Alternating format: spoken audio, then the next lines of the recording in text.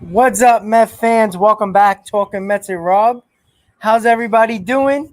Welcome to Mets versus Blue Jays Watch Party Live. I will be with you throughout the game, during the game, right after the game.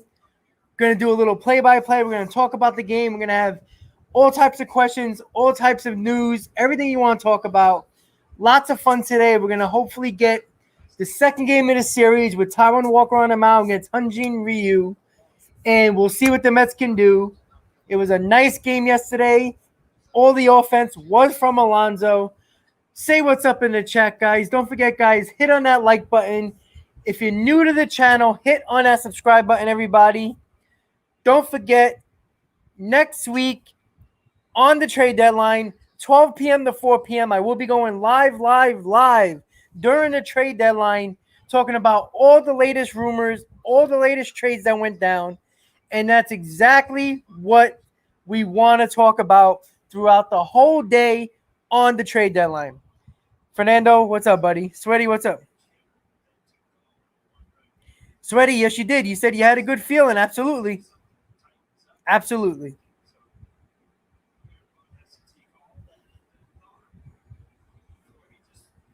Who's Shay? You're Shay. I'm Shay. We're all Shay. Nope. The blockbuster is still Rich Hill. But yes, guys, so we're about 10 minutes away from game time. Well, about 20 minutes away from game time. Right now I'm watching a Red Sox Yankee game. I saw Fernando put in the comment, how do they let the Yankees come back? They give them a little taste of a win so they don't make them feel too bad, But the Red Sox had an opportunity in the bottom of the eighth, though. And then, Florial and I'm not sure the other outfielder for the Yankees, but they almost collided, which would have been even more funny. It's all right. The Yankees ain't going anywhere. They're not. Sweaty, what is the chances we get Bryant? I still think it's a pretty good chance. There was a little bit of talk that the Mets might not be focusing heavy on Kris Bryant, but listen, I think they're looking at all options, and whatever doesn't cost them the entire farm and can better this team, I think they'll do it. And I still think Bryant won't cost the farm. I think the Bryant will cost a decent prospect or two, but nothing crazy. I mean, it probably won't even cost us the top 5 prospect. And that can also entail getting Kimbrel as well. I'm pivoting towards less Kyle Hendricks, more Kimbrel. Even though Edwin Diaz, got the save last night, he still got hit hard. Every ball that was hit hard. So, again, I don't trust Diaz. Nobody should trust Diaz. If you trust Diaz, then you're not paying attention throughout the season. I don't care how good he is, to be honest with you. I just don't trust him, But, again, Kris Bryant, I think, is a real possibility. It's obvious the Mets have been talking to the Cubs throughout the offseason, throughout the season, and now it's just a matter of how much. Apparently, the price is still high for Kris Bryant, which I think is ridiculous. But I mean, you can't fault the Cubs in trying, try to get a team to budge on your offer. That a big deal. You just never know. If a team says yes to a deal that's insane, then the Cubs are going to take it. But I don't think a lot of teams are actually going to offer a lot because, again, Bryant's a rental. There's no guarantee that Bryant will sign with that team or even, have extension talks, which I doubt he have because Boris is his agent, but have an opportunity to sign him exclusively during the offseason because I think there's like a 10-day period when you trade for a player and he's on he's a rental and a free agent after this year. I think you have like a 10-day period where you have exclusive rights to talk to him before any other team. The same thing will happen with Cespedes. The Mets had a window to sign him, and that's when they gave him that 1-year deal after 2015. So, I think the Mets, like I said, I talked about this yesterday with you guys. If the Mets find a way to trade for Kris Bryant and he performs well. Now, obviously, you can't just, promise a World Series, promise a great playoff run. But if Bryant plays well, I honestly think the better option is to sign Bryant to long term than there is signing Conforto long term. I think Bryant's just a little bit more of a known commodity when it comes offensively. Conforto's been good defensively, so I can't complain about that. But at the end of the day, I think Bryant's more consistent than Conforto, and I think that's exactly what this team needs, consistency. Ricky, all the way from Puerto Rico. Thank you for tuning in, buddy. Hit on that like button, guys. If you're new to the channel, please hit on that subscribe button, everybody. Let's get to 1,000 subscribers. 1,000 subscribers means a lot more fun with this channel. So I really appreciate all the support I've been getting over about 7 months of doing this channel. I started in late November, early December, and you guys have been coming in droves and supporting my channel. We got a lot of the same people that have been supporting my channel. You guys know who you are. I don't have to shout you guys out. You guys always know who you are. All the people that join my fantasy baseball league, you guys know you guys are number one. You guys are fun. Even though I suck in fantasy, it's okay. You guys are having fun. That's what counts. But let me get to the questions really quick. I see Nelson just showed up. Roberto just showed up. Ricky once again. What's up? What's up? What's up? Nelson, how you doing, buddy?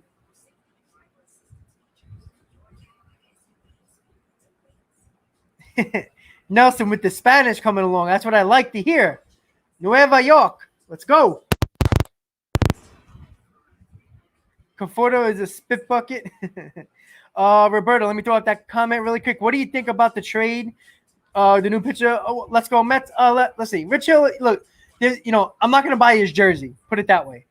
He's a solid veteran who will give you 5 or 6 innings, and eventually he'll throw a gem. But like I said, the Mets are not looking for great quality starts from Rich Hill. They're looking at starts that help out with innings and length. So we don't have a situation where stock only goes 2 innings, or whoever the hell you bring up for the minors gives you 2 innings, and I got to use the bullpen for 7 or 8 innings. So Rich Hill is just a guy who's an arm who can give you 5 or 6 innings, who can save your bullpen every 5th day. That's all he is, and that's what the Mets were doing. And I think what it shows, this trade with Rich Hill, is that the Mets are more focused on back end of the rotation type of guys, and instead of looking at the big blockbuster trade when it comes to a position player, you can pick the position player. Is it Adam Frazier with the Pittsburgh Pirates for second base, or is it third baseman for Chris Bryant, Josh Donaldson, Jose Ramirez, Eugenio Suarez, whoever you want to put at third base or think the Mets can get? Any situation like that is just absolutely, I think it's the writing on the wall is when the Mets got Rich Hill, it shows you what they're looking for. I know there's been rumors about Jose Berrios, but I don't think the Mets are willing to give up that much to get a year and a half of Jose Berrios when you already have Walker, Stroman, and possibly DeGrom in a week or two. So you're not really worried about the top of your rotation. You're worried about the back end where you need the length. Carrasco is going to do another minor league start. So he's not going to be back for at least a week, probably at the end of the homestand. That's if he does well and comes out healthy and pitches well in the next game in the minors. So if Carrasco is not coming back for another week, possibly, you need length and a decent starter, a number 4, which Rich Hill will be right now, that can actually give you 5 or 6 innings. And I think that's what they're trying to deal with right now and focus on a bigger blockbuster move that involve a position player and possibly another reliever, a Soria, Kimbrel, etc.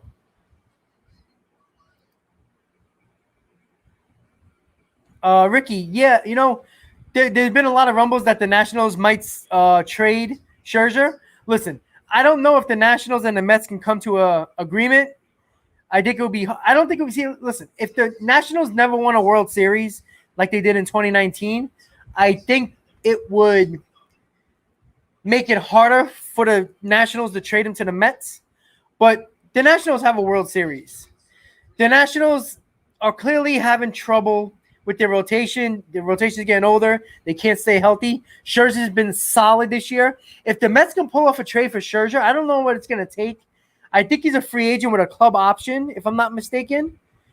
But, I mean, what do you really have to give up? I mean, Scherzer is up there in age. I think he's 36 years old, if I'm not mistaken.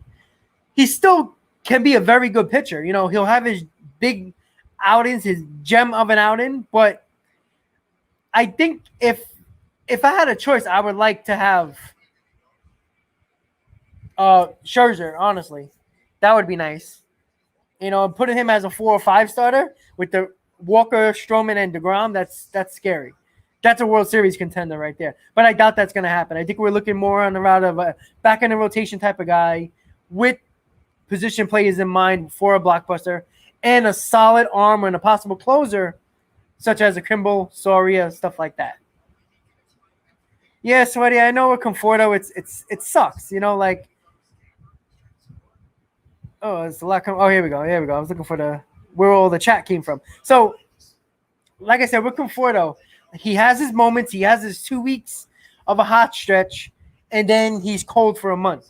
The Mets can't rely on the streakiness of Conforto. Conforto is supposed to be the mainstay, the guy you can count on every time when you have a game. You don't have that. Alonso has been that guy this year for the most part. I mean, Alonso had his struggles, but he's been one of the most consistent guys in this lineup, a guy who's been there every day. You know, not really everybody else has. You know, Nimmo, yeah, for the most part, but Nimmo was out a month and a half. You know, you could say Dominic Smith, but he struggled at the beginning of the year. He's starting to come along. There hasn't really been anybody who's been very consistent. And Alonso has been our most consistent. And Conforto, who's supposed to be the biggest guy and one of the faces of the core of this team, has not been consistent enough in my eyes. And that's why I think don't be surprised if the Mets make a blockbuster trade and that trade involves somebody such as Kris Bryant, who the Mets would rather give a contract to, a long-term contract to, than Michael Conforto. Because if you know anything about Sandy Alderson loves consistency in players and versatility. Conforto is not consistent, and he's not a versatile player. Kris Bryant, on the other hand, is versatile and very consistent. That's why I think Kris Bryant has been talked about since the beginning of the offseason, and that's why I think he will be a Met. Somehow, someway, I think he's going to be a Met.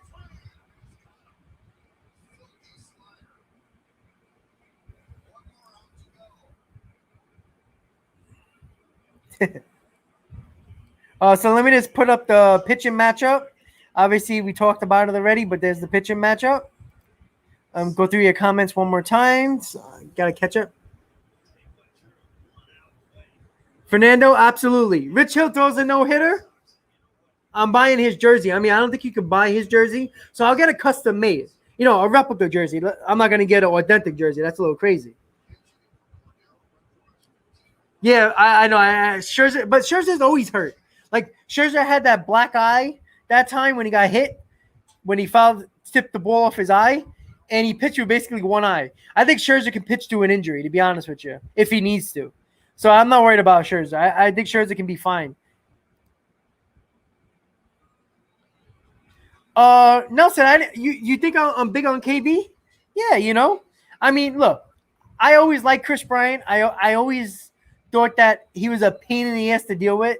Now, when the Mets faced him in 2015, he wasn't very good. It wasn't really. I mean, we killed the Cubs, you know, but there wasn't really anybody who really took advantage of us in the NLCS in 2015. But I always was worried when Kris Bryant came up. It was just me. You know, Baez was still too young. He wasn't really, the guy that everybody thought yet. So I think that I just like Kris Bryant. And I think it's everybody who wants J.D. Davis to be the everyday third baseman, he will show you exactly who he is. He made a nice play yesterday between short and third. But again, he doesn't have a problem making the hard plays. It's the routine plays that always cause him an issue. When he doesn't have time to think, he makes amazing throws, amazing catches. But when he has time and with the routine plays, that's when he double clutches, triple clutches at times. And throws the ball away. And I think that's going to come back to haunt us later in the season when we're trying to solidify and make sure we get this division and in the playoffs. So I think Chris Bryant's a smart option. Syndergaard closer for the last games. Well, if he's healthy, if he comes back, it's not a bad idea. But I'm not sure how the Mets are going to go about this. It really depends on, say, if he comes back in September and the bullpen is struggling, then I would say, oh, okay, fine. Throw Syndergaard in the pen for a closing type role in 8th inning where you need a shutdown inning. But it really depends on exactly what we need at that moment in September. Say in September, we still got those injuries in the rotation, or the rotation's not pitching well. Maybe you throw Syndergaard in and they give us a little bit of a jolt.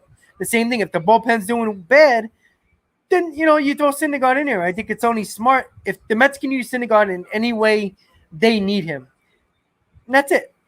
Syndergaard don't have a leg to stand on. He hasn't pitched all year, and any quality innings that he gets is what he's going to need to become, to get some type of money in free agency.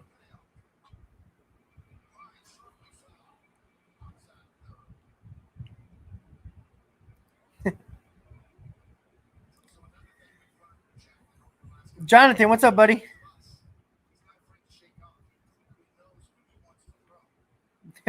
Yeah, you know what? I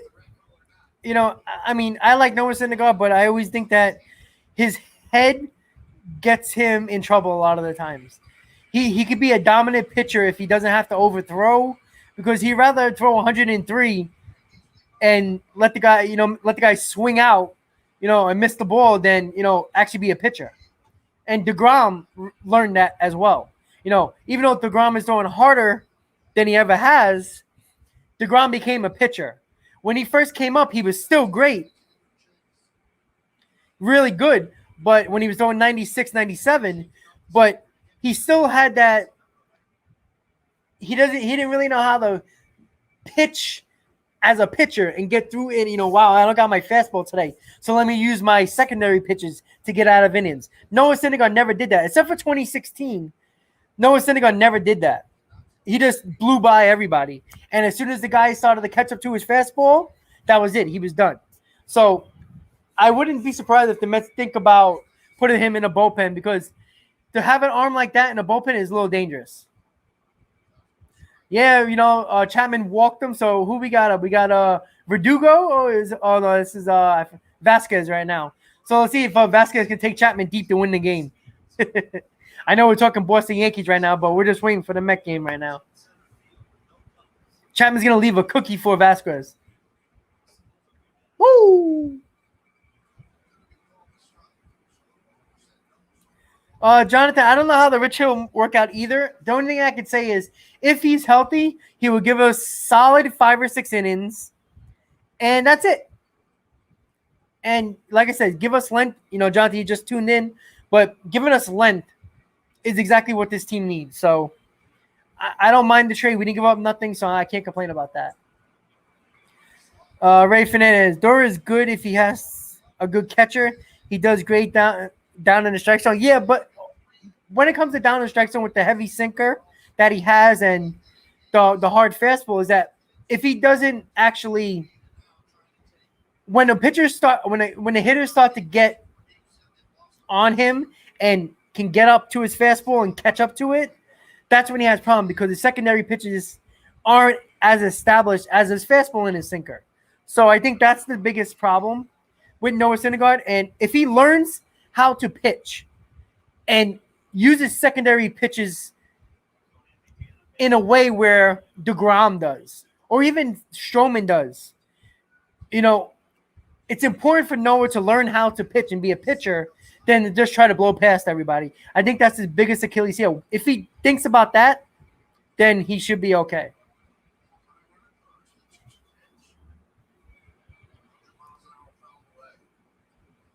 Vasquez is getting a big at bat over here, man. Staying alive. I just want to see Chapman's stupid smile when he gives up the home run. So, once again, guys, I will be with you throughout the game. Stick around. Mets versus Blue Jays watch party live. If you're new to the channel, hit on that subscribe button. If you know people who would like to watch Mets stuff or content that don't know about my channel, send them to me. Let them subscribe. I do videos. I do live streams. A lot of fun.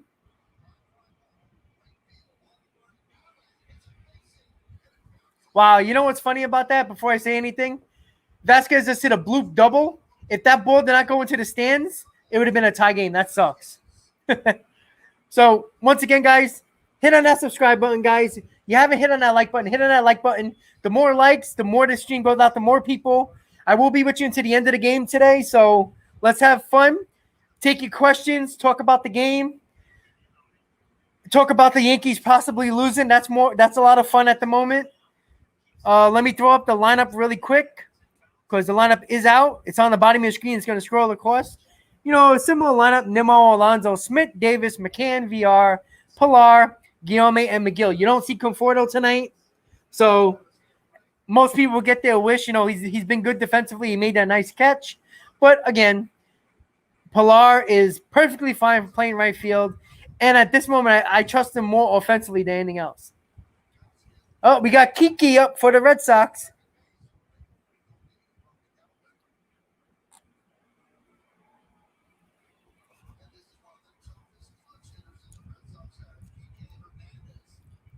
Kiki with the RBI, the 2 RBI game walk-off.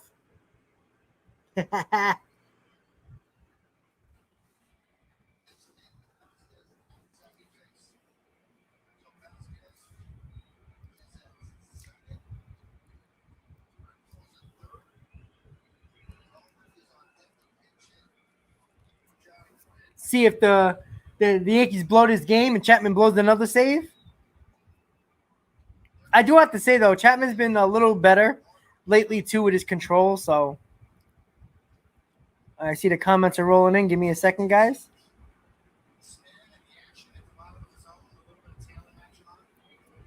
Jonathan, I think it would be wrong for the Mets to put McGill in the bullpen. He has a 2.1 ERA. I wouldn't do that at all. I think worst case scenario, Rich Hill would actually be a long man in the bullpen.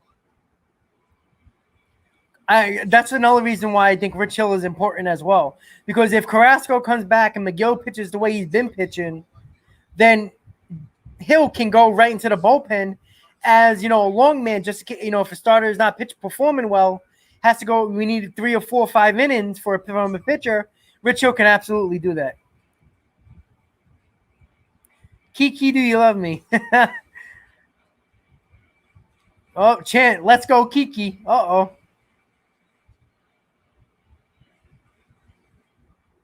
Oh, Chapman's getting wild again. Cool Spin, what's up, buddy?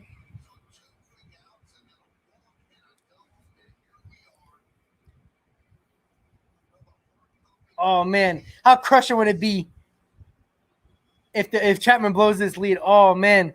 Going to work with all the Yankee fans I have to deal with? Oh, man. They've been quiet. They don't talk to me anymore. My Met shirt used to be a joke. Now they don't say a word. It's funny. Oh, that was a nice pitch by Chapman. Woohoo!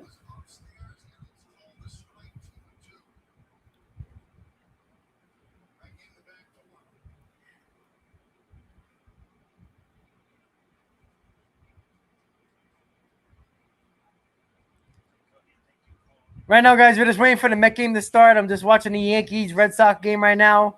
The Yankees lead 4-3, second and third, bottom of the ninth. Kiki Hernandez up. So we'll see how this goes. See if Chapman blows it. That'd be nice.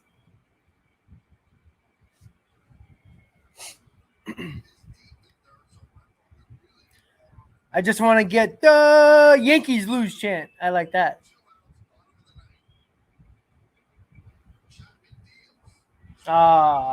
Kiki swung at a bad pitch. Oh, you know what? Yankees made a nice comeback, but let's be honest. It was a big win by the Yankees. They needed this win. Nice comeback win for them, but again, they got a long way to go until they're any type of chance in a playoff spot. So I think we'll be okay. Almost game time. I'm about to change over right now. There we go. Time for the Mets. Obviously, the game's just start right now, guys. So here we go. Watch party live. Mets versus Blue Jays. Stick around all game, guys. Send those questions in the chat. Let's talk about. And I gotta say, guys, them powder blue jerseys the Blue Jays have. I love those jerseys. Freaking classics, man.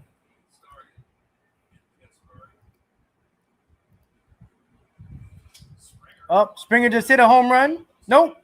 Just off the end of the bat. One down. All right, guys, here we go.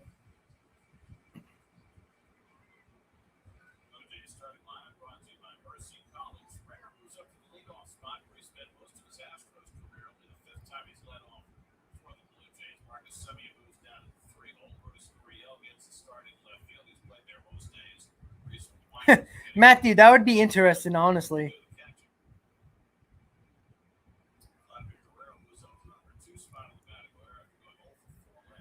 That's all right. Yankees is still a long way away from a playoff spot. Wild card or division. Hey, Deborah, how you doing? Thanks for tuning in once again. Yeah, those powder uniforms are one of my favorite uniforms. I actually got a Guerrero Senior jersey like that. I bought it, I think, when he was inducted into the Hall of Fame, because Guerrero was one of my favorite players, back in the day. He was one of my favorite players. But it's one of the best jerseys. The powder blue shirts, powder blue pants. Woo. But, this is a big start for Taijuan Walker. As much as we talked about Marcus Stroman and how big of an outing it was for Cincinnati against Cincinnati to go deep into a game, I really think, Taijuan Walker did not have a good outing in Pittsburgh at all. Couldn't even get out of the first inning. So this is a big inning for Taijuan. This is a big game for Taijuan Walker. Springer hit that ball right on the screws, but he hit it off the end of the bat. That should have been a home run if he squared that up. And Guerrero just hit a shot between short and third. So it's a big game for Taijuan Walker right now. Yeah, Deborah, it does remind me of the Montreal uniforms as well. Absolutely. Let's get this W, guys. Take this game. You take the series. Again, all the Mets got to do is take series. You're in first place. You don't have to catch anybody. Davis with a nice play. Once again, when JD Davis does not have to think and he has to rush a play, he makes good plays. It's the routine plays that he has the issue with. But that was a really nice play going towards the line. And he does have a great arm.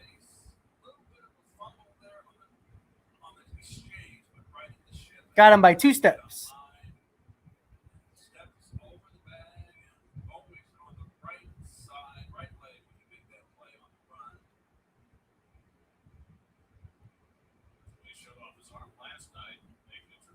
All right, so Taijuan Walker looked good so far.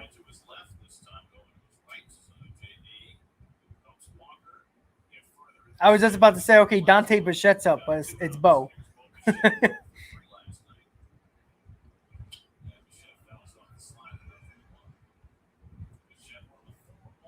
Very nice play by JD Davis.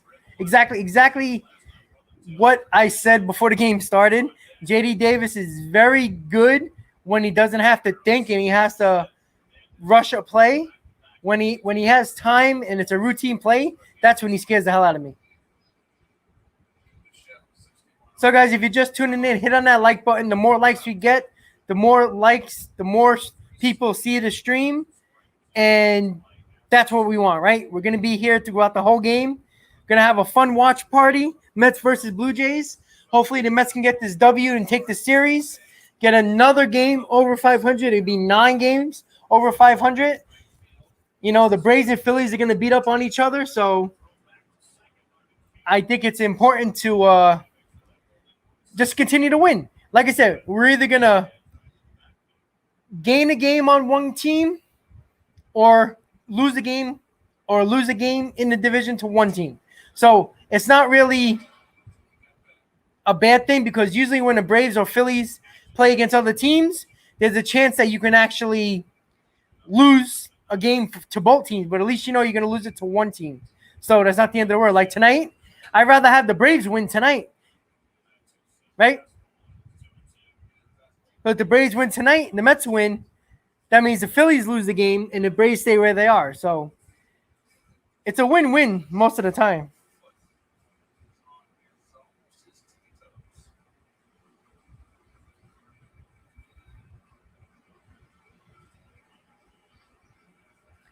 Let's go Taijuan Walker, baby. He's got his two-seam fastball going for sure. If he gets that ball moving a little bit and throwing inside, so like he just did the Bichette, I think he's gonna have a good night.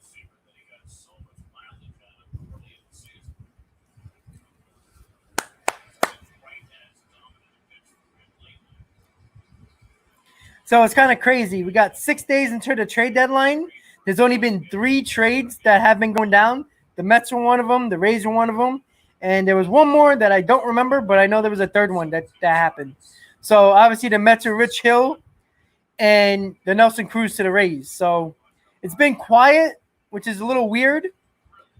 You know, less than a week away from the division, from the trade deadline. So we'll see if things start to pick up on Monday, because, you know, like, again, a lot of the teams' front offices are probably really not going into the weekend doing much. I think Monday is when everything's going to start to go crazy. But let's just see what the Mets are going to do, man. I think they're going to make a blockbuster trade. And if they do, it's going to be fun. That was a bad pitch.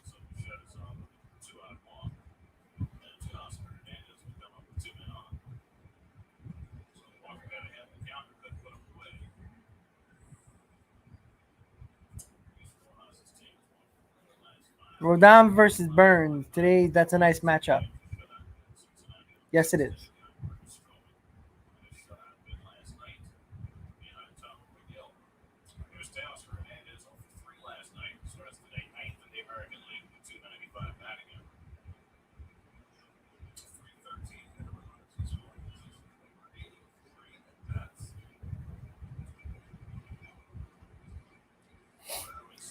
Taijuan's struggling a little bit. Let's see if he can get out of this top of the first.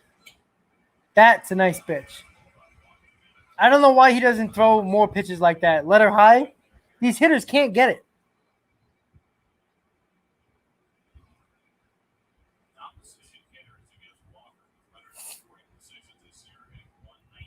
So if you're not watching the game, guys, first and second, 2 outs in the top of the first for Toronto right now.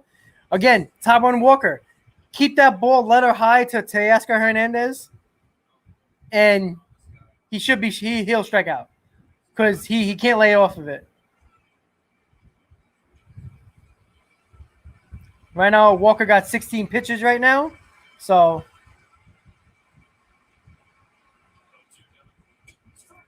what did I tell you? 3 pitches, let her high and higher, and boom. Strikeout, Teoscar Hernandez. So Taijuan Walker threw 17 pitches in the first inning. So far, so good. Didn't give up any runs. That's what we like to see, guys.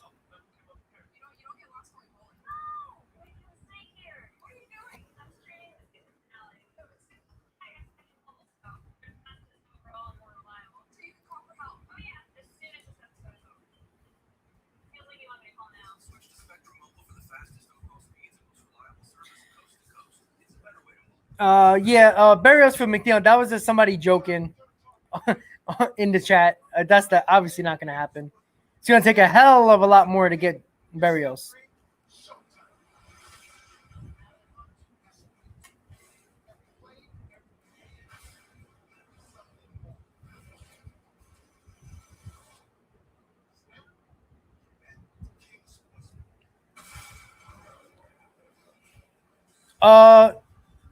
Josh Hader doesn't make sense, even though I would like him.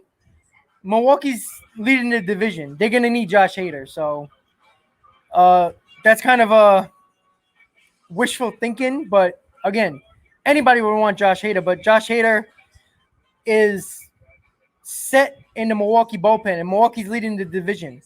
So that doesn't make sense because they're not going to trade him.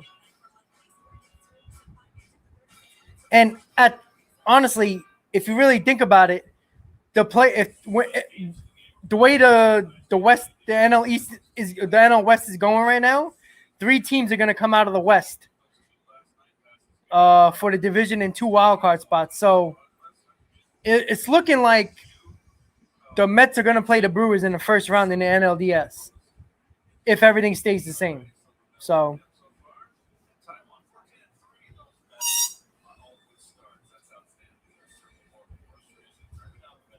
Matthew, I'm not watching. I was watching it early at the Olympics.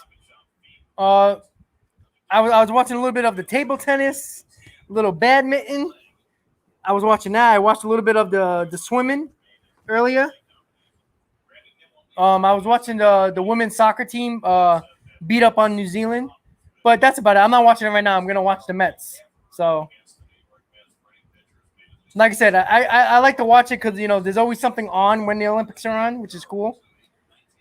Like on a day off, when I got home from work at 10 o'clock in the morning, I turn on any NBC network, and you had some type of Olympics sport on. So that's always good. All the times I'll be watching like Law and Order or something like that.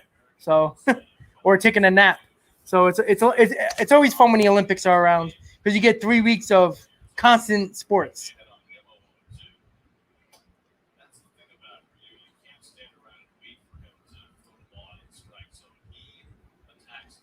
So Gary Cohen just said about Ryu is that you can't really try to work the count with Ryu. You have to hit early with him.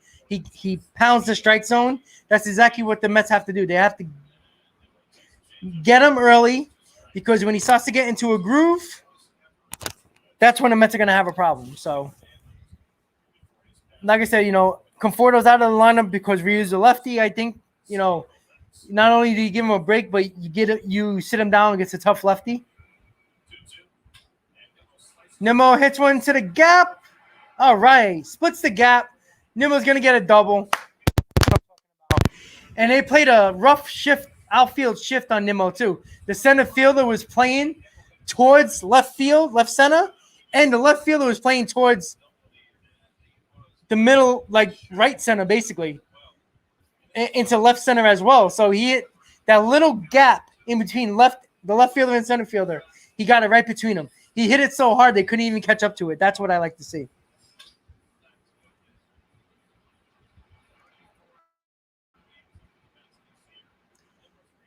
See if Alonso can keep up those home run pace right now.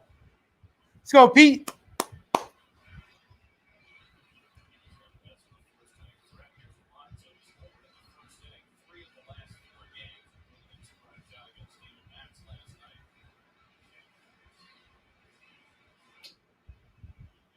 Ooh, that was a bad call.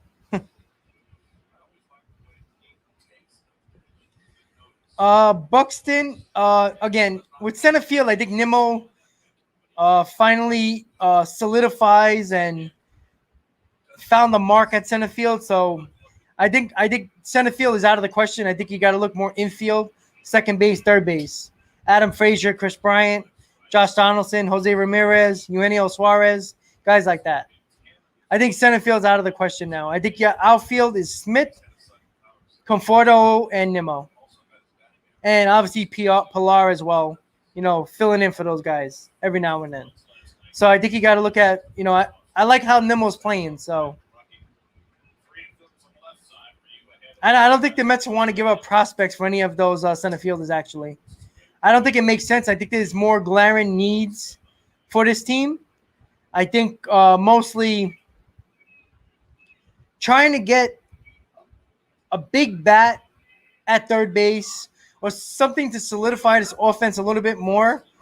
And they're going to be looking at more bullpen help as well.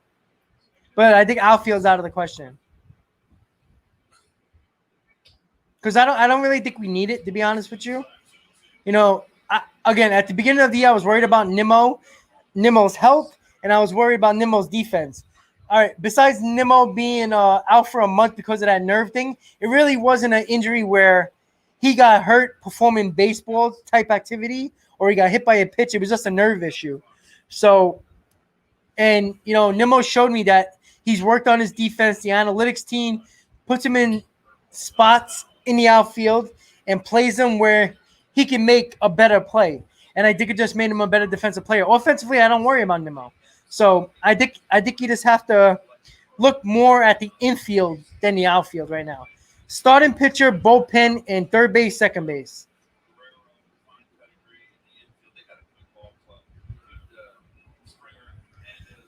So Pete's working the count right now. I got a 2-2 count. See if Pete can hit another barn.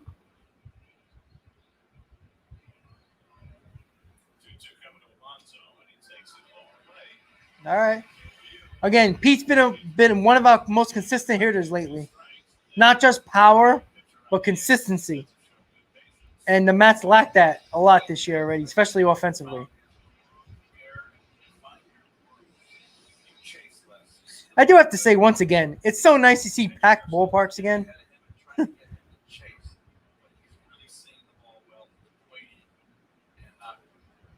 go, Pete.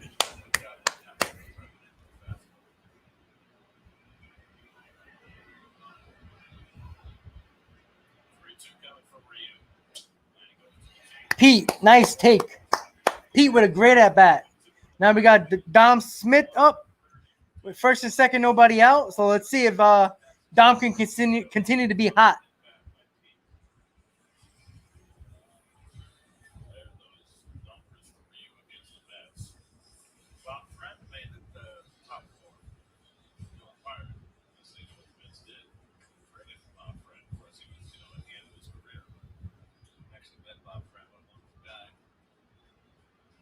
Chance for Dom Smith, who was hit very well against lefties this year, 321 batting average against southpaws. Took it over from last night. Nimmo in second, line to the first, and nobody out. Ryu trying to get himself situated. Let's go, Dom. He was one of those guys who never give it. He gets better and better as the game goes along. Now most pitchers may have come to the third time around the order. He gets better. Matthew, I am in Special Olympics in golf. Oh, that's awesome. That's cool. That's really cool, actually. So you start the Paralympics right after the regular Olympics, right, Matthew? That's awesome. Good luck. That's freaking awesome.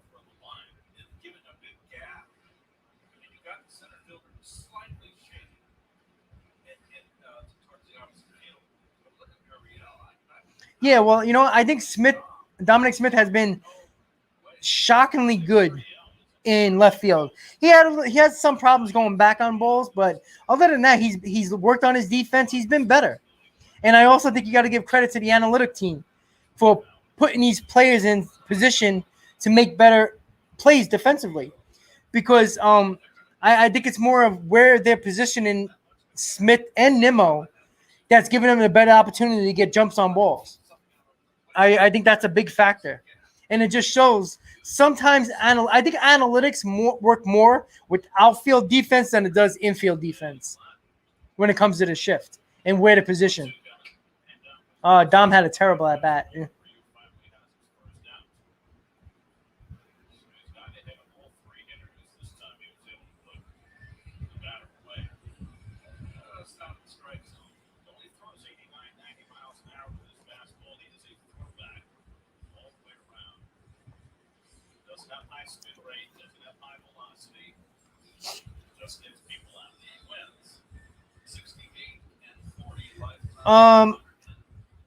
I do like JD Davis, but I like his bat, obviously, but he's not that all-star caliber offensive player that you can sacrifice your defense.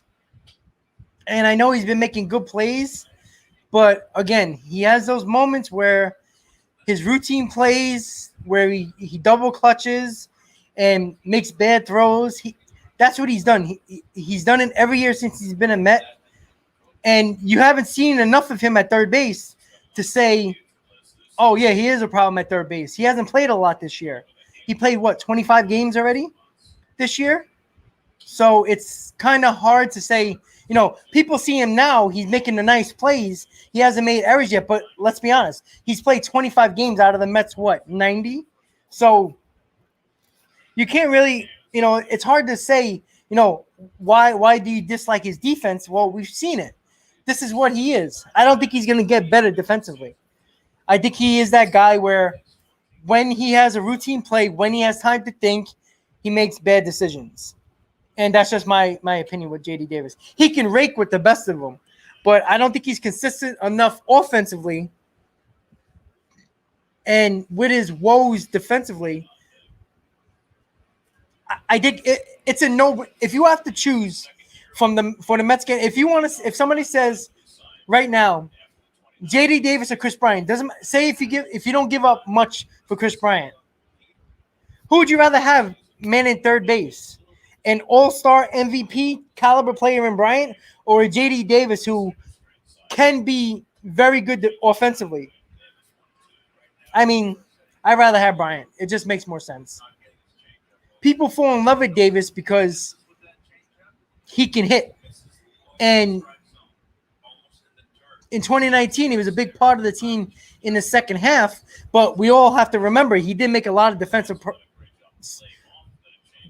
bad plays at third base in 2019, 2020, and this year we haven't seen enough of him. So Davis just struck out as well. So first and second, nobody out. Dominic Smith strikes out, and then J.D. Davis strikes out. Right down the middle, but that was a good changeup. So let's see if James McCann can do anything.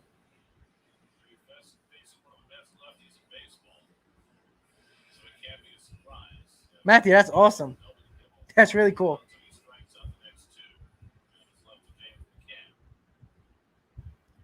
Let's go, James. Come on. So the Mets are going back to their old ways, I see, huh? First and second, nobody out. Having problems getting that run home.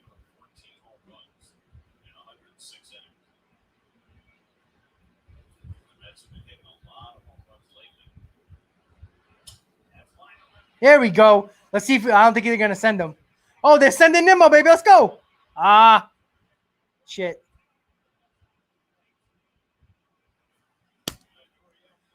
So D-Star Senior never sends a runner, but now he's going to send a runner. I don't know if that was a good send. Lawrence, what's up, man?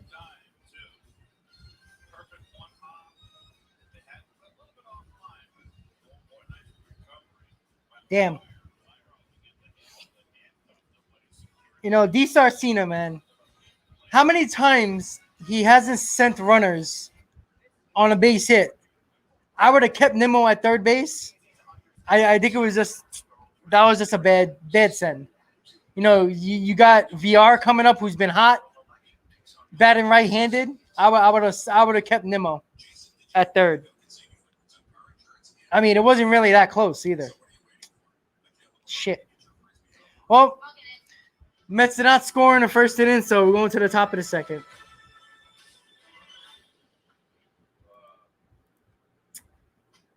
Oh, boy.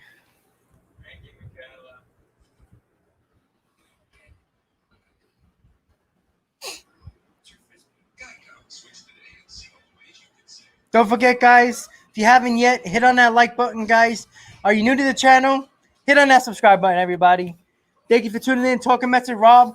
Watch Party Live. Mets versus Blue Jays. We'll be with you through the entire Mets versus Blue Jays game. Hang out. Say what's up in the chat. You got any questions about trade rumors, about the game, about anything? Anything with life. Say it in the comments. This is what we're here for, to have fun. Talk Mets, talk baseball, talk life. Why not? What do you think of Rich Hill trade, good or bad? I don't think it's bad, but I don't think it's something that, we can be extremely happy about. I think it's a move where it's a low risk, high reward situation. That's just my opinion. I think that Rich Hill, at times can give you extremely solid performances and might not pitch great, but give you length. So I think it's a trade where it's low risk, high reward, and it just makes sense. It's not a bad trade. It's a trade where we need an arm in this rotation to help out. So we don't have to worry about who the hell's going to pitch that day. So it's just somebody who can pitch every fifth day at the moment. And occasionally he'll pitch good. So not bad, but I wouldn't say necessarily good. If that answers your question, Lawrence.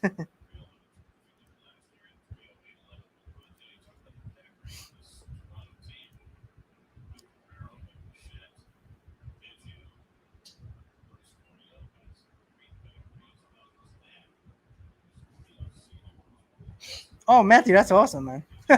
That's really cool.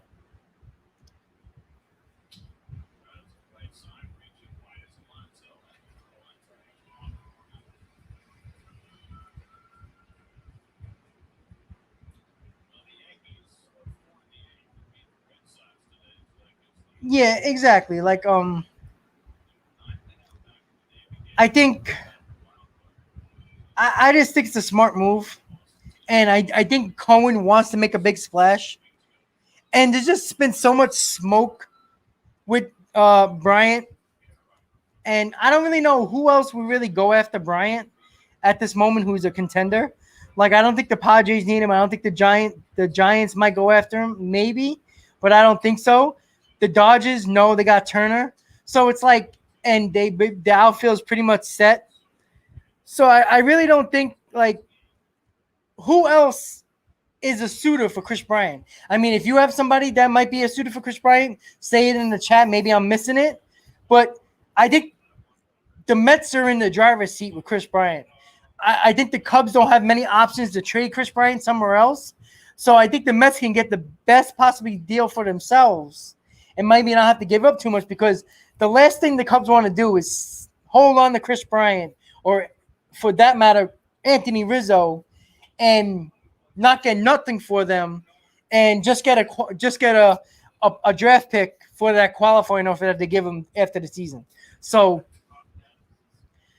I think the Mets are in the driver's seat in that situation. That's why when people are like, oh, it's going to cost too much to get Bryant. No, it's not.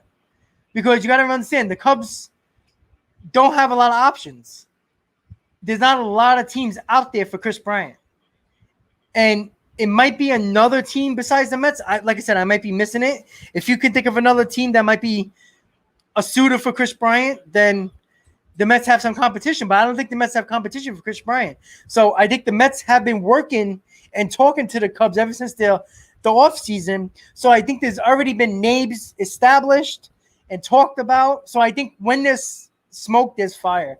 And I just think it's just a matter of time for the Mets to make that deal for Bryant. Now, it's just a matter of, are they talking more of the lines of Craig Kimbrell with Bryant, or another back in the rotation guy like a Kyle Hendrick, like we talked about a couple of months ago with Chris Bryant? There's a lot of options that, some people talked about Zach Davies as well. That's fine too. I'm not going to go, like I said, I'm not really worried if it's a Kyle Hendricks or a Zach Davies for a back end of the rotation. Either one would be okay. But if they can pull off a Chris Bryant and Craig Kimbrell, this Mets team can be in the top 4 to win this World Series, and at least win the pennant in the NL. Because, like I said, the Giants have played well. The Dodgers, if you have been paying attention to the Dodgers, Kenley Jansen is a huge problem for the Los Angeles Dodgers. So, they're a team that might look at Craig Kimbrell, because can they really go into the playoffs with Jansen, who's been a disaster over the last week, and he can't get any of the Giants out. So I really think that the Dodgers are a little bit flawed in the bullpen. The Giants are a surprise, so they're like an enigma. You don't never know what they can do. And I think the Padres are solid, but I think they have holes as well. We've seen them with the Mets. They're a really good offensive team. They got good starting pitching, but their bullpen can be a little shaky too. They lost Yates in the beginning of the year with that injury for the whole year. So, again, there's not a team where you could say this team's unstoppable. The Dodgers, they're good. And like I said, I think the Padres are good. The Giants, like I said, the Giants are the team that scares me the most, because nobody was expecting them to be good. And those are the teams you always got to worry about. And the Giants got that championship pedigree where they can somehow pull something out of their ass and make a big play in the world in the playoffs. And that's the team I would worry about the most is the Giants. Matthew, I think the Mets will win the division. I think that's I kind of feel like it's I wouldn't say obviously not a done deal, but I don't think the Phillies or Braves are good enough, and I don't see them ever going into a big winning streak, and the Mets going into a really bad losing streak. So I think it's just a matter of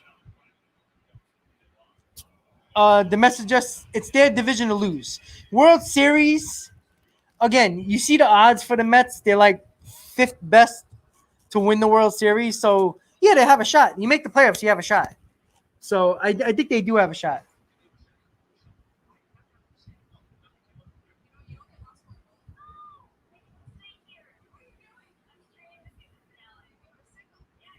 Yeah, but so with let me just change the inning really quick, guys. Just give me a second, and then I'll get to your question.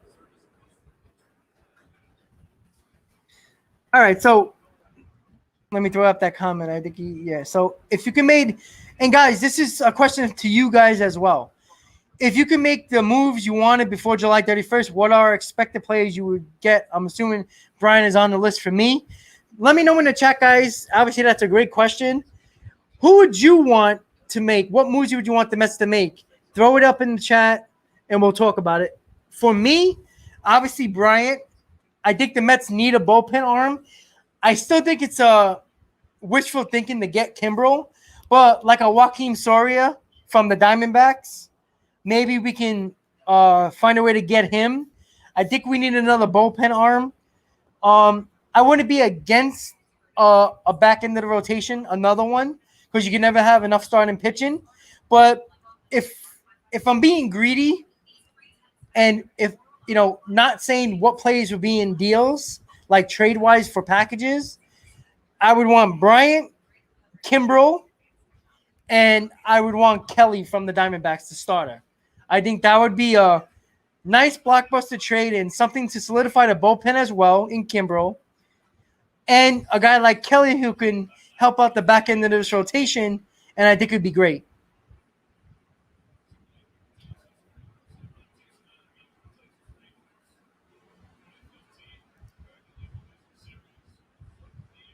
Lawrence, good question. When is Cookie coming back? Well, he was supposed to be back for this Brave series for the doubleheader, but because he didn't pitch well at all in his last rehab start, the Mets want to pitch him at least one more time in the minors and see how he does. If he comes out healthy and he comes out okay and pitches decent, I think he'll be back by the end of this homestand. So I expect him back sometime next week.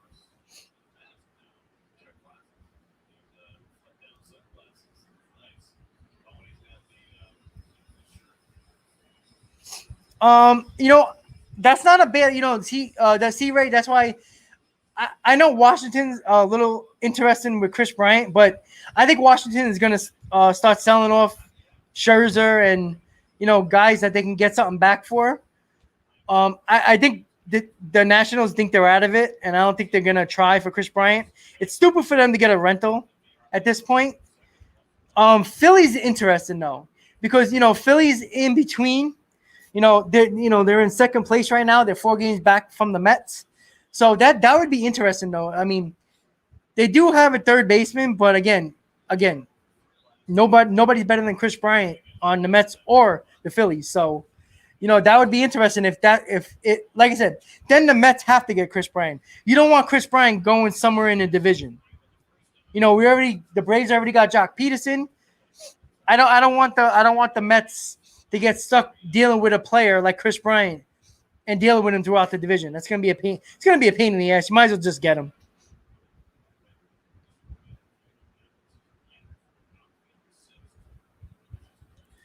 Clayton Kershaw to New York Mets. No, I think the Dodgers are going to keep him.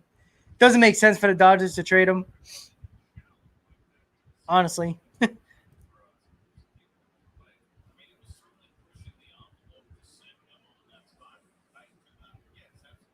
Yeah, Ray, that's true.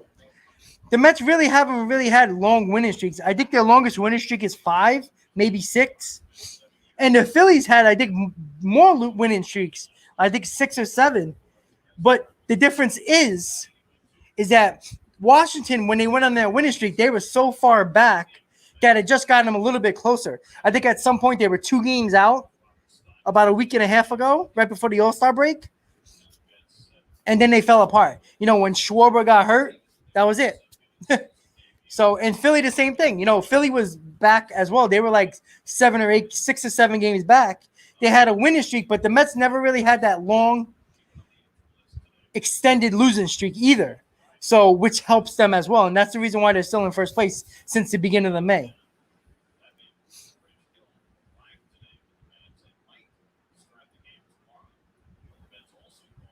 Yeah, you know what? Keep on showing the home run derby on the Jumbotron. Why not? It seems like it's working with Pete.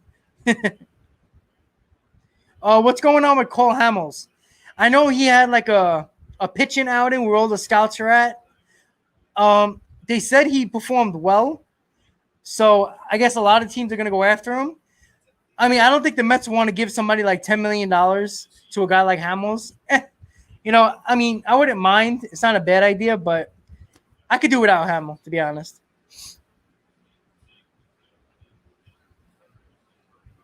The Zach Wheeler rumor was earlier in the season. When the owner of the Phillies said that they wanted to cut payroll and the Phillies weren't doing well. They didn't want to pay that contract anymore. But I think that's out of the question now. The Phillies are in second place. They're not too far from the division lead, obviously 4 games.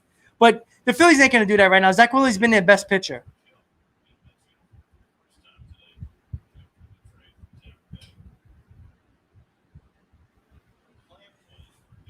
Ray, that would be music to my ears. If they can do that, they'll have about a 15-game lead in the division. But I don't think they're going to have that much. I would like to see the Mets go on a 9-10-game winning streak. We haven't even got that far. It would be nice, to go for a 9-10-game winning streak. If we go on a 9-10-game winning streak, this division is locked up, in my opinion.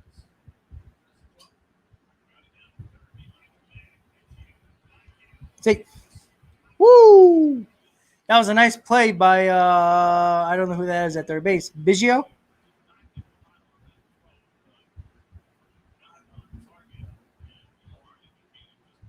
That was a hell of a play. I think that was Kevin Biggio. Yeah, it is. That was a hell of a play. I think Pilar is safe, but yeah, he might be out. Let's see. No, he's safe. Ty goes to the runner.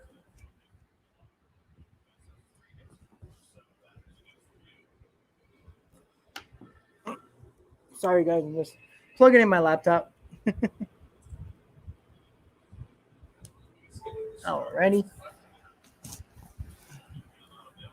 Yeah, Cole Hamels to the Phillies makes sense, honestly. I believe the longest winning streak we hold this year is 7 games. Yeah, I think you're right. Yeah, that's right. Yeah, you know what? That's right. I remember when I went to Tampa to watch the Mets Rays. That's right. We were going into it a 7-game lose streak, and then we got swept. Yeah, that's right. All right, guys, we got 20 consistent viewers. What's up? What's up? What's up? Welcome to the Mets versus Blue Jays Watch Party Live. Talking Mets and Rob. Hit on that like button, guys, if you're just tuning in. Hit on that subscribe button if you're new to the channel. I think Luis Guillaume just hit into a double play. Yes, he did. All right, well. Another inning out of the books. But, yeah, 7-game winning streak. It would be nice to get another 7, 8, 9-game winning streak.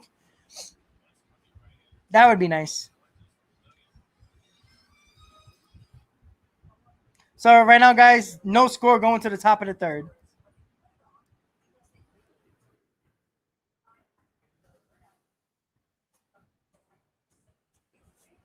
Once again, guys, hit on that like button. Hit on that subscribe button, everybody. Thank you for tuning in. Talking Mets and Rob. Only 5 away to 1,000 subscribers. Let's get there, guys. 1,000 subscribers means more. I have more opportunity with YouTube to expand the channel, do certain things, do the super chat, do I have a lot more control over what I can do when it comes to a live stream. Right now, I'm limited. Getting into the YouTube program is a lot of fun because they give me a lot more options when it comes to doing a lot more things with my live stream. So getting that 1,000 subscribers is going to be a big mark for me. When I get to 1,000 subscribers, just like I did with 250 subscribers and 500 subscribers, I do a giveaway. If you're new to the channel, if you subscribe to the channel, you have an opportunity to win a free Mets giveaway. I already gave away a 1987 Mets road jersey, and I also gave away a Jeff McNeil Flying Squirrel bobblehead with a special gift inside as well. So I do giveaways when I hit my mark and when I hit a threshold or a certain point in my subscribers. So when I get to 1,000 subscribers, it's going to be one of the biggest and best giveaways that I'm going to do for this channel. So don't forget, guys, if you're not a subscriber, you cannot enter to win. And when I do a giveaway, I make a video about the giveaway and how to enter to win. If you've been a part of my channel, you know what it is. If you're new to it, what I do is I make a video about the giveaway. I show the giveaway off, and I tell you how to enter. Usually it's a comment below in the video. I tell you what comment to put below. You have to like that video of the giveaway, and you have to be a subscriber. So you do those three things, you enter to win. And then I wait a month after, so everybody gets an opportunity to enter to win. And then I do a wheel that I spin, and that's how I pick the winner. And I do a nice little video of the wheel spin, and that person, whoever wins, I notify them. They comment me. They send me an email, which I give them, and they send me the email, and then we go from there. And that's how I choose a winner. So 1,000 subscribers, biggest giveaway yet. All right, guys, so we're going to the top of the third. It's the top of the order for the Blue Jays. George Springer is up right now.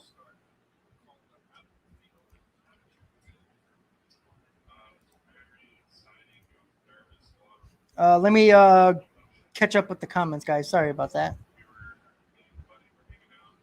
Oh, I haven't refreshed it. Oh, see?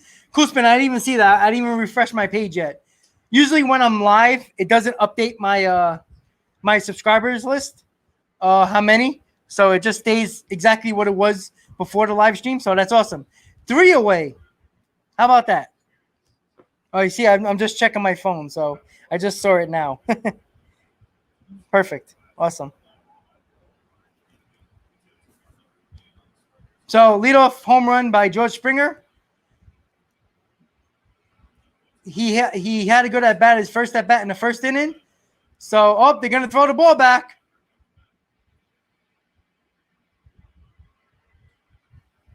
Nope. Now the asshole is going to be thrown out of the game. But, again, it was the same pitch that George Springer hit off the end of the bat in the first inning that I thought was gone. This time he got the barrel of the bat, hit it over the left field wall.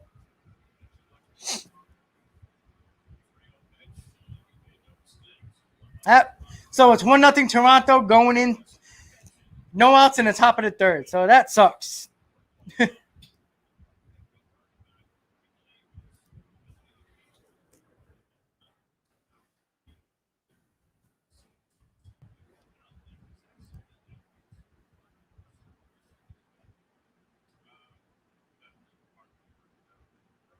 Yes. Tuberly, yes. I do think because like the Rich Hill trade came out of nowhere. You didn't really hear anything. It just happened. You heard, Ken Rosenthal said Mets are close on finalizing deal with Rich Hill. And then it happened like an hour later. So I think Bryant's been so closely related to the rumor to the Mets. I just feel like that's probably the most possible. I really think the Mets and the Cubs are speaking to the point of, are they thinking about who's going to be in the deal with Bryant? Because with Kimbrel in the deal, the Mets can take on that salary of Kimbrel. So the prospect package going back to the Cubs will be less.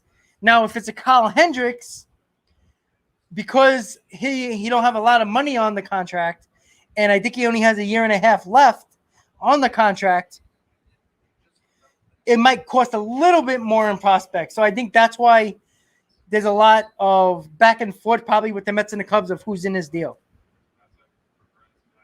Because, again, Kimbrel's a hot commodity. There's a lot of teams that would love a late inning closer for their team who's in contention. So, the Cubs might think trading Kimbrel separately might get them a better prospect pool coming back. So that's the other thing the Mets have to look out for too.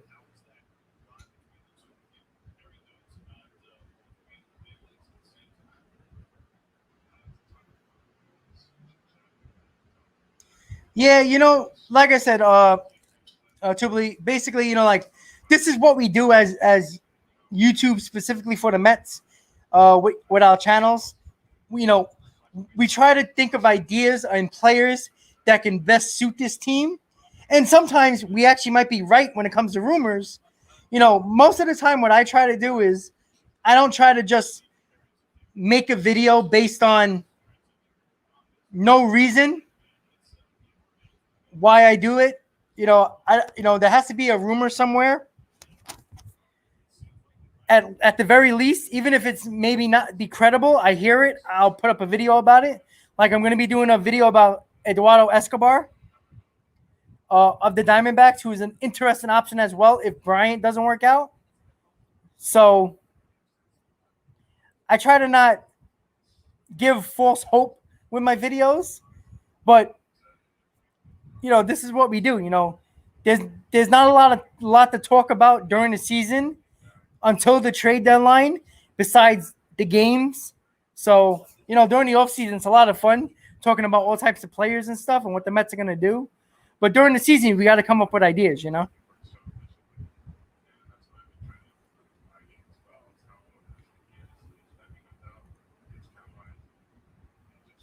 Yeah, Oakland. I know when they started like 0-5 or 0-6, and then they had that big winning streak, and then, they're one of the better teams in baseball, too.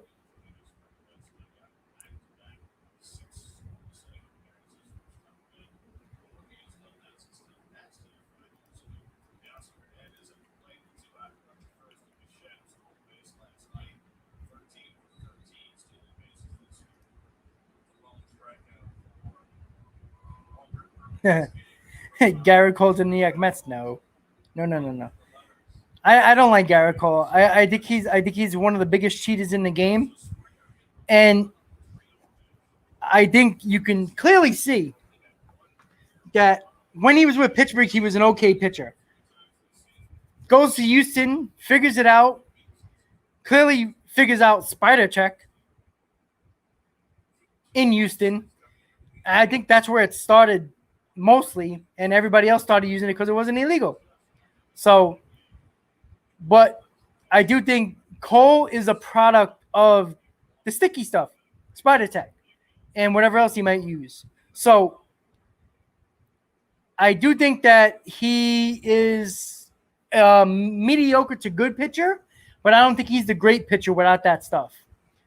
I just think he just got very lucky against Houston that time. He hasn't been good since. Look what he did against Boston. He gave up 3 runs, and he was out by the 5th inning with 100 pitches. That's not a guy that you can call your ace when the team needs you. So,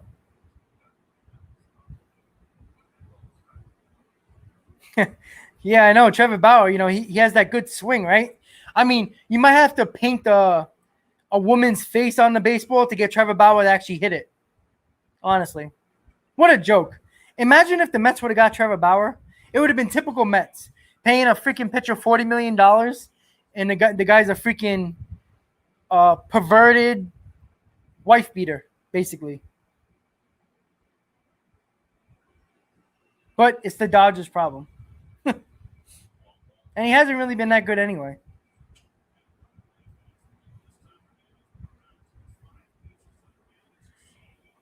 Matthew, see, when I go with history, I think I said it earlier, Vladimir Guerrero Sr. was one of my favorite players growing up, but specifically with the Mets, my favorite player was Ray Ordonez. I know everybody's like, wow, Ray Ordonez, why? He batted like 210 in his career. Because he always made that flashy defensive play at shortstop. I thought one of the best defensive shortstops since Ozzie Smith, I'm sorry. And I think that Ray Ordonez was just my favorite player. I was probably the one kid who had a Ray Ordonez shirt and jersey. He was one of my favorite players. And if you want to go back a little bit, I just think he just gave up another home run. Shit. Fuck. 3-0 Toronto. Teoscar Hernandez.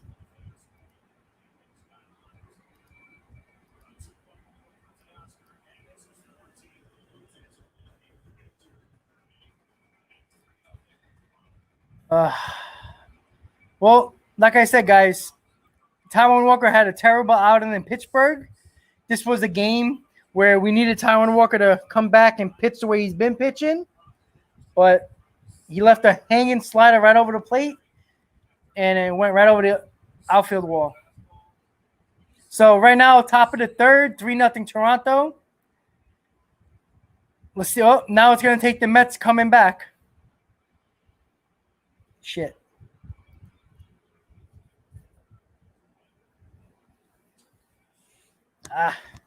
So annoying.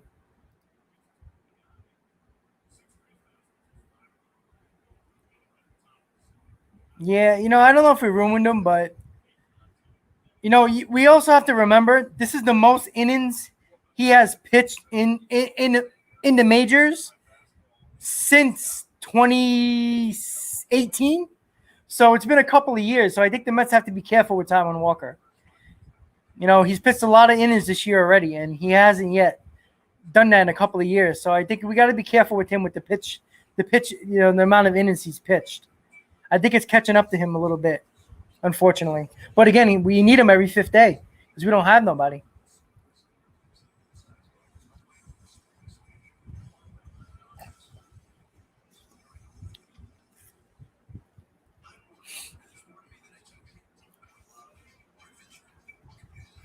Bring out Richo.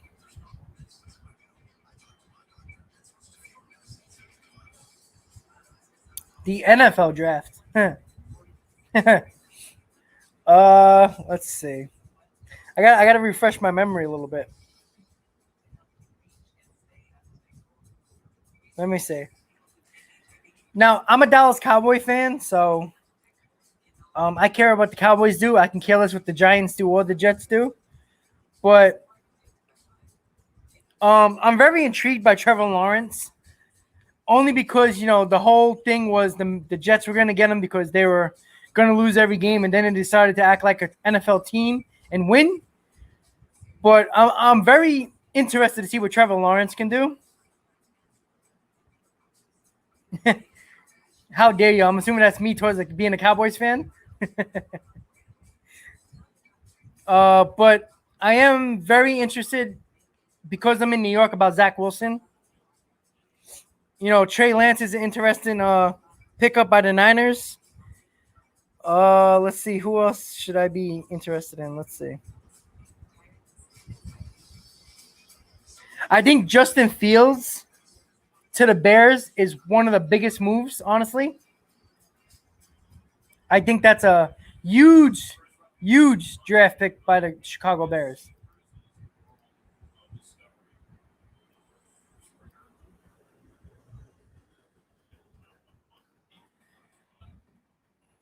But I think that's the thing. I'm intrigued by Trevor Lawrence to see how good he actually can be. He was amazing at Clemson, and because I'm in New York and my father's a Jet fan, I hope Zach Wilson does good.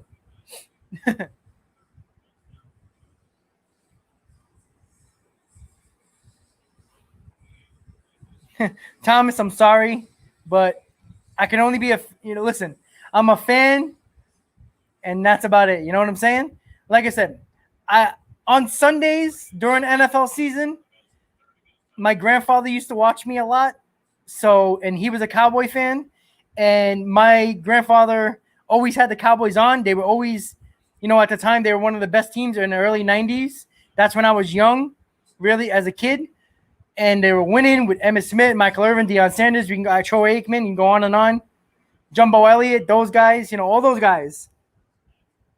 It was just I watched them every Sunday. I didn't have a choice. My grandfather watched the Cowboys. They were the game of the week all the time. They were America's team. It was just they were on TV.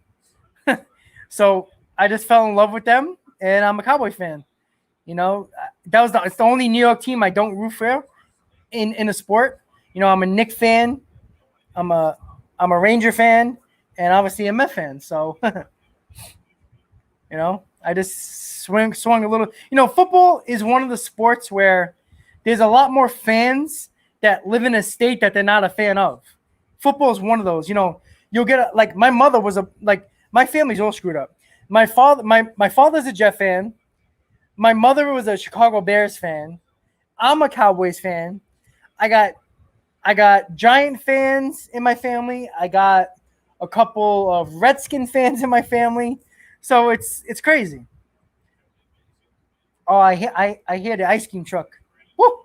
Gotta get some Mr. Softy. Might have to leave you guys for a second.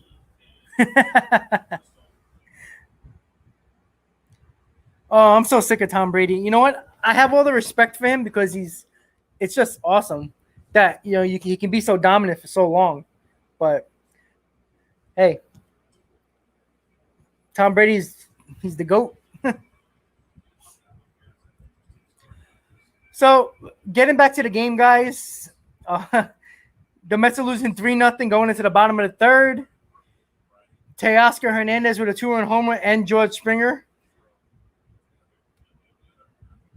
The Mets, they clearly have to come back to win this game, and Ryu is going to be a tough matchup. Right now, it's 1 out in the bottom of the third, and Brandon Nimmo's up. See if we can get a little bit of a rally going here.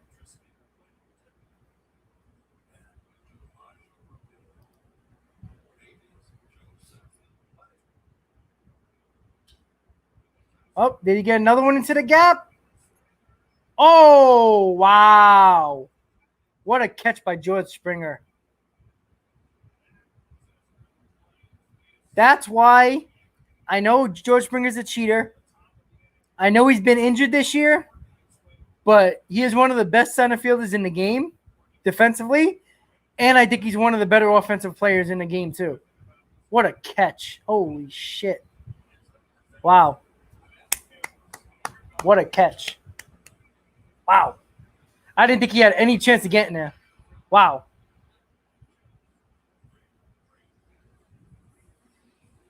You know what? It never fails. When Met fans boo a player, they always seem to kill the Mets. Springer got a home run, makes that amazing diving catch. Nogowski in Pittsburgh, we were booing the crap out of him in Pittsburgh with the whole Stroman thing, and he killed us the entire series. So what a play by George Springer. I mean, that was amazing. He went all out, didn't care about his body, made a great catch. Wow. Yeah, like I said, that was the biggest reason why I wanted George Springer in the offseason.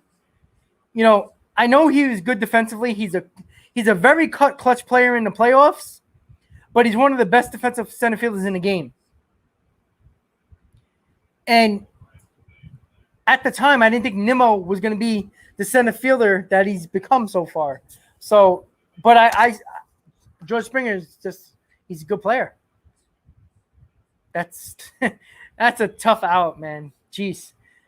That could have easily, if that would have got past Springer, that would have probably been a triple for Nimmo with 1 out with Alonso up.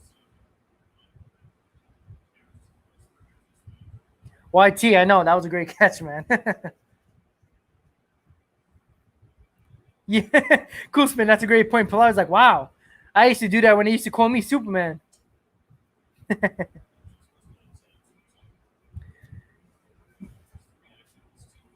Lawrence talking about the Yankees and Tanaka. Well, you know what?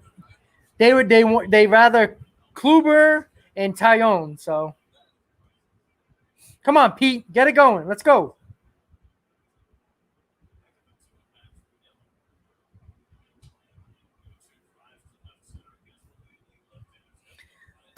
Thank you guys so much. We got 27 live viewers. Hit on that like button, guys, if you're just tuning in. Welcome to Talkin' Mets and Rob. Mets versus Blue Jays watch party. We'll be with you throughout the entire game, so hang in there. Have some fun. Say what's up in the chat. Don't be shy. If you got any questions about trade rumors with the Mets or any team, about the game, about that amazing catch that Springer just had made, anything you want to talk about, guys, feel free to. I'm here until the end of the game. Going to the top of the fourth, Toronto leaves 3-0, guys. So right now the Mets got to figure out a way to come back against the Blue Jays.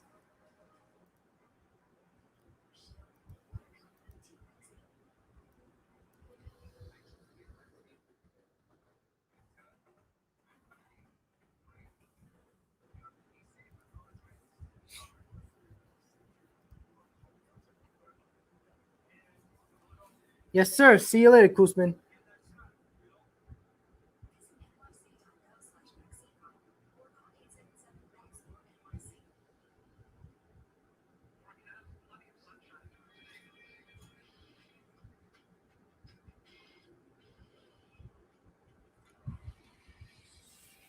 Thomas, I might have came on late. What you think about the Rich Hill trade? Pretty much whatever. Or are you guys happy with it? So, yeah, we talked about it. But, hey, it's a commercial.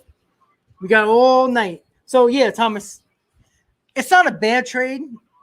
I don't think it's a necessarily great trade or good trade. I think it's a trade where it's a low risk, high reward. I think Rich Hill can pitch well at times and come out pitching 7 strong innings. But I think he's a 5-6 inning guy who will give up 2-3 runs. Like I said, I think the Mets right now, they're just looking to get innings from Rich Hill to save the bullpen a little bit, because you can't deal with the Robert Stocks of the world, or pick a minor league pitcher that can come in and, pitch 2-3 innings, and then we have to kill our bullpen for 6 innings. It's not sustainable.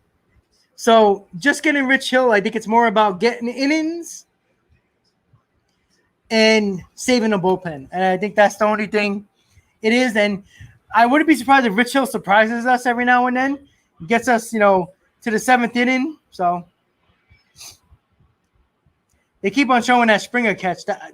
Every time I see it, it looks better and better. Like when he hit that ball, I didn't think any way he was going to get to that ball. But you know what? That's one of the reasons why the Mets wanted to get Springer in the offseason, because of that type of defense. I know he's been injured, but if Toronto makes the playoffs, George Springer would be a big part of the Blue Jays making some noise in the playoffs, because he's a very clutch performer in the playoffs.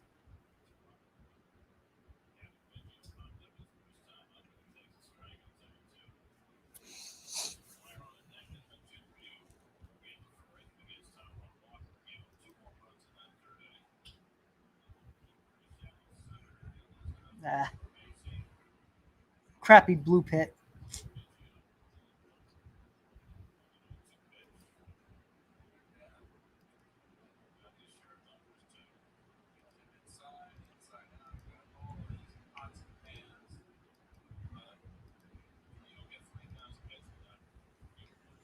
Once again, guys, top of the fourth, Mets are losing 3-0.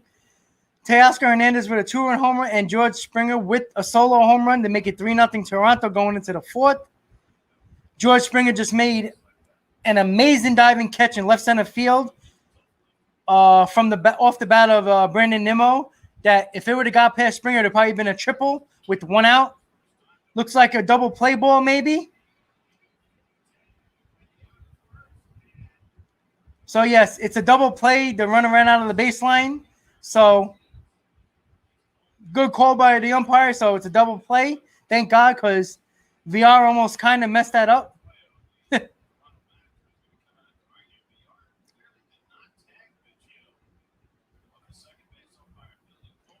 So, we got a little bit of a controversial call right now at second base, saying that the runner running the second ran out of the baseline when he was trying to avoid a tag. Maybe, but it benefited the Mets into a double play, so I'll take it.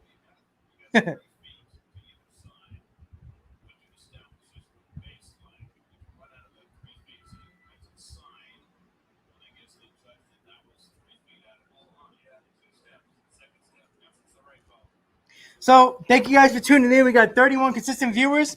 We had 39. It's going up and down, up and down. Stay tuned in, guys. Watch Party Live, Mets versus Blue Jays. Hit on that like button, guys. You're new to the channel. Hit on that subscribe button. 3 away from 1,000. Let's make it happen, baby. Get to 1,000 and a Mets victory. Why the hell not, right, guys? Let's have some fun. The Mets just got out of the inning. Ryu popped out to Nimmo. Going to the bottom of the foot. Let's get some runs. Let's get back in this ball game. Let's give some support to Taijuan Walker, who's struggling a little bit. Let's go, boys. Let's go.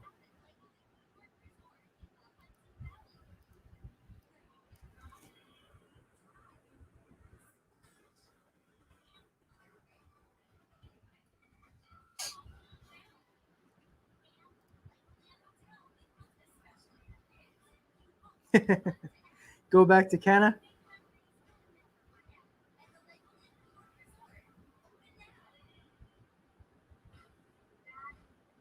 Every MLB game into the World Series. That would be a lot.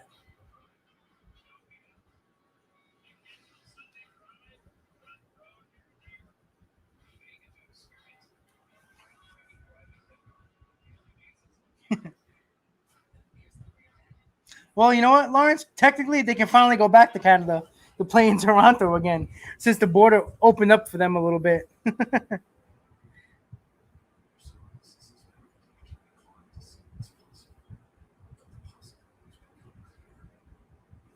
All right, guys, so we're only 2 subscribers away from 1,000. Let's make it happen, everybody. Keep on hitting that like button. The more likes this stream gets, the more the algorithm puts this stream at the top of the list when you search Mets baseball, Mets news today, Mets versus Blue Jays. So let's get it out there, guys. 2 subscribers away. Let's go, baby. We're going to get to 1,000 subscribers tonight. That's what I'm talking about. Not only get to 1,000 subscribers, but we're going to get the W. The Mets are going to come back and win this ball game. Let's go.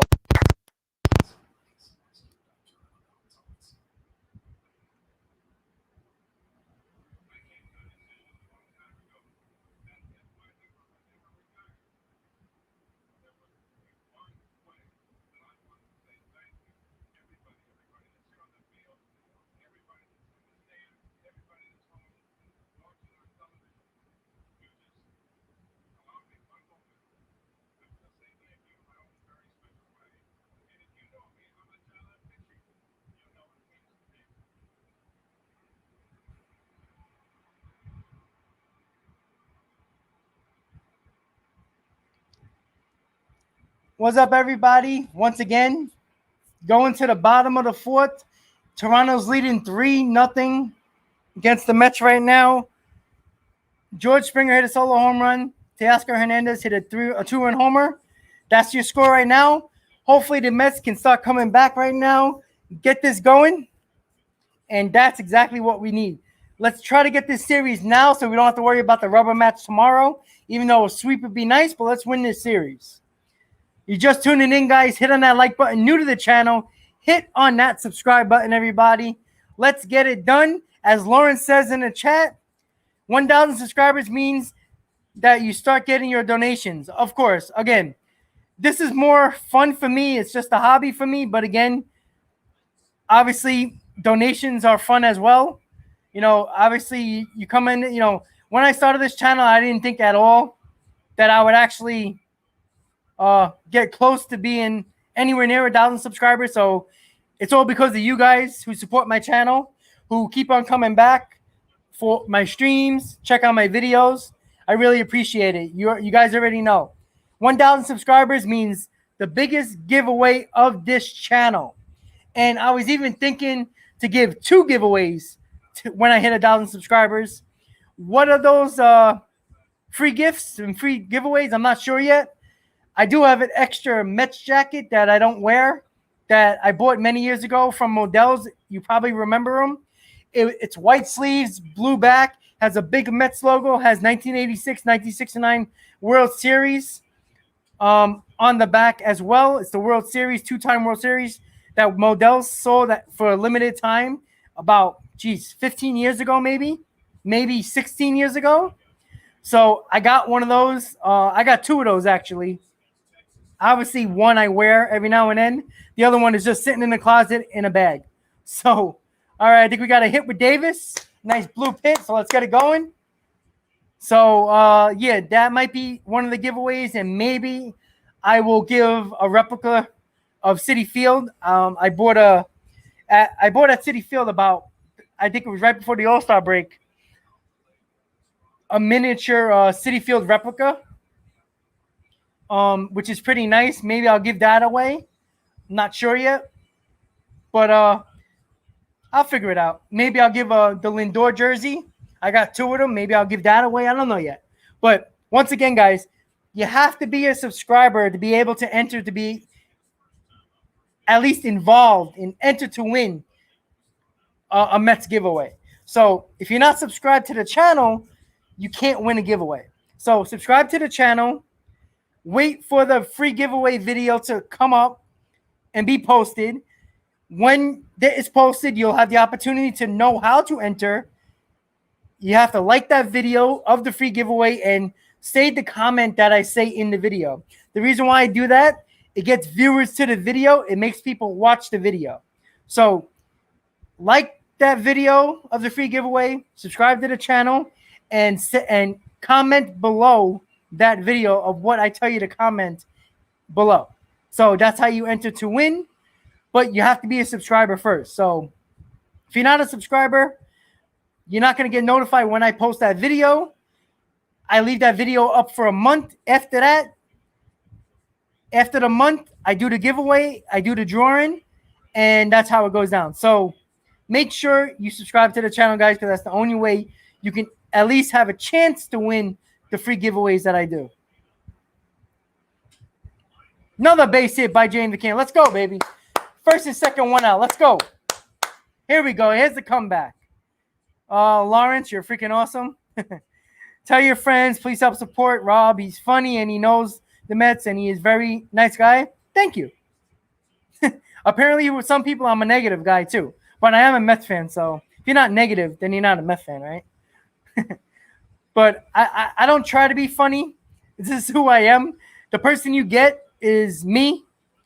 So, you know, who I am in the videos and the streams is who I am in real life.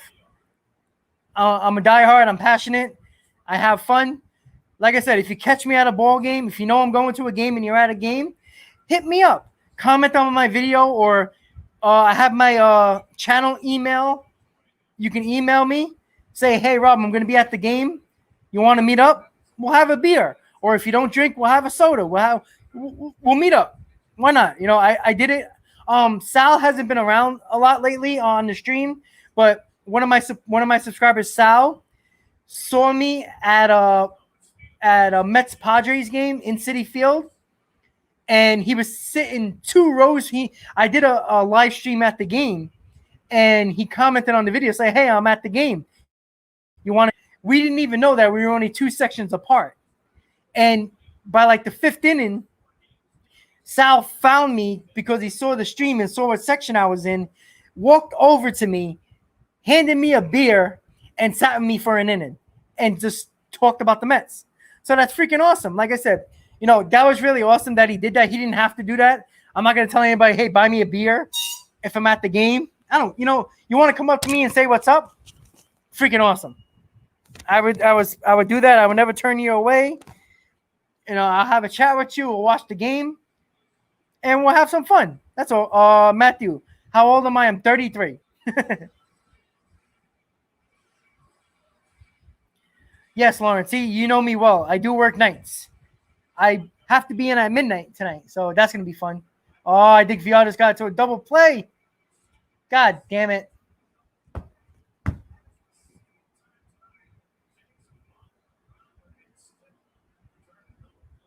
Damn. God, I hate double plays. And freaking Biggio bobbled the ball as well and still had time to turn a double play.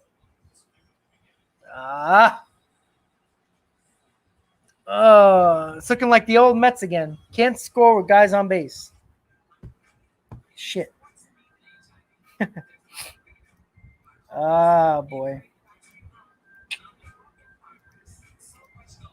It's not looking good, guys. Not looking good. It is only the 5th inning, so can't worry too much. But it kind of sucks. All right, 38 years old. So you're under 40, so you're young. Hey, Jake, how you doing?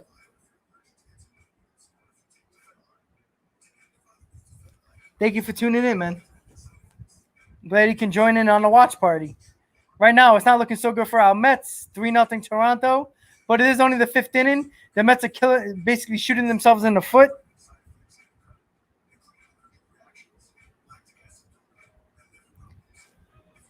Double plays, can't get guys in, but it's still early. We can still come back in this ball game. We just got to keep them to 3 runs. So, Jake, if you're don't forget, hit on that like button. If you're new to the channel, hit on that subscribe button. I will be with you until the end of the game. So, enjoy. Ask questions. Let's have some fun. Whatever you want to talk about, say it in the chat. We'll talk, answer questions, talk about the trade deadline coming up. Whatever you want to talk about. As much as it's my channel, my stream, it's your streams as well. So, enjoy and have fun, guys.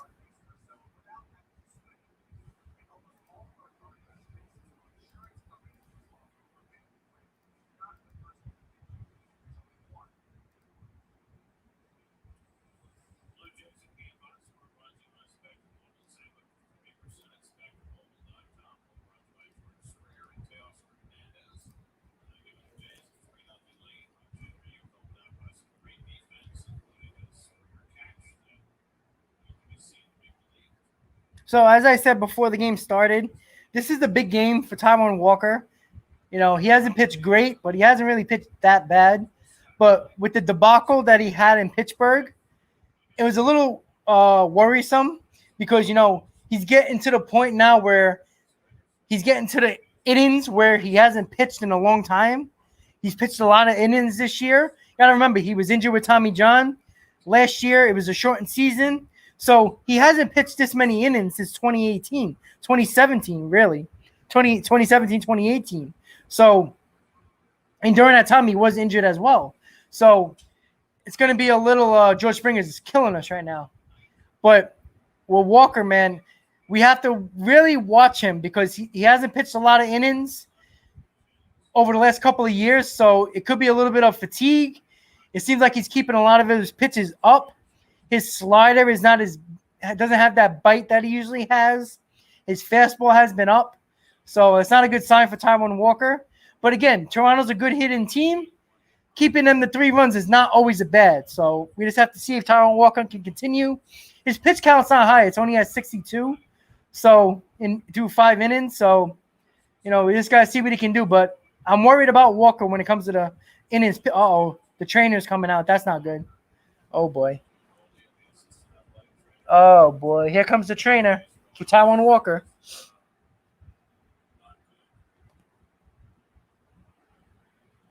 Uh-oh.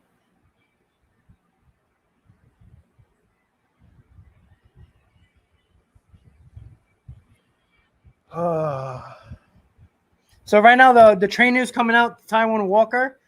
Apparently they've seen something. They're worried about it. Taijuan Walker is telling them I'm okay, but I don't know. They might take him out. Let's see.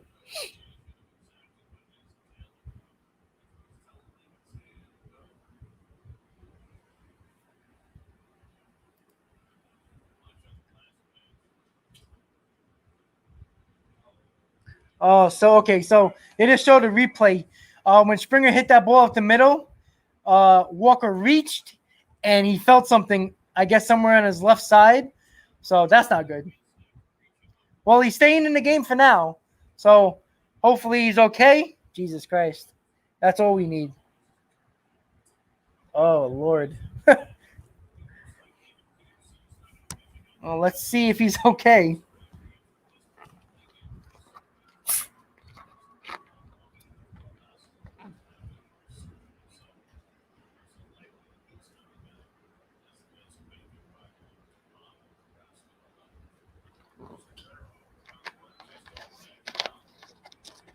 So hopefully Walker is okay.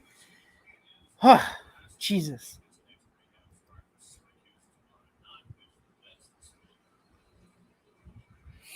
So Gary Cole is talking about Carrasco pitching one more minor league start probably before he comes up. So let's hope that happens. Matthew, no, I haven't watched Power Rangers since the original, the Mighty Morphin Power Rangers. I haven't watched that. Oh God, not anymore. No, that's way past my years now. Yeah, you know what? Lawrence, I remember I was at that game, DeGrom Ryu. There was a pitcher. It was a great. That was when yeah, that was a crazy game actually. I remember that game. I think both of them. It was a 0-0 score going into the 8th, or the Dodgers are winning 1-0, and then the Mets rallied finally against Ryu. Yeah, I remember that game. It was 2019 when the Mets are going on their run in the second half. Yeah, I remember that.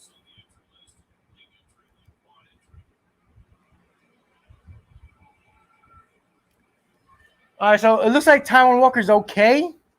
Hopefully, they might take him out after this inning just to be safe. But let's hope he's okay because we can't lose Taijuan Walker. I don't think he don't look good. Looks like he's struggling. He's breathing heavy. I think he's gonna come out of this game after the inning.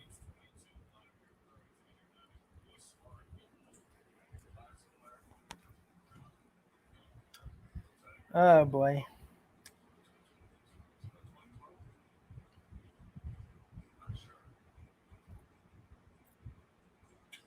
Uh-oh. That's gone.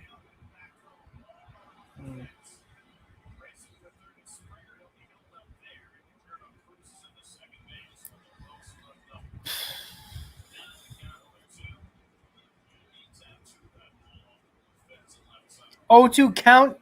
Walker just threw a cookie right down the middle. Fastball right down the middle. He was trying to get it up. Wasn't high enough. Damn. So Walker missed his spot. Second and third, nobody out. I don't think Walker's long for this game. Once again, Taijuan Walker, the terrible outing he had in Pittsburgh, and now not pitching so well here. I don't think he's going to be in this game long.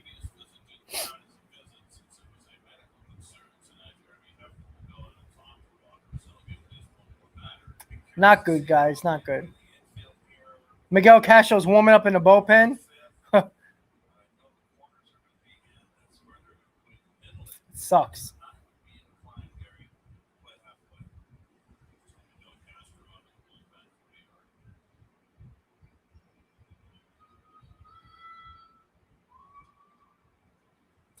Oh, Matthew, that's cool. I was only like 13 years old when that happened. So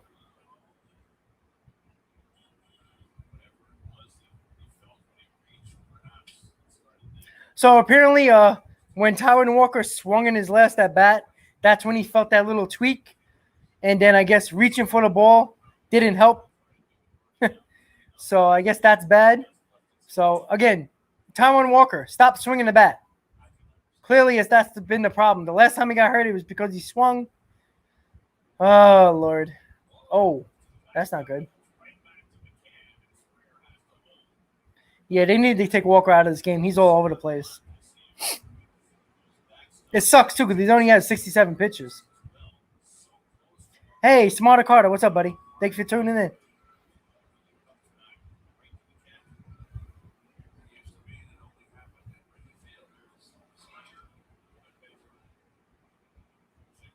Yeah, I agree, Lawrence. They need to take him out.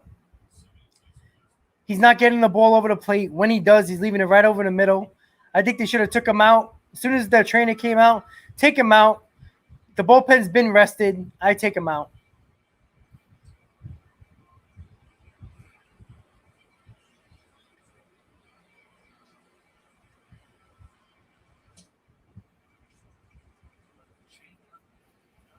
Oh, boy.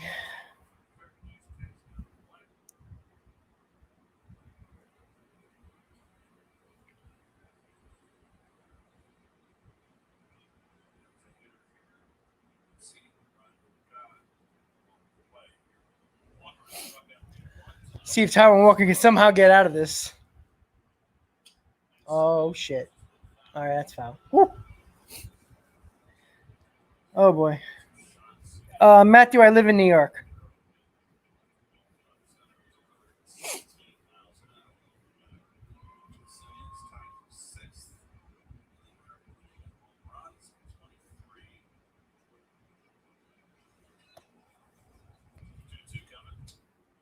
Oh, that was a nice pitch that did not call a strike.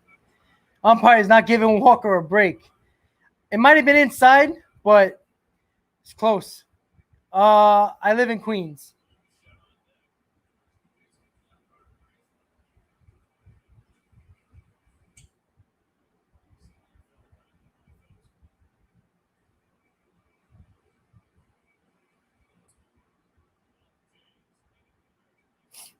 Yeah, I think they should have took him out. Maybe save this game, but also save him from injuring himself more. You know, they keep on talking about, oh, we don't want him to injure himself more, but yet they're leaving Walker in this game. So,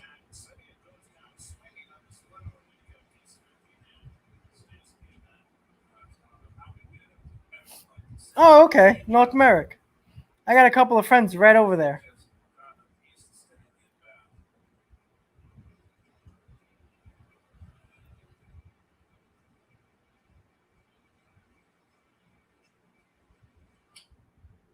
Well, Simeon's having a really good at bat here.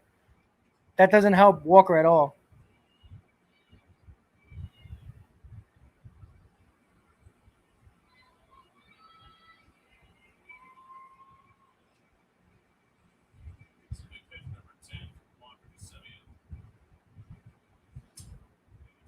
Simeon's just staying in there, fouling off everything. So they're showing a stat up here. Sinkers this season with Walker. Whiff rate, April, 24%. May, 21%. June, 17%. July, 6%. So clearly his whiff rate has been going down dramatically since the beginning of the year.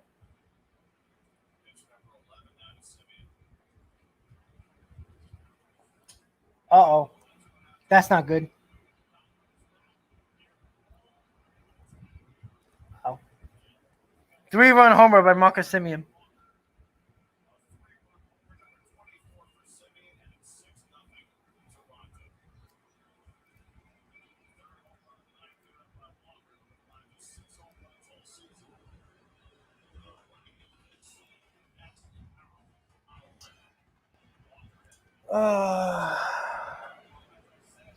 Again, I think this is a matter of Rojas just leaving him in for no reason.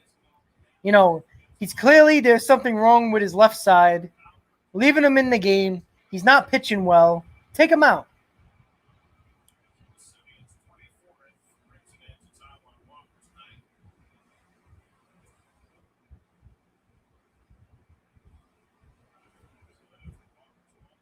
So, two games since the All-Star break, Walker gave up 6 runs in both his starts. So, 12 runs in 2 starts. It's not what you want to see. Miguel Castro's coming in.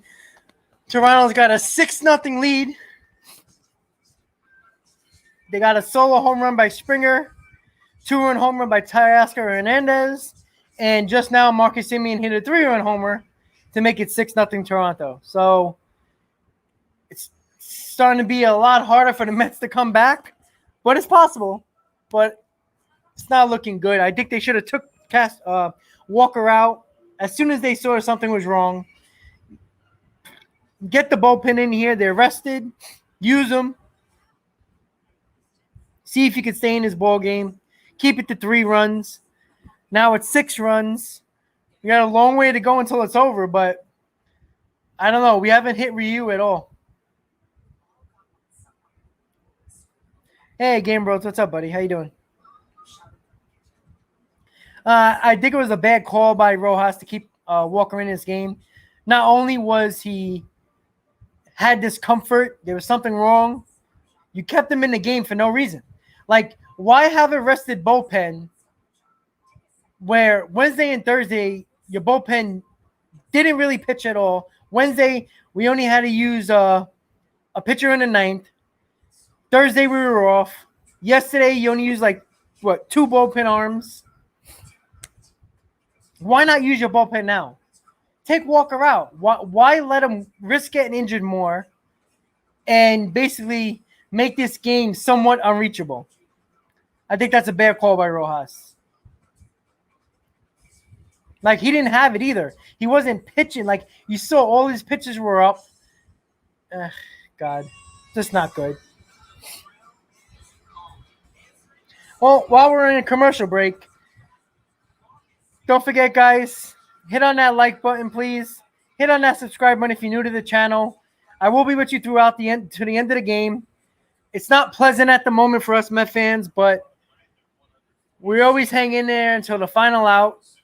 Miguel Castro was in the game now, which he should have been in as soon as Castro felt any discomfort. Should have been out of the game. But what can he do, right? All you can do as fan is just watch and get pissed off.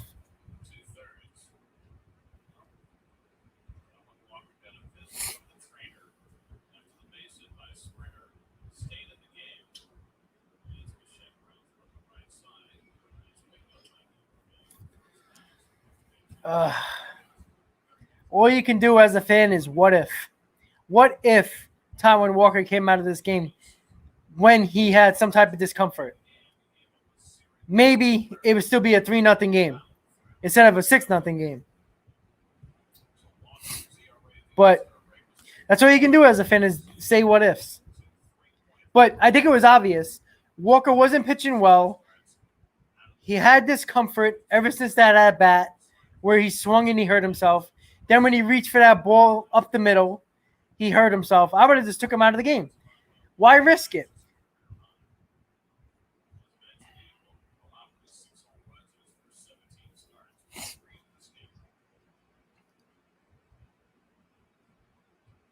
Thanks, Game Bros. Always appreciate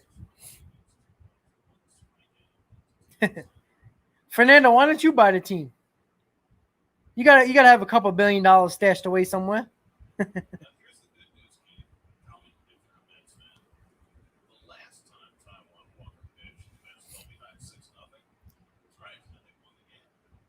That is funny what Gary Cohen just said. If you're not watching the game or SNY feed, Gary Cohen says the last time Taijuan Walker gave up 6 runs, the Mets came back and won the game, which was obviously against Pittsburgh last week. So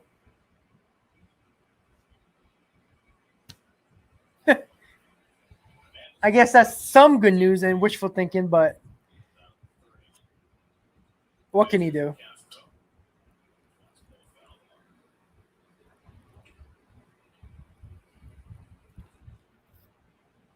Well, home runs, that's what the Blue Jays do. 147 home runs. Second most in the majors. So this is what this team does. But I think this could have been avoided a little bit. Castro should have been in the game before the 3-run homer by Marcus Semien, but what are you going to do?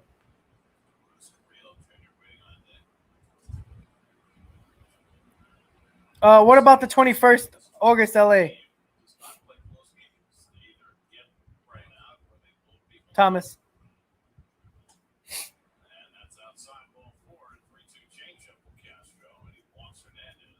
Are you talking about the 7-line outing? Absolutely, Thomas. We're getting the beer. I'll be with my father. My dad's coming with me to LA, so that's going to be some fun. I'm assuming you got the 7-line ticket. So we're going to get the event T-shirt, the patch. I'm actually flying out the 19th on the Thursday. I'm probably not going to go to the game. I'm probably going to go to the game on Friday. Yeah, I'm probably going to go to the game on Friday in LA. And then obviously the game on Saturday when the 7-line goes. And then Sunday, I haven't been to LA in like 15 years. My dad's never been to LA. So on Thursday, I want to take him around LA, hang out. Sunday, have like a father-son night. have some fun before we fly back home on Monday. So, oh, you missed it? Well, Thomas, did you go on to the 7-Line forum on their website? Because usually sometimes people can't go and they sell their ticket. But I'm gonna find out for you because I was just with a lot of the people from the 7-Line in Pittsburgh, so I'll find out if anybody's selling an extra ticket, and I'll let you know. I'll let you know about the ticket, the shirt size, and everything. So worst case scenario, if you're in LA, and if I can get you the ticket, I'll get you the ticket, and then you'll buy me a beer. I don't need the money. You can just buy me a beer. Oh, Gaming Bros, you're awesome. Let's go.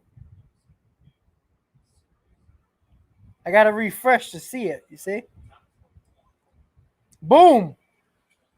There we go, guys. I don't know if you can see it. 1,000 subscribers. Once again, guys, thank you so much.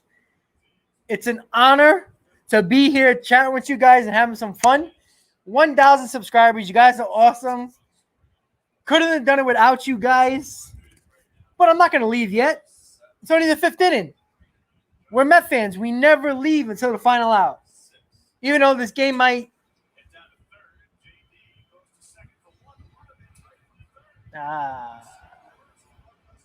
Wow, the run didn't even score. Huh.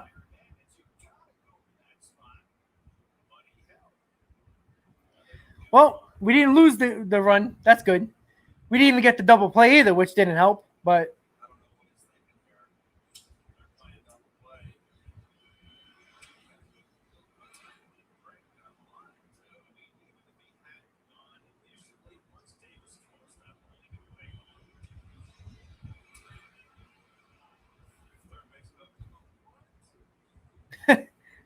well, maybe that base running blunder at third base where he doesn't score. I'm telling you right now, if Toronto doesn't score and the Mets come back and win this game, this is the moment of the game right here.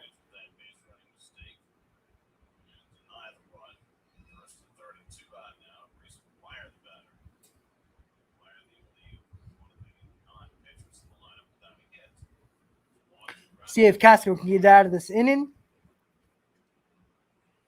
I'm telling you right now, guys, we get out of this game, this inning, Toronto leading by only 6. I have a feeling the Mets are going to come back in this game. And the moment of the game right here is Hernandez not scoring on that would-be double play. Matthew. Oh, your grandmother passed away from COVID? Shit. Sorry about that. Yeah, man.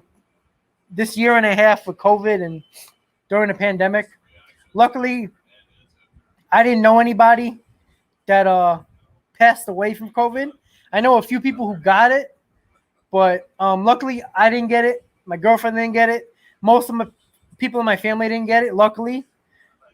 But yeah, I know a few people that did get it and got really sick, but luckily they came out of it. But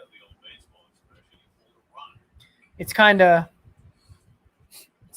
sucks, you know, because there's nothing you can really do. You know, you can protect yourself, wear a mask, be as safe as you possibly can, but you don't know. You know, it's you know, these freaking viruses are a joke. Sucks.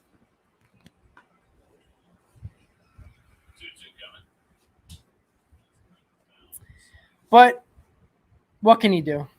You know, it's sad.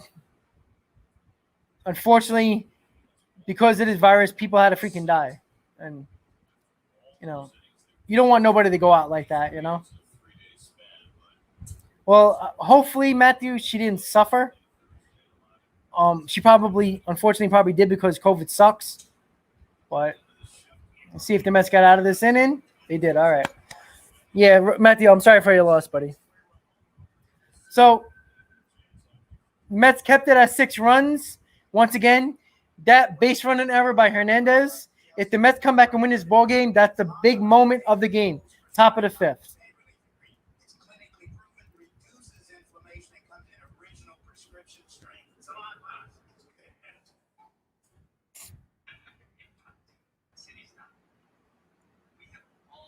Gaming Bros, you the man. That's what I'm talking about. That's what I'm talking about, man. Thank you so much, man. You're awesome. Now we got to work on getting 2,000, no? That will take time, but that's okay. I ain't going anywhere, and I hope you guys don't. Oh, 99 years old? Oh, that's a fucked up way to go out, man. That's it. Oh. Damn.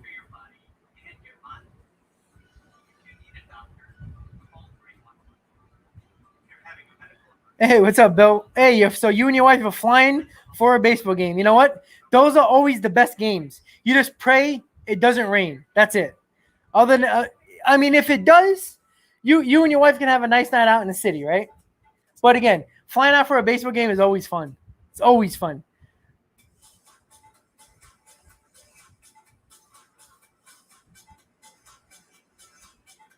Oh, Greed Taco Spot in LA? That's what it's called. Oh, Greed Taco Spot? I gotta check that out right now. Let's see.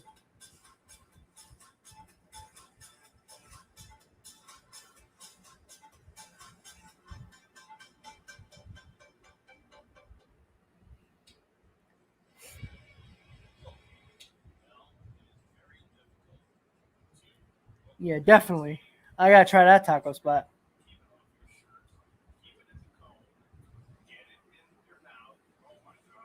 Oh, Bill, of course you're gonna be pissed. You're going there for a baseball game. But hey, listen, you get some lovely dinner time with your wife. But of course, you want to go for you fly there for a baseball game. You want to see a baseball game. Cole, what's up, buddy?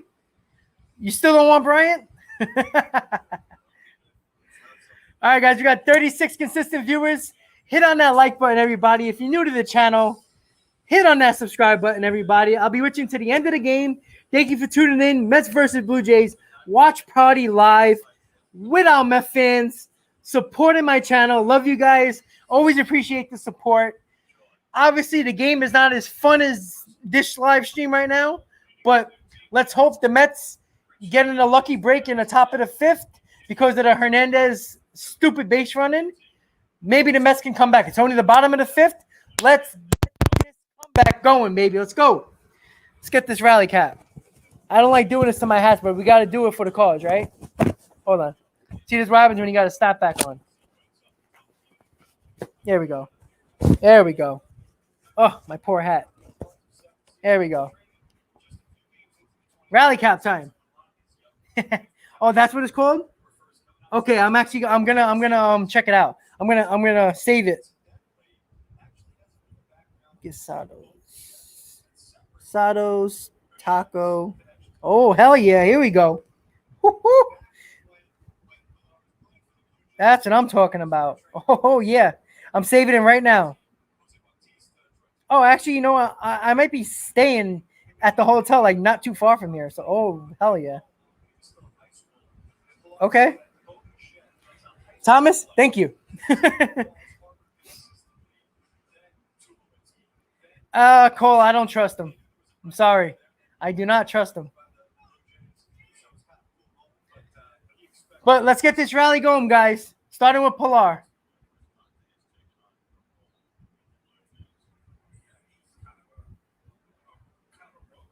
Damn, Matthew, you had some tough go-arounds, man. Jeez.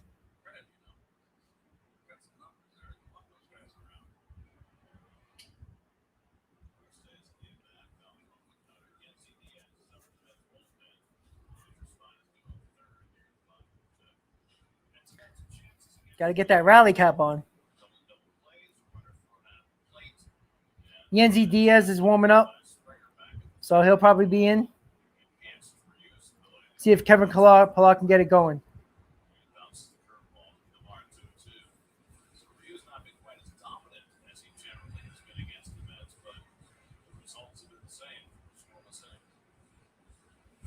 Oh, you know what? I heard of Chorizo's Tacos. I heard of them. I didn't hear about the other one. But I'm definitely going to – I'll try all of it. I don't care. Oh, just missed it down the line. All right. Matthew, yes. I got a dog that is probably sleeping, like always, somewhere. His name is Shay, by the way. And 2 cats. And my 2 cats are Mookie and Buckner, as you know why. And Pilar just popped out to foul territory, 1 out. So my dog, my dog's name is Shay. My 2 cats is Mookie and Buckner. So I just, spread out the Mets fandom,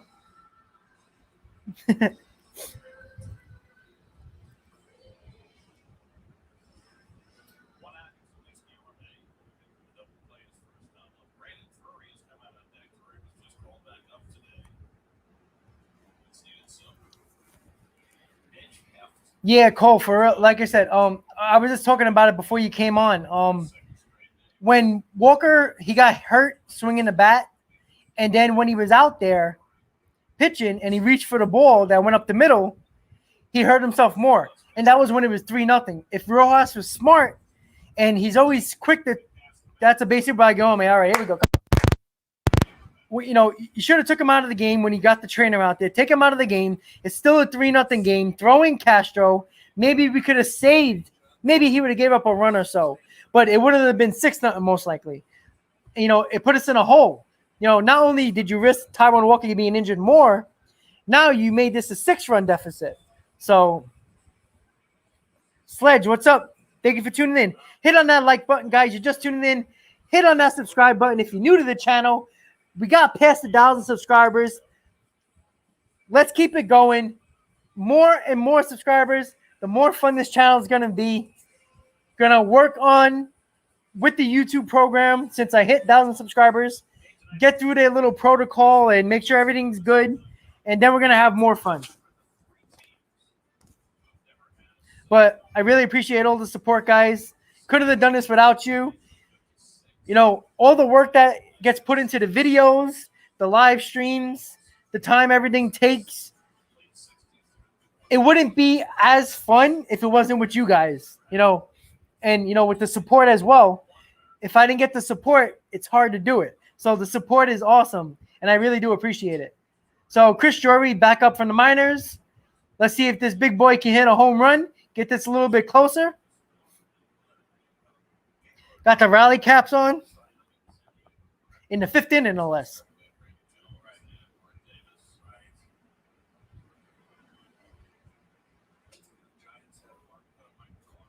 Got to loosen it up. A little tight. There we go. All right, that's better.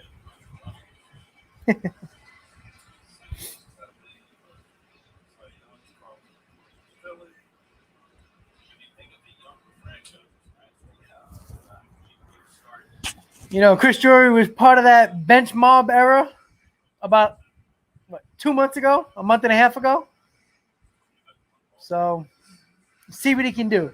Let's get that bench mob mojo going again.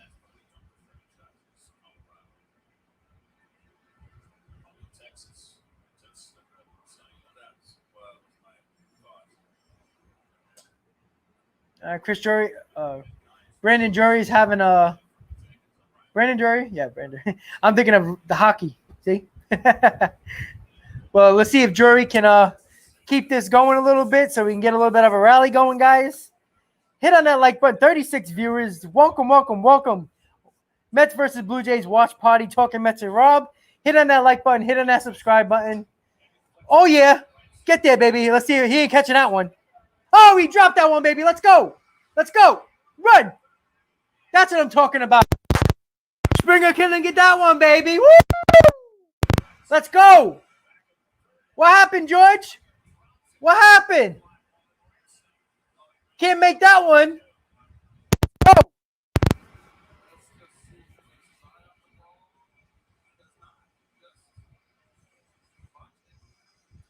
What happened, Springer? What happened? Let's go. 2nd and 3rd, 1 out. Here we go. Top of the order, baby. Nemo's up. Let's go. Here we go. Here's the comeback, baby.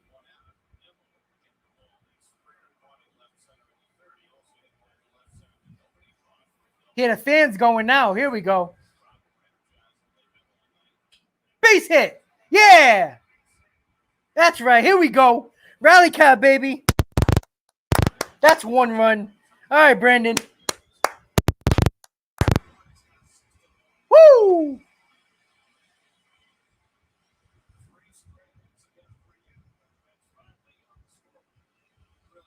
Let's go. Let's go, Pete. Make this 6-4.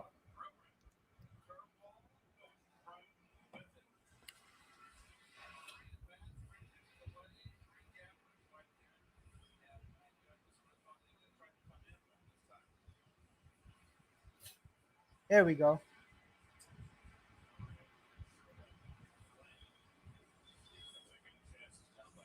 Yeah, you know what? Nimmo shut me up, Cool Spin. Absolutely. Because, like I said, during the offseason, I was really worried about his injury, being so injury prone and his defense not being so good. But Nimmo surprised me. All right, he was injured for a month, but that was more of a nerve issue and not technically a baseball injury. But his defense surprised me a lot. And who knows where we would be without Nimmo right now. Let's go, Pete.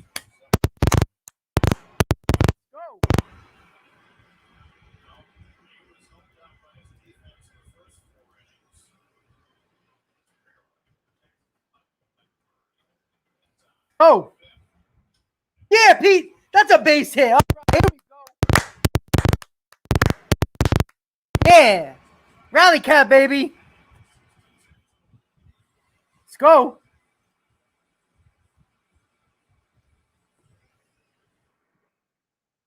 What I'm talking about. Go. Let's go, Dom. Keep it going, baby. So what we got to do? Base hits. Home runs are nice. Keep the merry-go-round going, baby. Keep it going.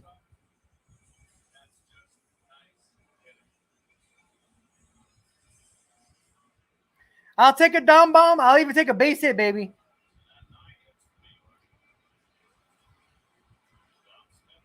Let's go, Dom. Remember, Dom's been hitting lefties well. He hasn't looked good tonight, but he's been hitting lefties well. Woo! He was on that fastball. That was a ball. He tried to pull that ball. If he would have took that down the third base line or left field line, woo!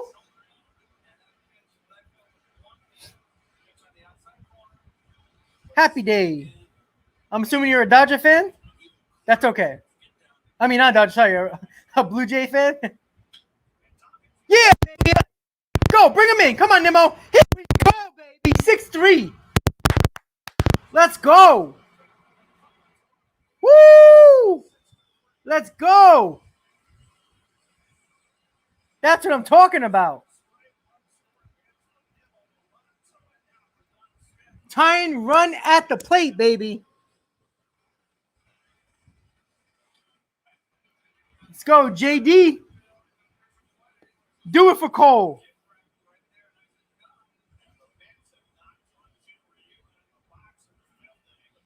Knocked them Ryu out of the game in the fifth. So that's all the Mets have to do. Just be down by 6 runs. Apparently, that's what happens. Let's go. This rally cap is staying on, baby.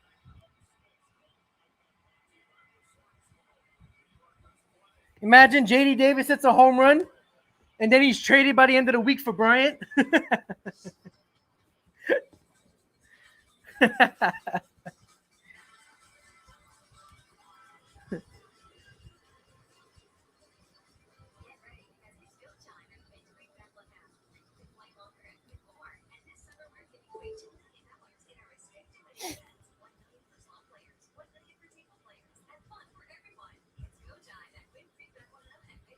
Hell yeah, Matthew. I'll take some Jack Daniels. Hell yeah.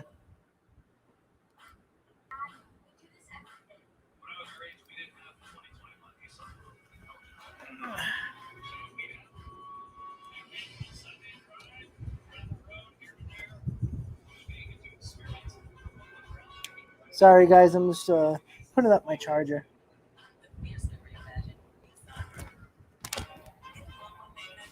Just want to make sure. Sometimes my charger's a little drives me a little nuts sometimes.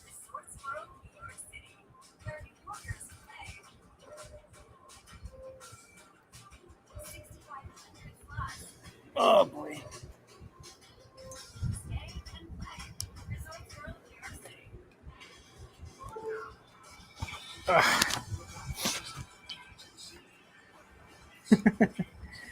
I know, man. You and Brian are not friends. I tell you that.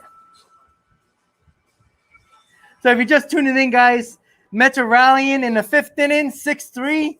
We just knocked Ryu out of the game. Keep it going. Keep that rally hat going. Hit on that like button, guys. Hit on that subscribe button. Let's keep it going. We're beyond 1,000 subscribers. Let's keep it going. Let's get to 2,000 now, baby. the Homer horse. That's what I'm talking about.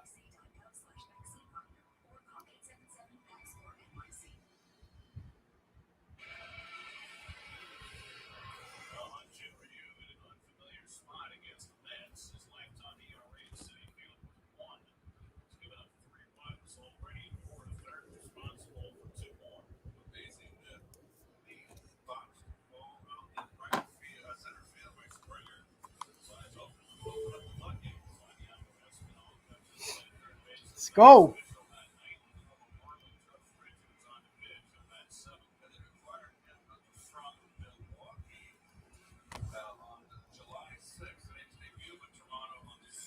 Let's keep it going. We got JD Davis up at the plate. Sledge, I hope so. I really hope so. It's going to cost us a little bit, but I think we can get him. Yeah, gold for sure. That Springer catch in left center field was amazing off the bat of Nimmo. But you know what? He made up for it by missing that ball in right center. All right, JD, you got a home run in you to tie this ball game up? Hear that Met fans go crazy?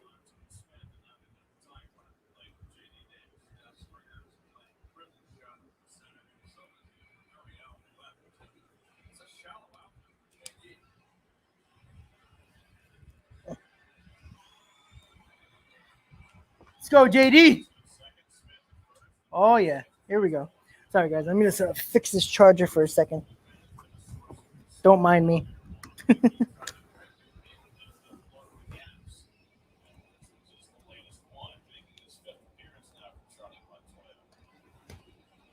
All right, there we go.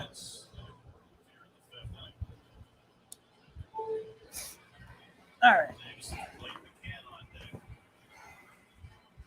Let's go, JD.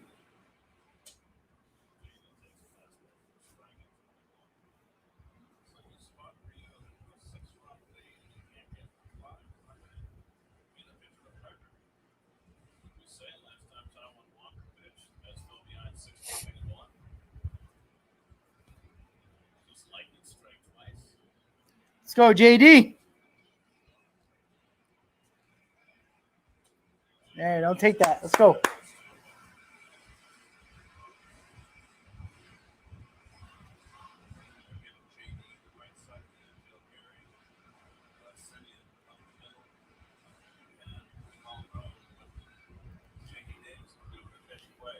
That was definitely a Pilar catch for sure.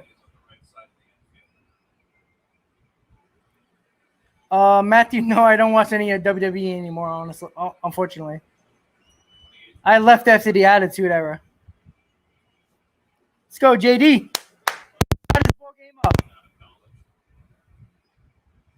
Ooh, nice pitch. Oof.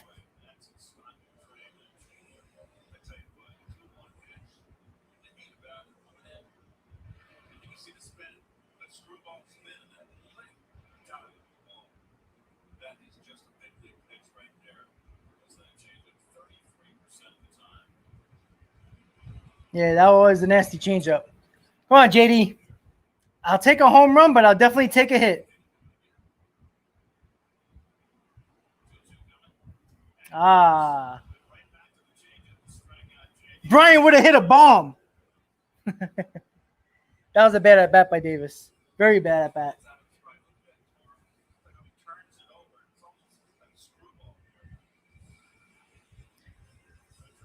All right, James, up to you. Let's go. Toronto after 5 straight man hits. Was out of the strike zone, but started in the strike zone, waiting way out front as well. Richards is playing faster than all of the setting. Steve Yelps. Russell.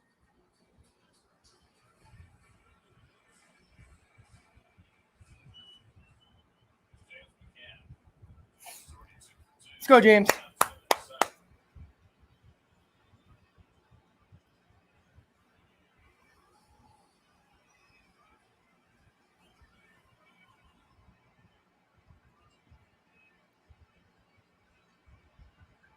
Richards and McGuire having trouble getting on the same page.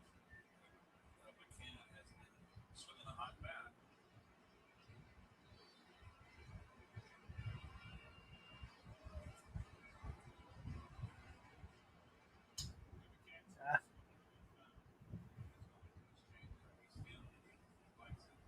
Gotta keep it going. Gotta keep it going. Keep the rally going. I know it's only the 5th inning, but Toronto can still score more runs. Thomas, no, I didn't go actually. I had I wish I would have went to that San Diego one. That was insane. I talked to a lot of people that I know at the 7 line, and that was crazy. Epic for sure.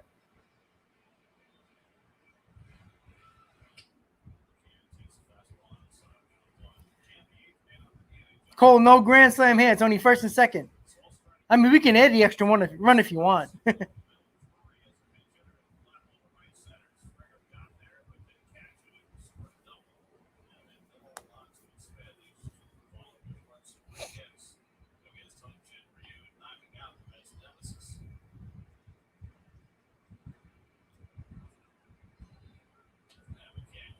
What are you swinging at? The ball almost hit you. God. The ball nearly hit his face. I don't know what he's swinging at. Come on, James. Base hit.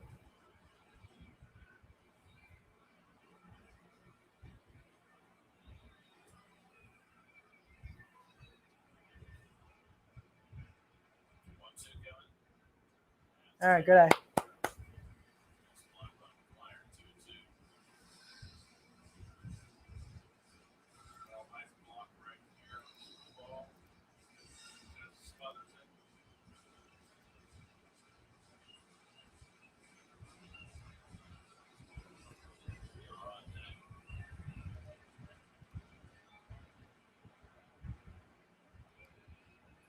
Let's go, James. Base hit. Stay alive. I'll take it.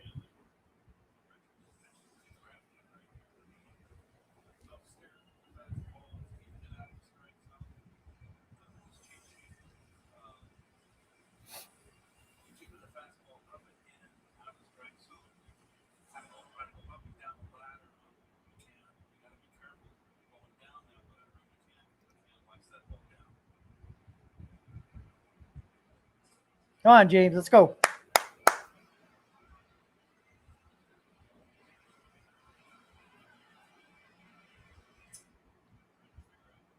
It's a long 5th inning, guys.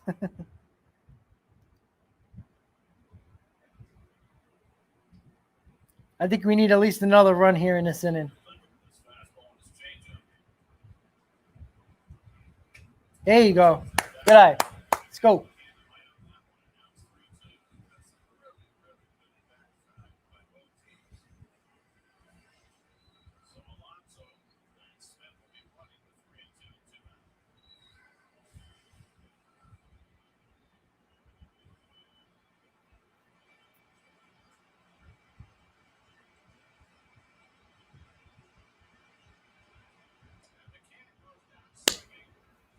That freaking pitch wasn't even close.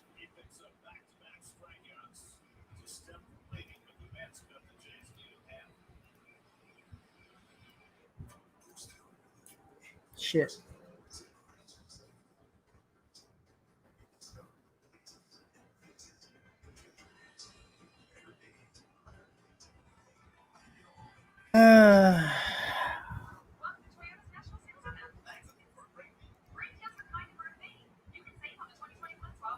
Well, at least we got 3 runs. We're back in the ball game. I'll take it. Definitely take it. It's unfortunate though. First and second, 1 out. Davis. Both of them had bad at bats. Yeah, we are at that shaky pen period. That's for sure.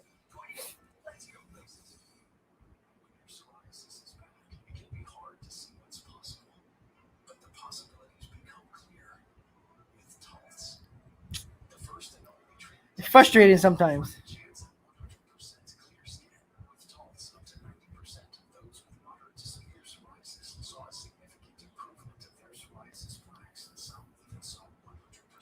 It's all right. We're back in this ball game. Cut it in half.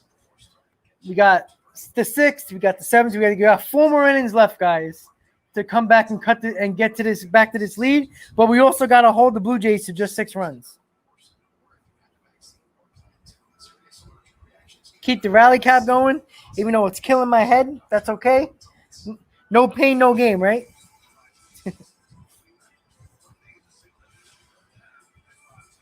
I might actually go to the doubleheader on Monday.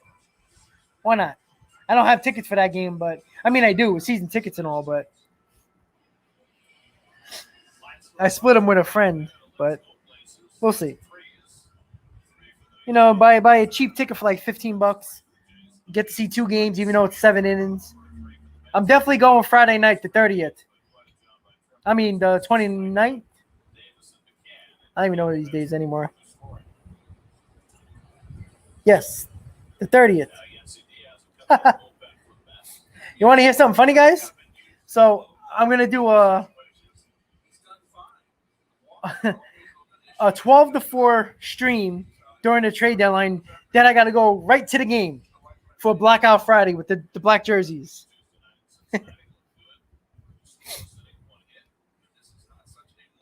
I might have to put that show on the road and do it with my phone so I can, be online to get the replica black Lindor t-shirt.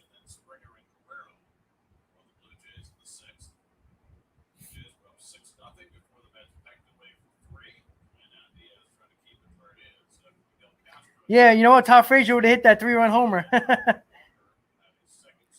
All right, so we're going to the top of the 6th, guys. Mets are still losing, but they cut the lead in half, 6-3. Yenzi Diaz is on the mound, so let's see what he can do. First pitch popped up. Come on, Pete. Easy there. All right. Rob, will you give me your site? I will put on my phone. What site you talking about, Matthew? Sorry.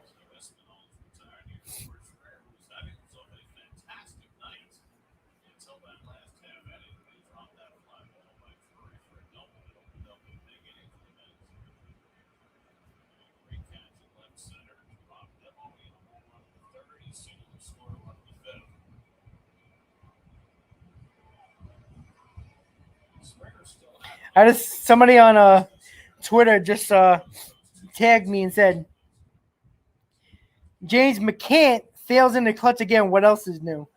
Because me and this lady on Twitter, we both don't like James McCann. We don't think he's that good an offensive player. So she just tagged me in something.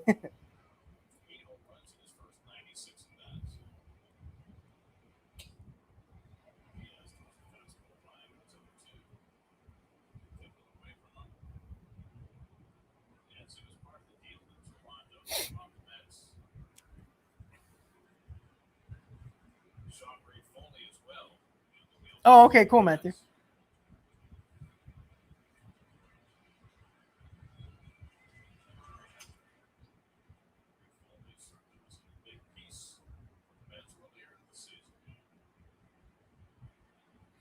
Oh, Jonathan, with the name change, I would have went more different. The Guardians is not a bad name.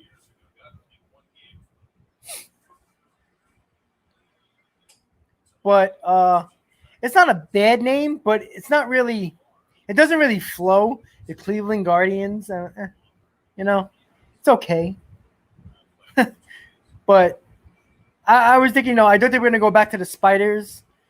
maybe the Cleveland, I don't know, Renegades or Cleveland something. I don't know. It's okay. I don't like the logo at all, but what are you gonna do, right? Look, I think it's the hardest thing in the world to be a fan of a team that changes their name. You know, Washington's gonna do it for football, and then the Cleveland just did it. I mean, it's okay.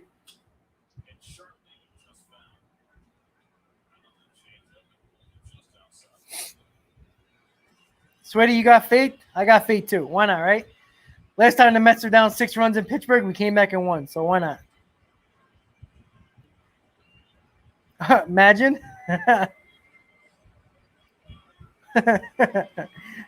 Cleveland, that would have been funny. But, you know, I understand why they did it, you know, being politically correct and all that. You know, I think I don't think it was freaking – okay, I know Springer get another hit against us. Yeah, you know, I mean, the name's not good. You know, I would have chose something better. The Cleveland Joe Boos, right? But you know what? I know they were trying to go a little bit more less of a risk, but I would have rather seen the Spiders or the Cleveland. I don't know. Who knows? I don't know. Does anybody know anything about Ohio? I don't. Cleveland, I don't know. I mean, I ain't gonna lie. If I'm a fan of a team, and say if you know the Mets change their team name, like what the hell? Like it sucks. Like you're gonna root for the team because it's still your team, but it's like that would just suck. Now I could only imagine being a Redskins fan or an Indians fan, and all the years rooting for your team. You're the Indians, you're the Redskins. Now the Washington football team is going to be the Washington football team for another year. Who knows what the hell they're going to be? It's going to be something stupid, probably for the Washington football team. Patrick Sandoval pitching a no-no, of course. The Charlie Sheens. Uh-oh. All right, I think we're out of the inning. There we go. Get right back into this game, baby. Bottom of the 6th.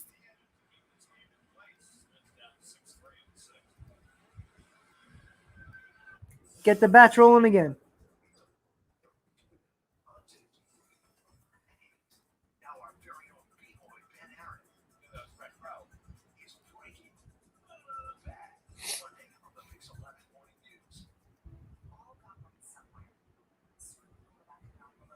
Yeah, he did. He was a little late on that pitch, so luckily that would have been over the right field wall for sure.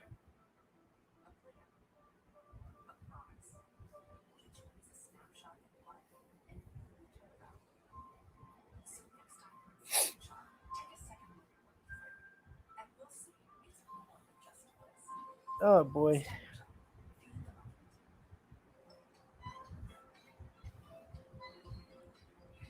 Yeah, maybe he will be, but he was nasty. So hopefully we get another pitcher, get a little bit deeper in their bullpen.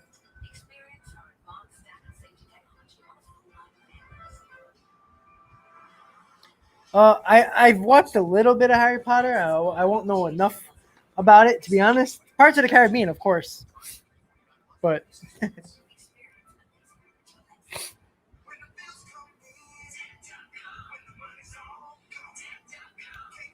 turn over to some Olympics, see what's going on there.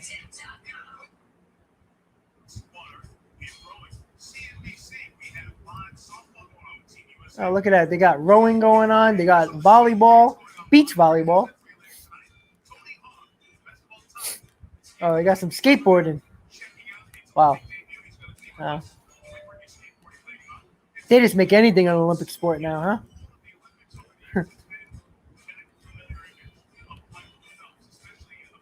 Got some swimming. Men's beach volleyball.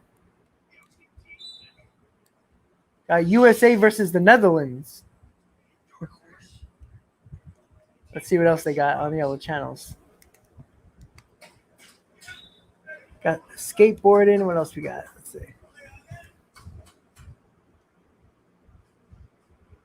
Got some swimming.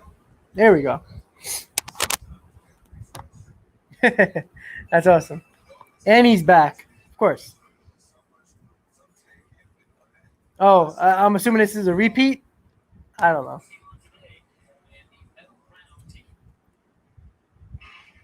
All right, let's get it going. Let's get another rally started. Let's go. He is back out there, Richard. So see if we can get to him. There we go. That's a base hit. Bounced it right over the third baseman. Of course, I dropped my remote. That's okay.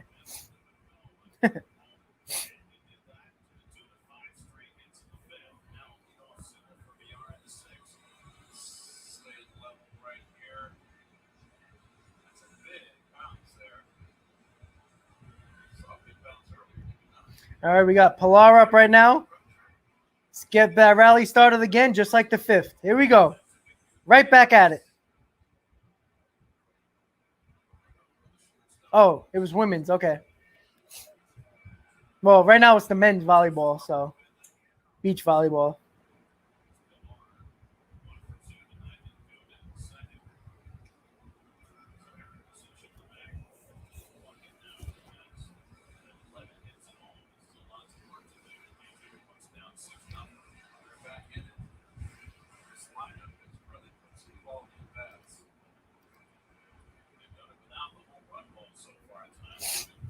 Let's go, Kevin. Keep it going.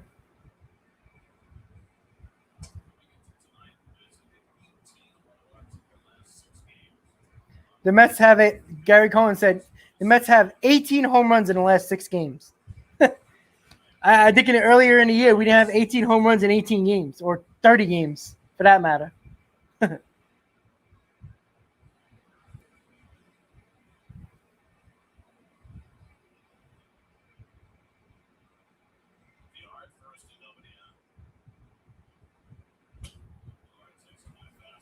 Here we go.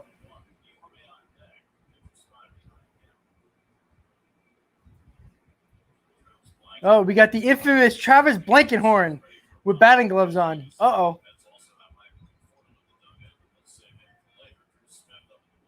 Drew Smith in the bullpen right now, probably coming in.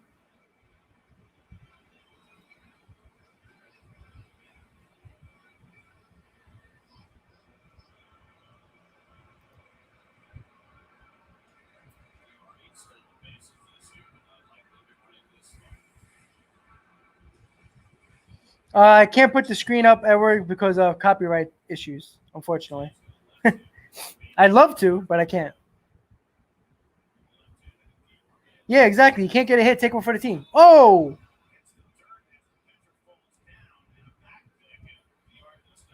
Wow.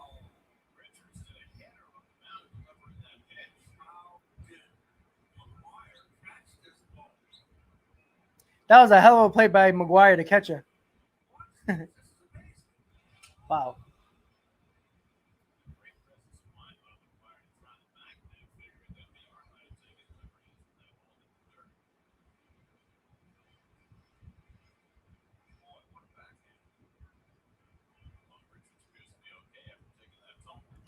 I don't know. He slipped. That was a hell of a play by the catcher, though.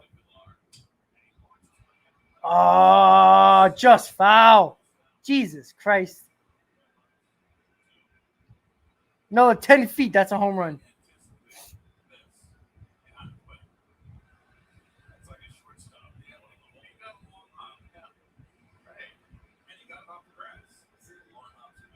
Matthew, I don't play ice hockey. I used to when I was younger. Haven't done it in a long time.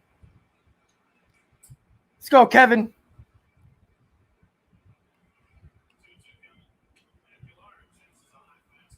Swung at a bad pitch, man.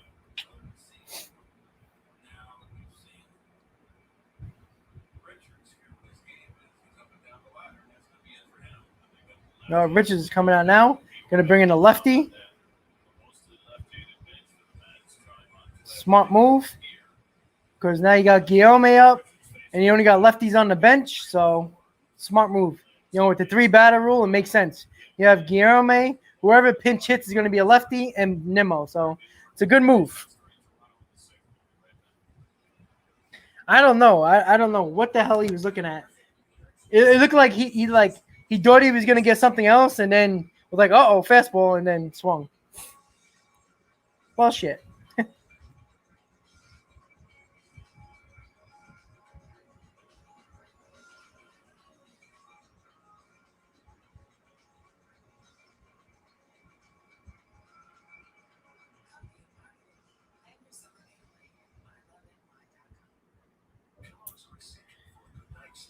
Lord, this team's going to drive me to drink.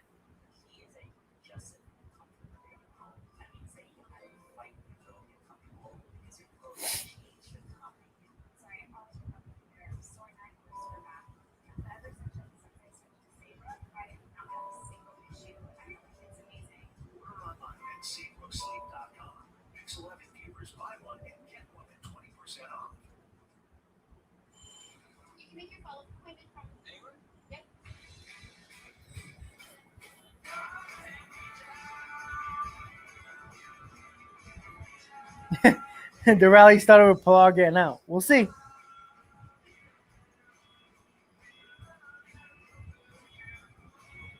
Oh, okay. Do you play about against a Boomer Esiason's team?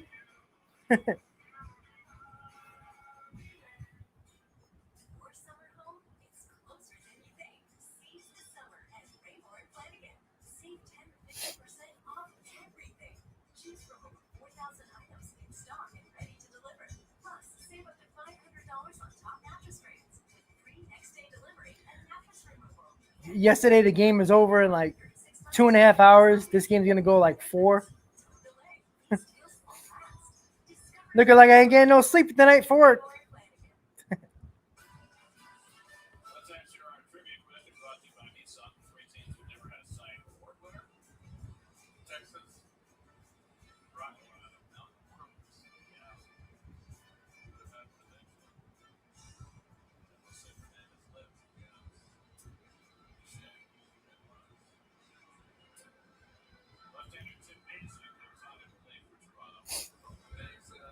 I like Guillaume in this spot.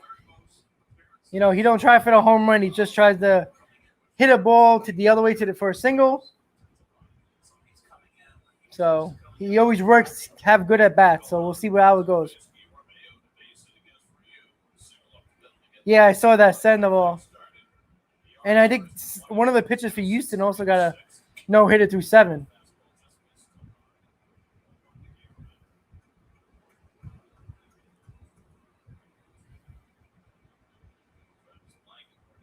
Let's go, Luis. Keep it going.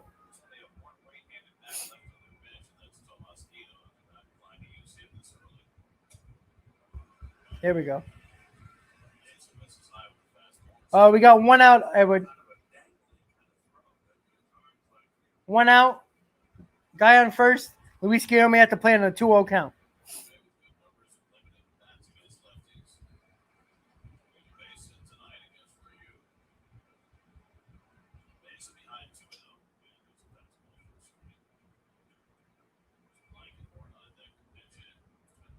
Kuzmin, what's his name? Sandoval? Something Sandoval?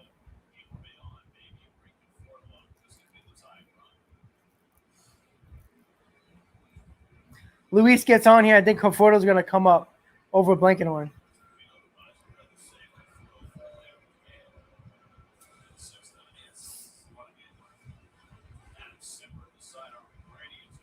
What would you guys do? Would you want Blankenhorn to come up if Guillaume gets on with the time run at the plate, or would you want them to pitch it Conforto and lose them for the rest of the game? Double play. All right, only 1. Well, Blankenhorn's going to go. He's going to pinch it. So, damn with that idea.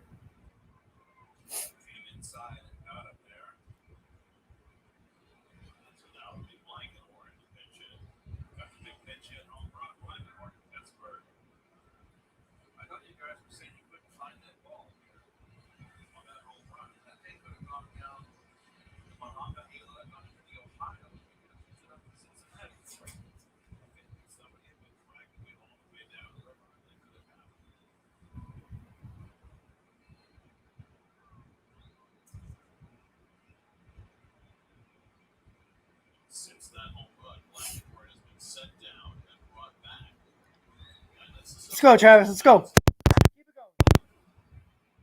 The two out of people made it first. Ooh.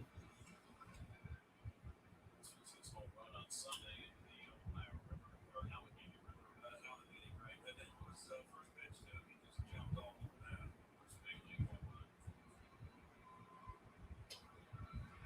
Oh. Gotta swing. Gotta swing. Runs down Taijuan Walker start. Absolutely, Matthew. Somehow, some way. Keep in contact, and we'll figure it out at the Met game for sure.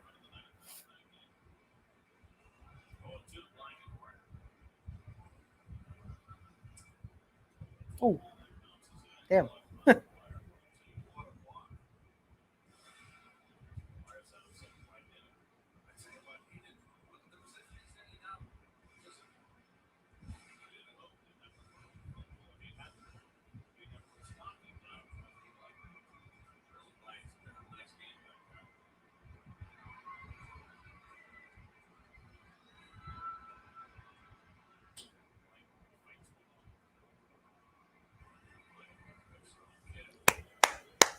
Let's go, Travis. Let's go. Keep it alive.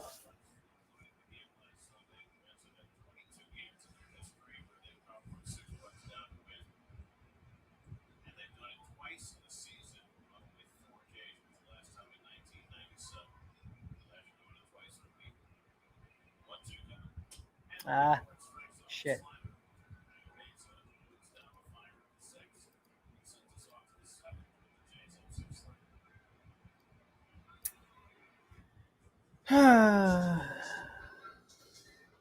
Damn it.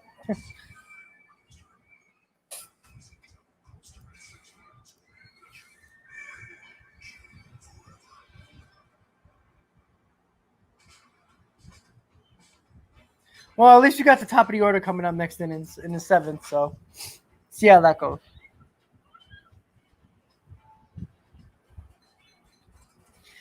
All right, guys, so hanging in there. Mets still down 6-3 going to the top of the seventh. If you just tuning into the stream, hit on that like button. You're new to the channel, don't hesitate to hit on that subscribe button, everybody. Thank you for tuning in. Talking Mets and Rob. Mets versus Blue Jays watch party. Hope you're enjoying the stream. Keep it up in the chat, guys. Really appreciate it. Don't forget, guys, on the trade deadline, June 30th, I will be doing a trade deadline special live stream, 12 to 4. Probably be doing it from my car and City Field because I am going to the game. It is Blackout Friday. Mets wearing blackout jerseys the same day of the trade deadline. So it's going to be a lot of fun. Expect me in all black. Gonna have some fun. Hopefully we get some big breaking trade rumors, trade deals. Hopefully a blockbuster 4-hour Mets to make this team better. First time in a long time, I feel confident the Mets will make a big blockbuster move. So that's what we have to wait for. So tune in July 30th, 12 o'clock, all the way until the end of the trade deadline at 4 o'clock, and see what the Mets do at the trade deadline.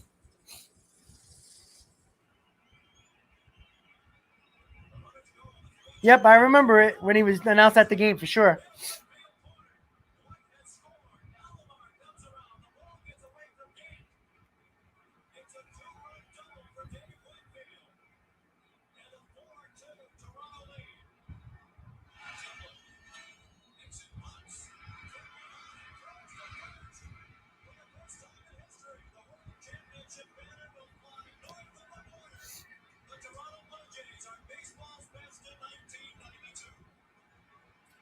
First back-to-back World Series championships for the Blue Jays.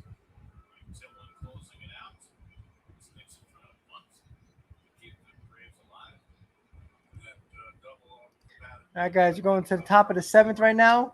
Uh-oh. All right, I think we got a one out, one pitch. Drew Smith, one down. Marcus Semien got fly ball to right field. Here we go.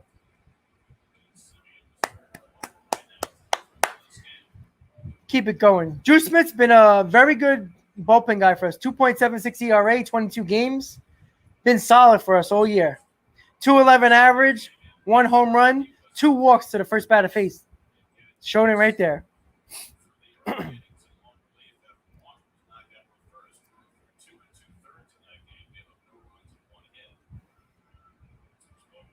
Yeah, I know, Edward.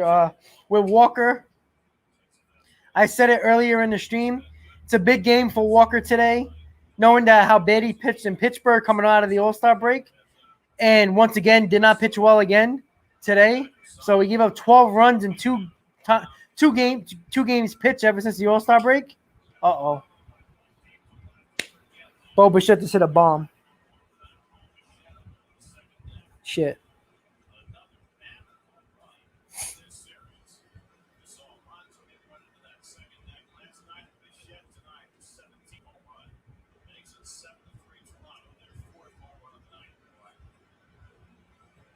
Wow.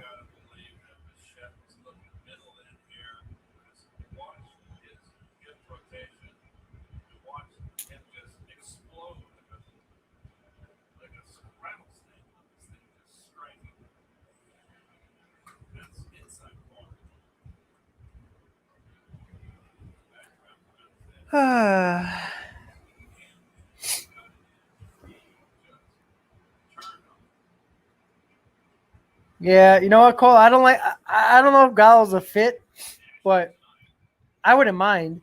But Kimbrel for sure.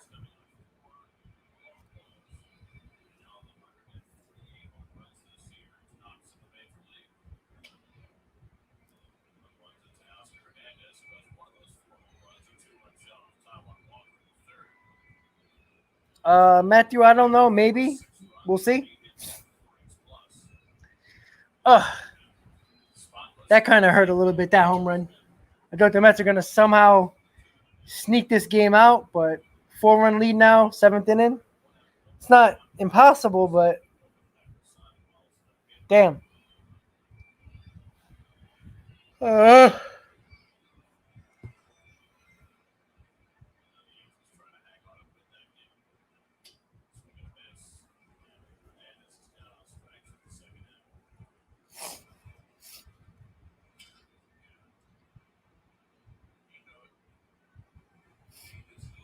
uh, I don't know. Honestly, either one doesn't really affect me too much, Jonathan. McKinney, Peyton.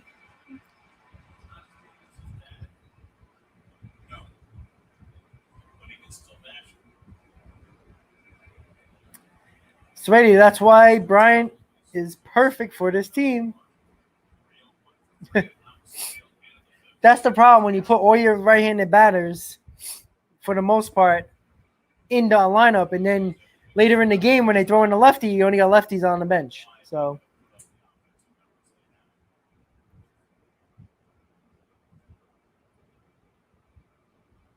oh boy.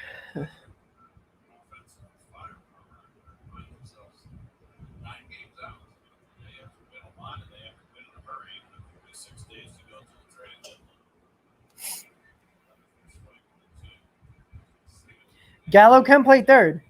So wait, now you don't want Davis?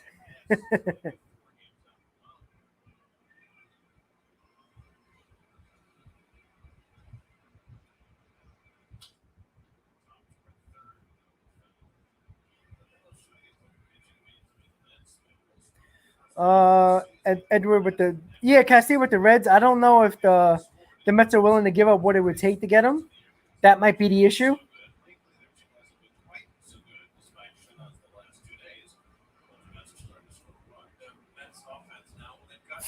Yeah, you know what, Ken? That's what I'm saying. I haven't heard much about the Bryant Kendricks package. More lately, I've been hearing Kimbrel Bryant. So I think the Mets will probably pivot more towards Kimbrel Bryant package than Kendricks, but I think they can go either way with either package, to be honest. I don't hate JD Davis. I just don't like his defense. But I also don't like Gallo because he's another lefty in the lineup, and he's a swing and miss type of guy. He either hits a home run or he strikes out. So I still rather have Bryant.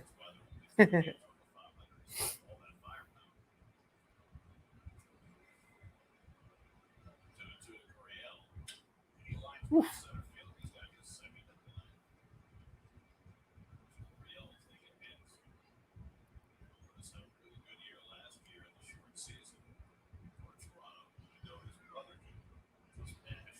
We'll see, Matthew.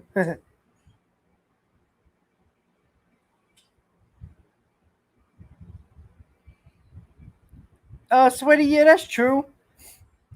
But the only thing is, like, if we lost this game like 2-1, 3-2, I'd rather see Walker pitch well, and he's worrying me now. So that's what worries me now. So, but like I said, the Braves and Phillies are gonna beat up on each other. So we're either gonna lose the game to someone and not lose the game to somebody else. So it should be so it's not gonna hurt us too much. So he's taking a moment. Watched by the first base coach, Mark Budzinski. Well, the trainer's not coming out, so it's certainly a whole lot of concern.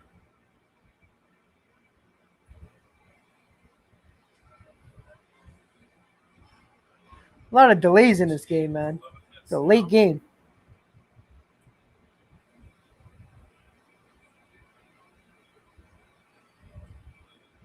Villar's been good at third base, honestly.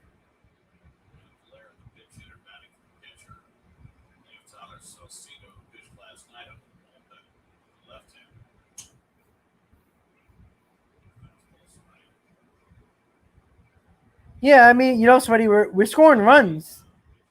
Just that you can't give up 6, 7 runs a game and expect to come back every freaking time. That's the problem.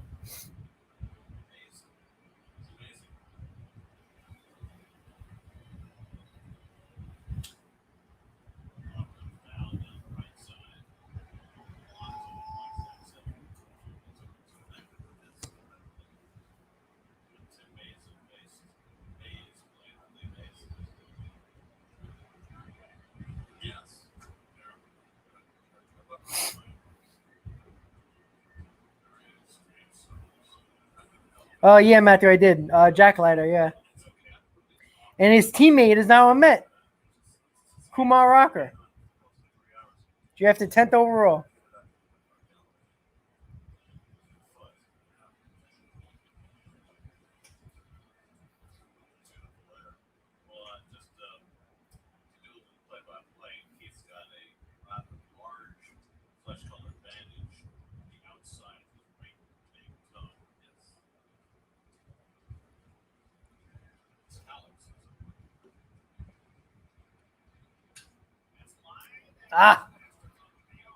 This might score another run.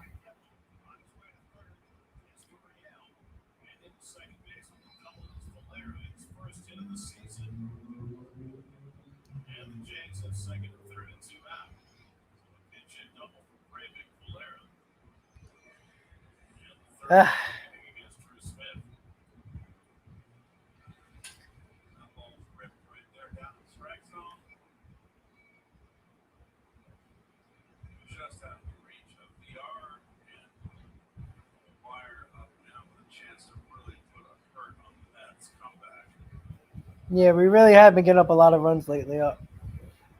It's hard to come back from deficits like this every freaking game. Well, let's see if we can just keep it to a 4-run deficit. Because a base hit here scores 2, 9-3. Tough road ahead. I'll go to a Ranger game. Hell yeah.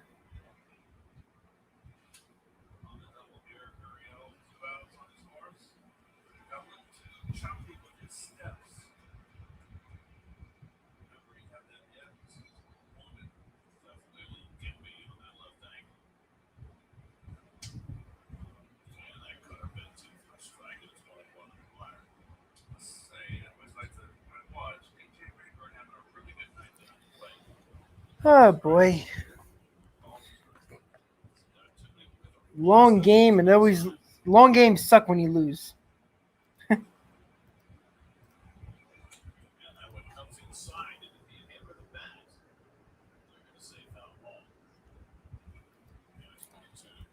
Oh, boy.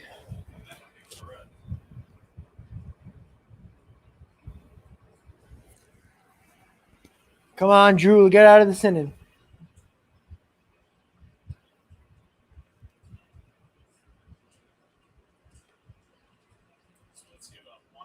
seventh. On a lead two in scoring position. Ahead up umpire 1-2. Umpire fakes off that fastball. Well, see, that's the problem, Sweetie, with the whole Kimbrel thing. If you get Kimbrel, now maybe Diaz might be an ideal, because like we've seen what Diaz does in non-safe situations. He's terrible. You can't bring in Kimbrel, not put him in the best position for him, which is closer. And Diaz, what are you going to put him in, 7th to 8th inning? He's not going to be good. So you might have to throw Diaz in that deal, which I wouldn't mind, honestly. All right, so Drew Smith struck him out. So going to the bottom of the 7th, the Mets are losing 7-3.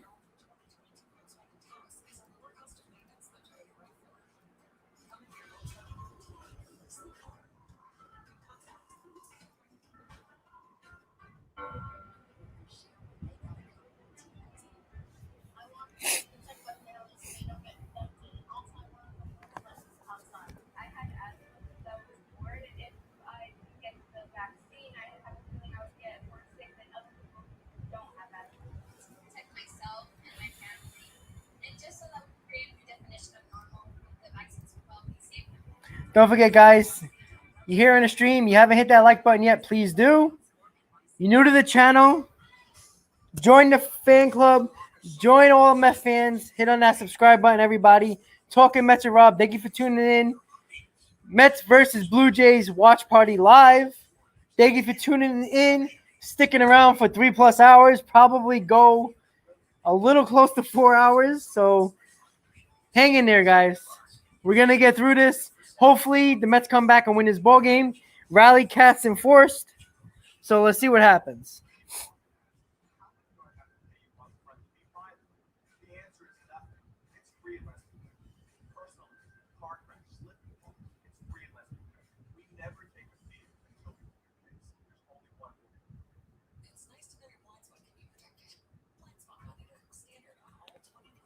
If you just subscribed to my channel, guys, you just finding my channel.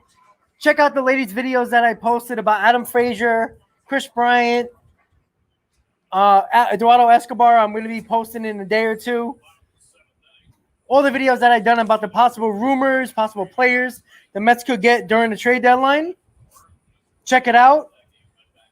Check out my other live streams that I did in the past. The record one that I did, I believe it was the Cincinnati night game. It was like 5.5 hours. I'm not saying to watch the whole thing, but check out the last like half hour when the Mets and Reds kept on going back and forth in the extra inning game. It was a lot of fun. So check out that stream. So check out all the videos, whatever you want to look at. Comment below in the video and let me know what you think about it. What do you believe about the trade rumors that I posted, that I talked about? What are your trade rumors? What do you think the Mets are going to do? Let me know. So we're going to the bottom of the 7, guys. Let's see if the Mets can start it off and keep it going. Top of the order with Nimmo up at the plate. Let's go.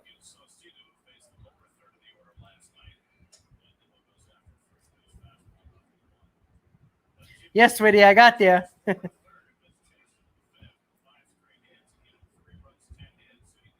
Sweaty, it's always like this, man. It never fails. You get close. Like I said, I'd rather the Mets lose 10-0 because it's like an easy loss because you're not sitting there getting closer and closer to the lead or closer and closer to tying the game, and then you come up short. It sucks.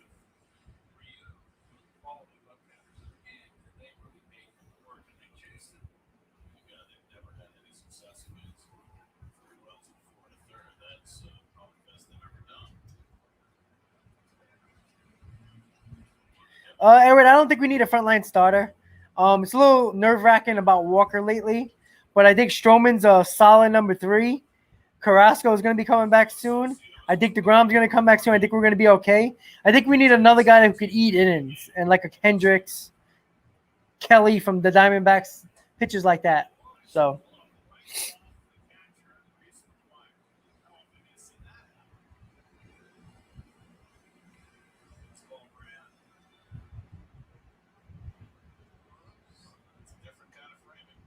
But you know what's the best part about this, Edward? You see all the options that we talk about, what the Mets can do. If the Wilpon's still on this team, we wouldn't be talking about all these options we had. We would just be talking about, oh, what kind of low-level starter, the low-risk, high-reward. Like, Rich Hill would be the big move. Maybe as Jubal Cabrera, something like that. That's not big at all. That would have been the deal if the Wilpon's still on this team. But the possibilities are endless. We have so many possibilities, and that's what's great about Steve Cohen owning this team.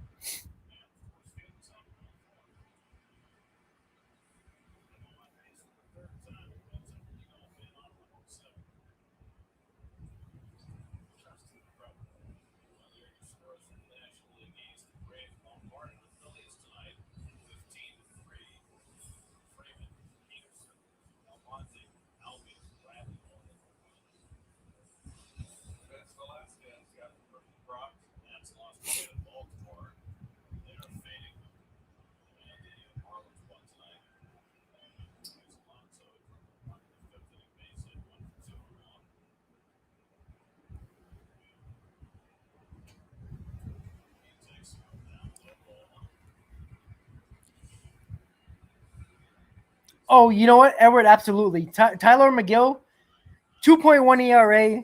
I think it's his seventh or eighth start. He's been good. You know what I like about him? His composure on the mound. He is absolutely – he has ice in his freaking veins, and that's what I love about him.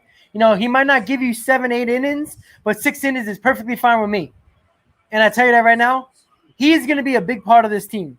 I don't care who comes back, Syndergaard, Carrasco. You do whatever you can to keep Tyler McGill in this rotation. No doubt about it. So we got Nimmo walk, Pete Alonso's up. Let's get this going, guys. Rally cap in full effect. Let's go, baby. Let's get this victory. Let's get this comeback win. Oh, double play. Shit.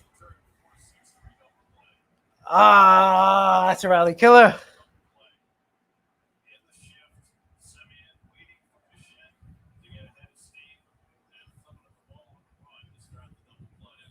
That is probably the prettiest.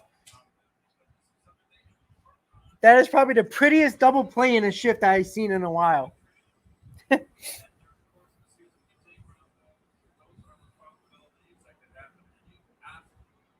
Wow. Ouch. That hurt. That double play hurt.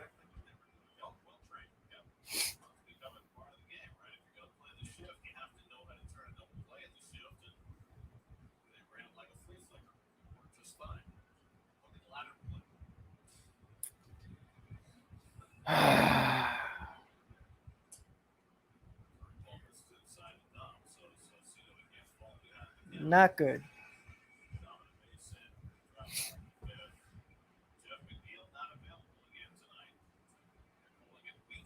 You know, they're showing Jeff McNeil on the screen right now. How disappointed have Jeff McNeil been this year? And now we get a base hit from Dom. God damn it.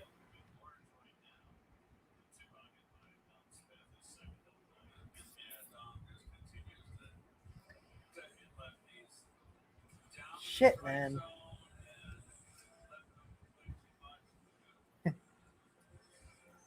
No, I agree, Edward. I know. But it's frustrating. Like, you know, these we're getting men on base and we're just killing it with double plays or strikeouts. You know, in the fifth inning, first and second, 1 out. Davis strikes out. Smith, terrible. Davis strikes out. McCann strikes out. It's frustrating sometimes. I mean, you know, it doesn't help that, you know, you have a pitcher that's given up 7 runs. I mean, we got 3 runs right now. You know, if we have, you know, 3 runs right now, we might end up with like 4 or 5 runs at the end of the game. That should win you a game, but it doesn't. Sucks. But I don't want to leave like the rubber game tomorrow and risking losing a series.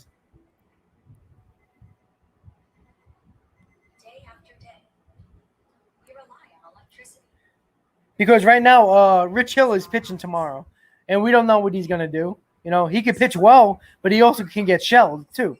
You know, you got to remember, he pitched in the AL East this year, so Toronto has seen him before. So that could be an issue too. If I was the Mets, see, they don't have enough arms as it is, so they just need somebody to fill a spot. So I can't really blame the Mets to put in Hill in tomorrow, but I'd rather Hill avoid Toronto and pitch against the Braves, honestly. But he will pitch against the Braves. He pitches on Sunday. Oh, actually, he probably won't. He'll probably pitch the Cincinnati series. So, kind of sucks. But, like I said, the Blue Jays have seen Rich Hill before because he pitched for the Rays. So, hopefully he pitches well, or at least decent enough to keep us in a ball game.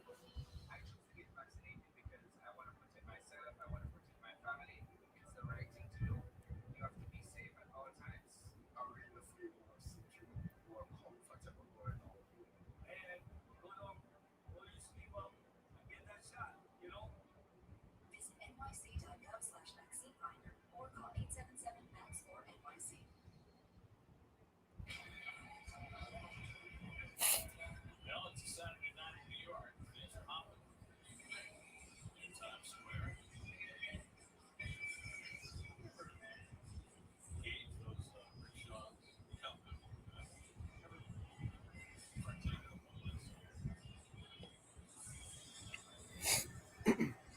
Frankly, it's one of business for those rickshaws. Adam Simmer is in to try and get one out in the seventh. Face J.D. Davis with the runner at first and two out. Almost submariner acquired from Miami. And he has not allowed a home run since August 12th, 2020. All right, guys. So J.D. Davis is up.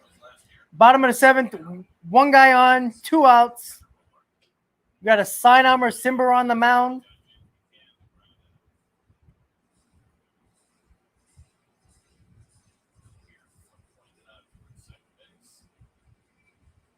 No, I agree, Edward. But you know what? I think it's a low risk, high reward. I think the Mets just needed an arm as quickly as possible.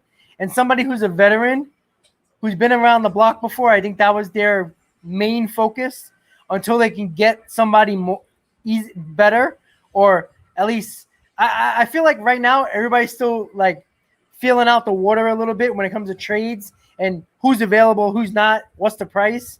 So I just think it was easy to get Rich Hill, so that's what they did, in my opinion. Like I said, I'm not. I said this earlier. Oh, what a play by Bo Bichette! Wow, damn. Well, we're going to the top of the 8, guys. That was a shot by Davis, but Bo Bichette made a great play. Damn. Oof.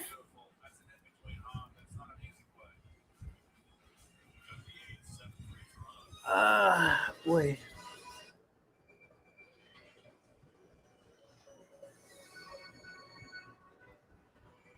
Oh, Lord. It's not looking good for us, guys. Not looking good for us. Once again, guys, hit on that like button. New to the channel, hit on that subscribe button, everybody. Talking Mets and Rob with you here tonight throughout the Mets versus Blue Jays game. Watch Party Live. Thank you guys for tuning in, sticking around. Consistently had 20-plus viewers nearly the entire night. I really appreciate it. You know I love you guys. I love the support. Keep it up, guys. Love all the enthusiasm in the chat tonight. I know the game is not exactly what we wanted, but it's not over yet. But I'm glad you guys are sticking with me.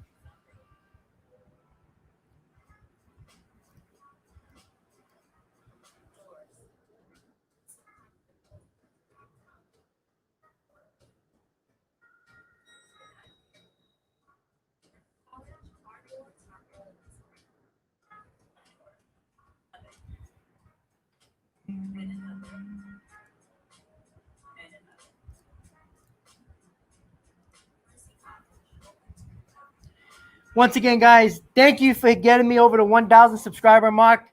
I love you guys. It took work. It took time, but nothing is easy in this world. I really appreciate it. You know, I'm passionate about the Mets. I know you guys are passionate about the Mets and baseball, so I really appreciate it. There's not a lot of Mets channels out there. There's a few.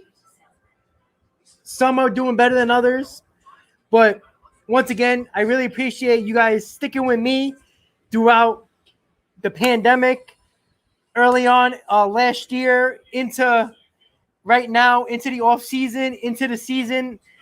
It took me 6 months to get to 1,000 subscribers pretty quickly. That's pretty good, actually. I know a lot of people, it take years to get to their mark. So I really appreciate it, guys. Only big things are going to come from this channel more and more. And if you stick with me, we will have a really good time, guys.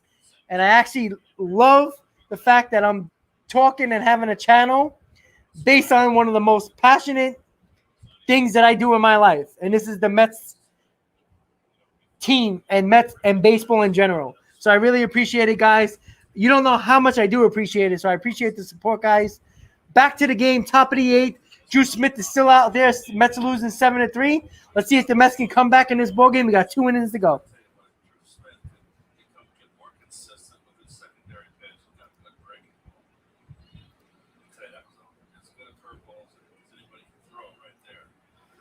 Yeah, I know, Matthew. It's a long game already. I mean, I'm on the stream for almost 3.5 hours already, so the game's about 3 hours old.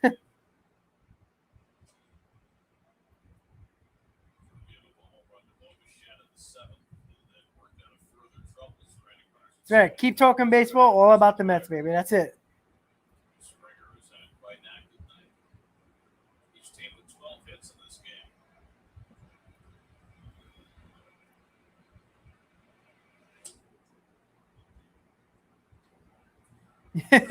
Yeah, I understand, Thomas. I get it.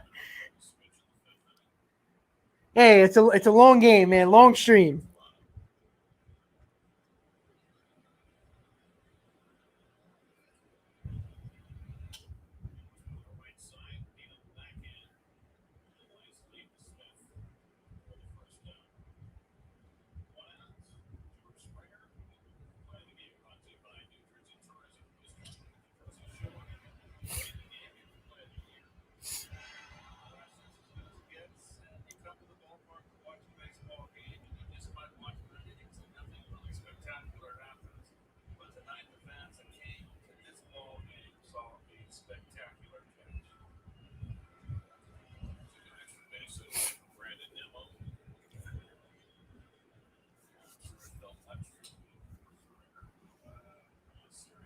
I'm going to mute guys for 1 second.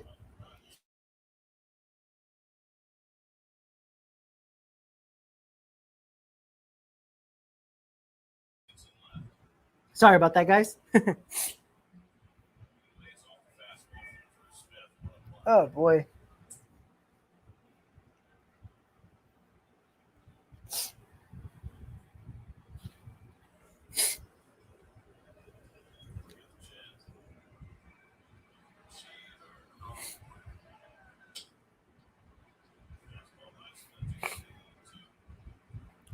What kind of trade do I like in 2021 MLB trade deadline? Honestly, I think the trade that I think is going to help the team the most already happened. I think that's Nelson Cruz with the Rays. I think that's one of the biggest acquisitions a team can make, honestly, because that team. I think Springer just hit a bomb. Nope, he missed it. So I do think the Nelson Cruz to the Rays was a big deal. I don't think people don't realize how big that move was. The Rays don't make moves like that. And especially making the World Series last year, I think they knew what they missed out on was a big bopper like that in the lineup. Like they had Randy Arozarena, they have Kiermaier and guys like that, Wendell, but they don't have that big bopper in the lineup. They got guys on base and they had a hard time scoring runs. Having Nelson Cruz in the middle of that lineup is going to make Tampa Bay a big threat in the postseason. Big threat. So I really think that's the biggest move in Major League Baseball. I don't care what happens at the trade deadline. Unless it completely, drastically changes the team, I don't think it's going to actually make it have anything better. Even a Chris Bryant to the Mets, I don't think is better than Nelson Cruz to the Rays, honestly. And that's somebody who loves Chris Bryant. So I do think the Nelson Cruz deal is the biggest deal that already happened. And because I don't really think anybody's going to make a trade that's going to be all time, like that's going to change the team completely around.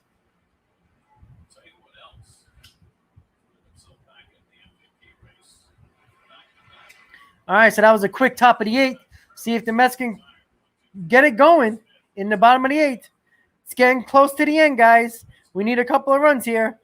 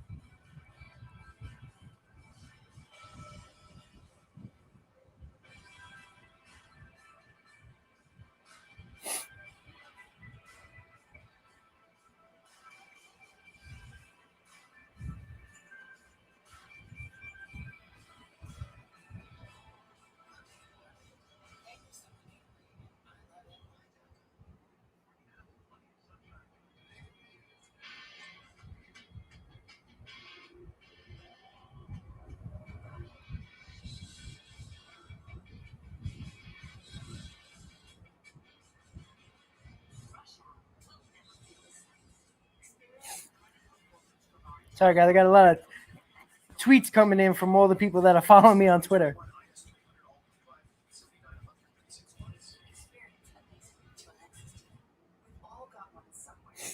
So let me just put this up there, guys. If you want to follow me on Twitter, just give me a second.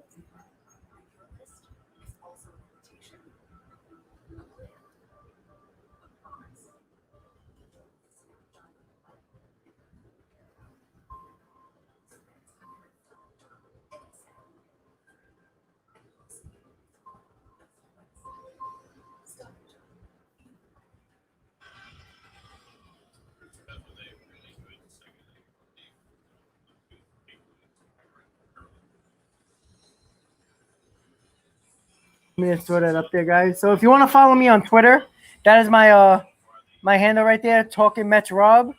So if you want to follow me on Twitter, you have a Twitter account. Follow me on Twitter. I post my videos. I share my videos when I post them before I post them on YouTube. So I put it on Twitter, get it out to the masses of Twitter, of Mets Twitter. So you get that first notice of when I'm about to post my video on YouTube. So you get a first interaction of what the video is going to be about. So you can go right into the YouTube and check out the video. It got the link there and everything. So Talkin Mets Rob is my Twitter handle. So just let me give me a follow and enjoy my Twitter account.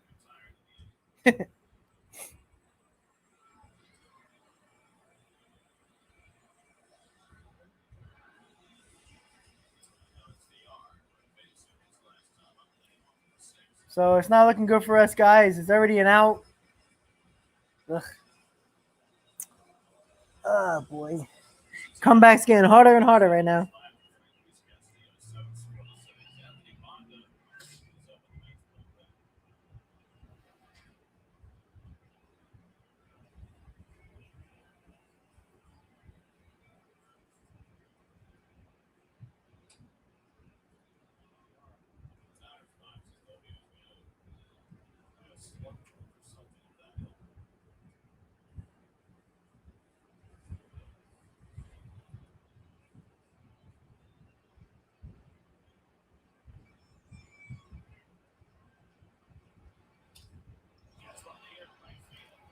Think we got a home run, baby. Here it goes.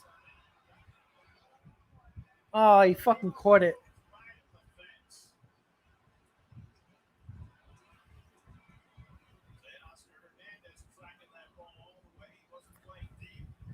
You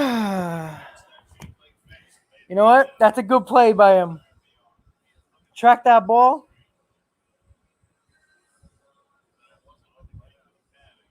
Damn.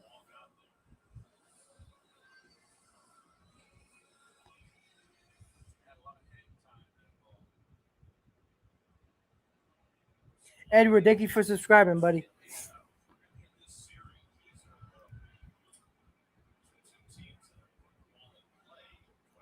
You know what, Edward? I wouldn't mind that trade, actually.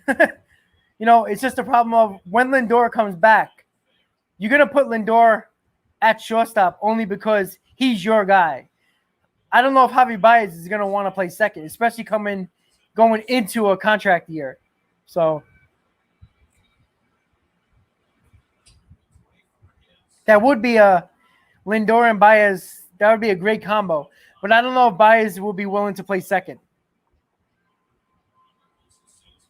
Oh, you know what? I think Brian would thrive in New York, especially with the Mets.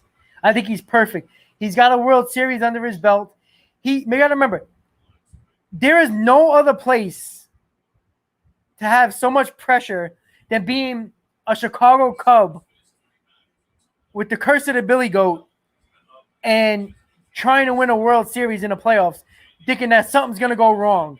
And they finally did it in 2016. So I think he's going to be fine in New York. I think he's going to thrive here.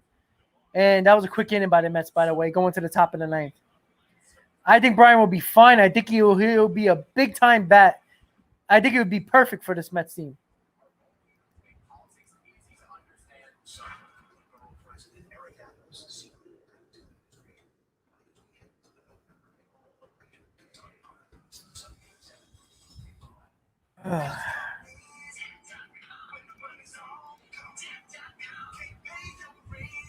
Once again, guys, looking like the game is close to being over. Not done yet. As Met fans, we always stay to the final out. Never leave your seat. Hit on that like button, everybody. You're new to the channel, hit on that subscribe button. You know the deal. Don't forget, July 30th, trade deadline, 12 o'clock to 4 o'clock. I will be going live during the trade deadline, during those 4 hours, talking about all the trades that have happened or might happen and all the rumors that are going to come in throughout the day. I'm going to be constantly on Twitter, constantly on MLB Trade Rumors, all the websites, checking everything out, trying to get the latest news out to you guys. We're going to talk, have fun, have a little trade rumor watch party, and probably be heading towards Citi Field while we're watching all the trades coming down and all the rumors coming about. That's what we'll be doing on the trade deadline day. So hopefully you join me. Don't forget, guys, hit on that subscribe button so you get that notification when I go live and when I post my videos. And if you have a Twitter account, you want to follow me on Twitter, that's my handle at Talkin Mets Rob. Follow me. I post my videos from YouTube. Before they go on YouTube, I post them on Twitter just to get it out there to the masses before it goes on YouTube. So you get the first-hand look at that video before it goes live on YouTube. So Talkin Mets Rob, Twitter handle, check it out. Don't forget to follow me if you have a Twitter account, and I'll follow you back. So we're going to the top of the ninth. The Mets still trail 7-3. Anthony Bander is on the mound for the Mets, the young left-hander. Well, not that young, but he's left-hander. Pitched in Cincinnati. So we'll see how he does here. Hopefully he keeps it just a 4-run deficit and see if the Mets can pull it out in the ninth.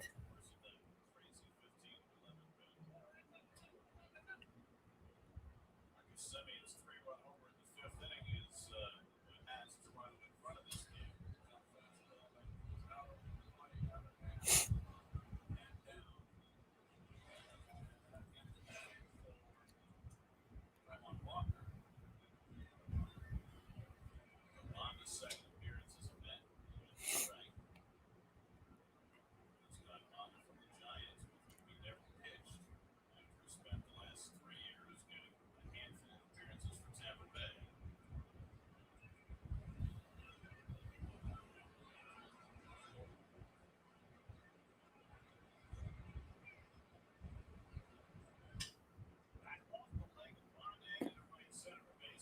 Damn.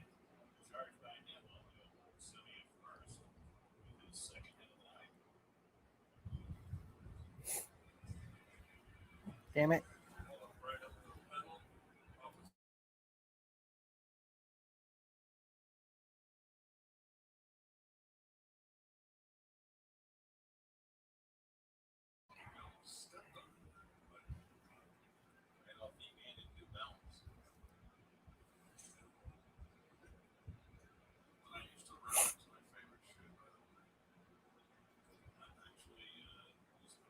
Yeah, Thomas.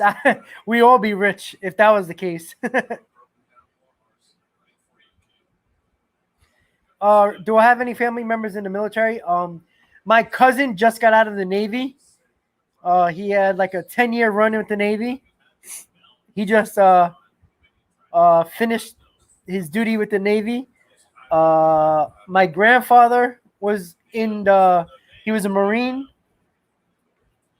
and that was about it.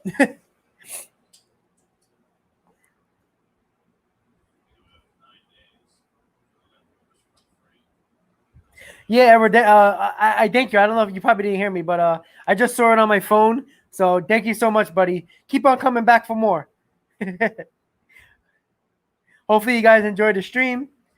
Once again, I'm over 1,000 subscribers. I'm gonna. Uh, I can actually use more of the YouTube programs and everything that they have when it comes to the. Wow, that's not good. Wild pitch, and then he went from first to third. So I try to see how much better I can make my streams, and add certain things that I want to add. Instead of just the scroll on the bottom and the score on top, I'm gonna try to get certain other things that I can try to do. Adding on like when things are starting to happen with Twitter, like injuries and all that other stuff, or rumors, I can post the Twitter feed on there so you can see what's going on, what I'm talking about, all that other stuff. And now it's 8-3. Shit.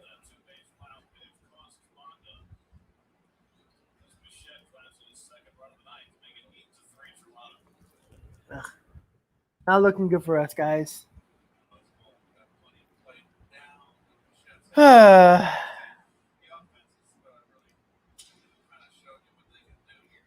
Yeah, freaking first to third on a wild pitch.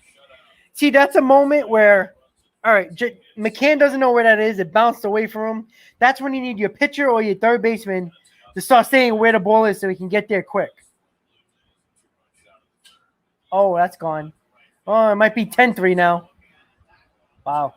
Jesus Christ. Well, I don't know if the icing's completely on the cake, but oh boy.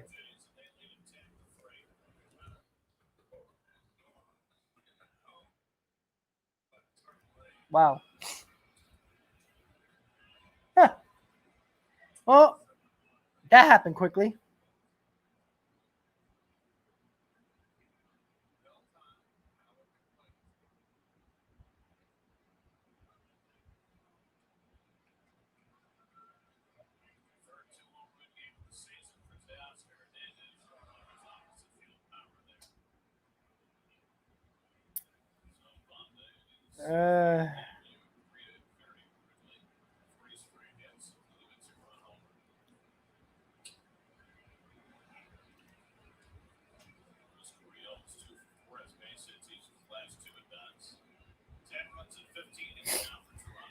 Yeah, after the quick eighth inning, it wasn't feeling really good. So, it didn't feel like it was a comeback after that double play by Alonso, kind of like calm me down. So, it's like, what are you gonna do? Can't win everything, like you said. Can't win every game. We just have to win the rubber match tomorrow. We got Rich Hill on the mound. See how he does. I'm a little worried about that because Toronto has seen him before pitching for the Rays. So let's just hope that we can just pull out a victory tomorrow, win the series, and get ready for the 5-game set against the Braves.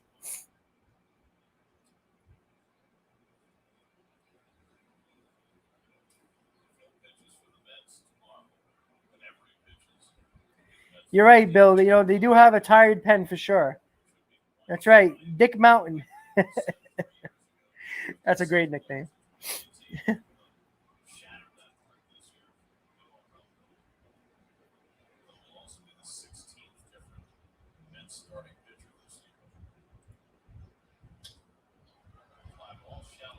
Hey, we actually got 2 outs. That's nice. Our next game is tomorrow when the Mets meet the Jays. Coverage begins at 12:30 with Spectrum pregame right here on Pix 11 New York's Oriole. So Wanda, after the home run by Hernandez, pitch two, and now Reese McGuire is 0 for 3 to 1. Yeah, Thomas. At least we're at home. I'll take 3 out of 5. You know what? The Braves are struggling a little bit. We have to take advantage of it. Jays have Jordan Romano, who's been their closer of late. Up in the bullpen. It's a long finish out left center. That's the fall for him from McGuire. So McGuire joins the party. He had been the only Jays position player without a hit. Yeah, Neil, I agree. Atlanta's a very important series. You know, you got to remember, we go into that series, they were about 4.5 games up. That 5-game series, you don't think the Braves are going to do everything they can to try to sweep us? All right, it's going to be hard to sweep anybody, sweep a 5-game series, but you don't think the Braves want to take 4 out of 5, be a couple of games out of behind us? It's a really tough series. It's not going to be easy. I know they don't have Acuna anymore, but Jock Peterson was a good pickup. So, like, the Mets got to be ready. You know, we got to worry about Walker now. He's going to pitch in this series. You know, he hasn't pitched well. Stroman, I think he's going to be okay. Maybe if we're lucky, DeGrom will come back in the Cincinnati series, so we're not going to have DeGrom. So we just, Jesus Christ, we're just getting killed over here.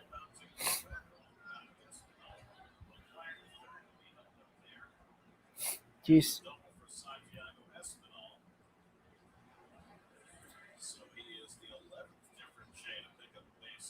Wow. Well, Toronto's kicking our ass tonight, guys.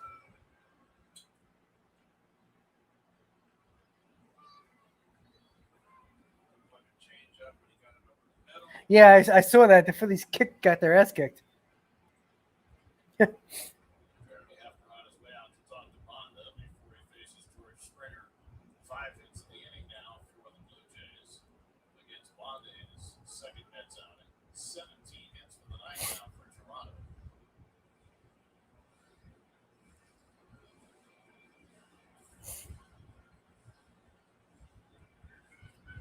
Tonight, the Giants are home against the Pirates after Pittsburgh beat them last night, and the Pirates are 3-1 again tonight over the Giants. That game's in fourth. The Dodgers lost another extra inning game last night, or 1-0 to the Rockies in the fifth. The Dodgers have lost their last 9 extra inning games. They're 3 games behind the Giants starting tonight. The Padres lost tonight to the Marlins.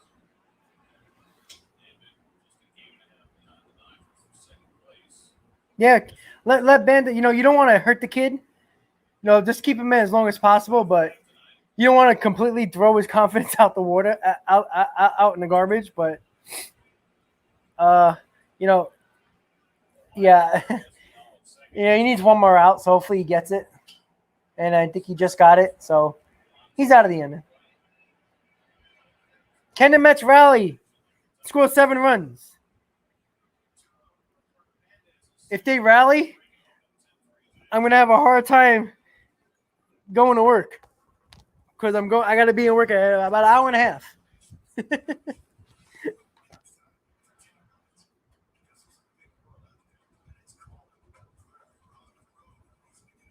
Yeah, that ERA is not good for Banda. Yeah, he'll probably be back in the minors very soon.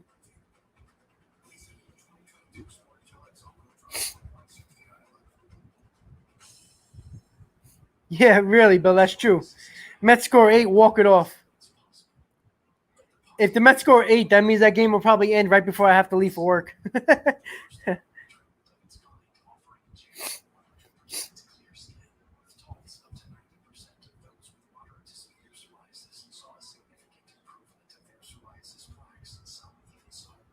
Well, we're going to the bottom of the night, guys. Mets trail 7 by 7 runs. We'll see if they can make it interesting. You never know.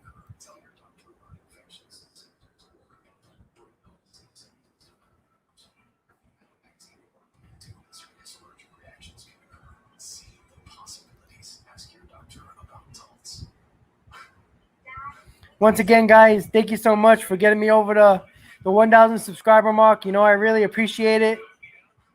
Took about 6 months to get there, which is not very long at all, and that's because of you guys supporting the channel.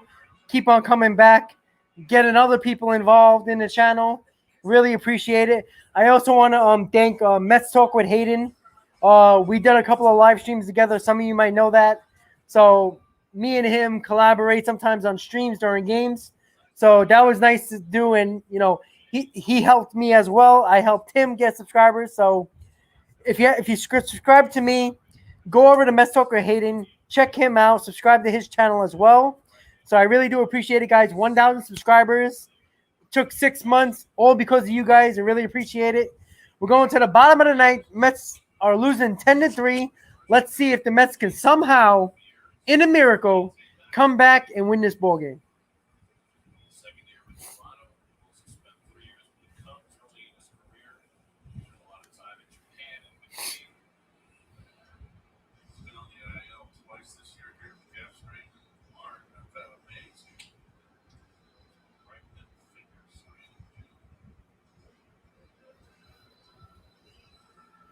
Whiskey or maybe leave off. Get left tonight.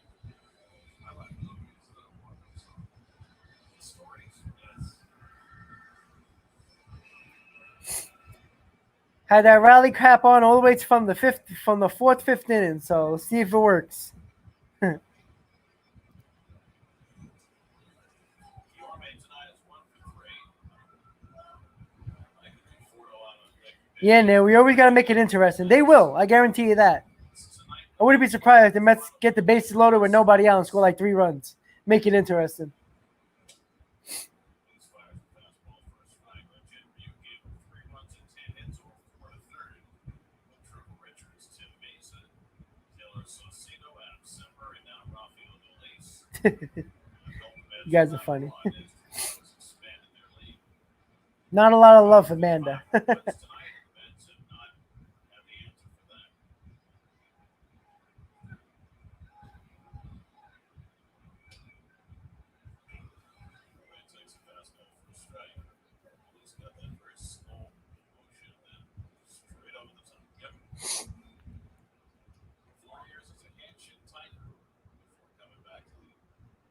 North America to pitch for Toronto last year.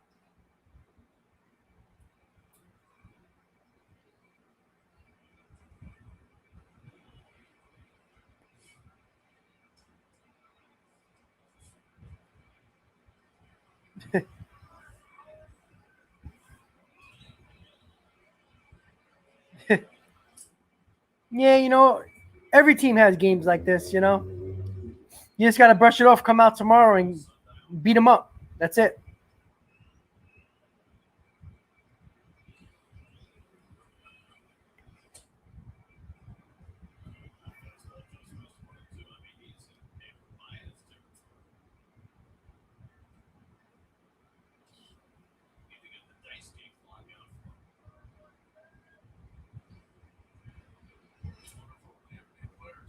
I mean, it's 10-3 in the bottom of the ninth for the ball.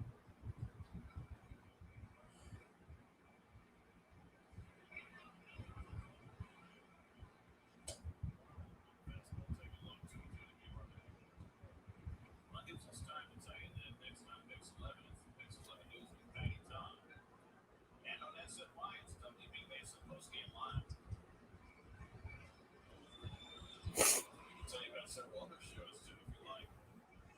Give them that time.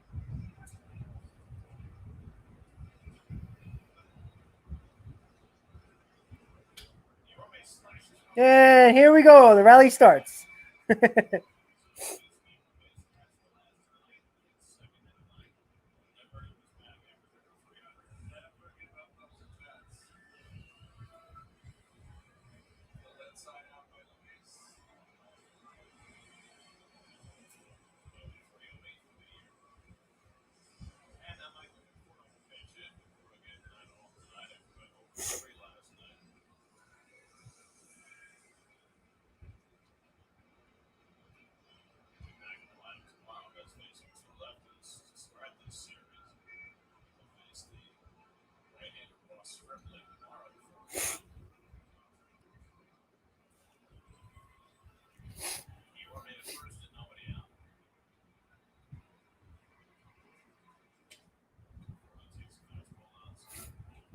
You think the Mets are going to make this interesting? Score a couple of runs?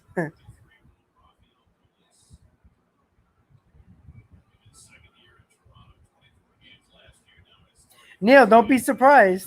Tony, it's typical Mets.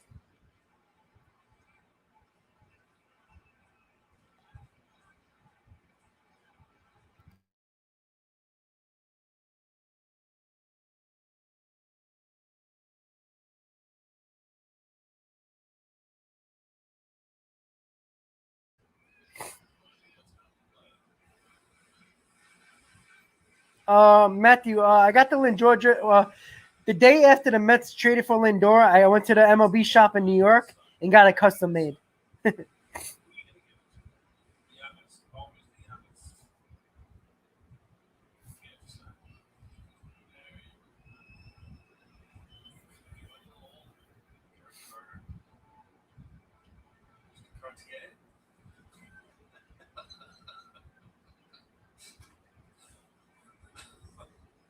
Neil, I wouldn't be surprised. Uh-oh. Nope. Just got under it.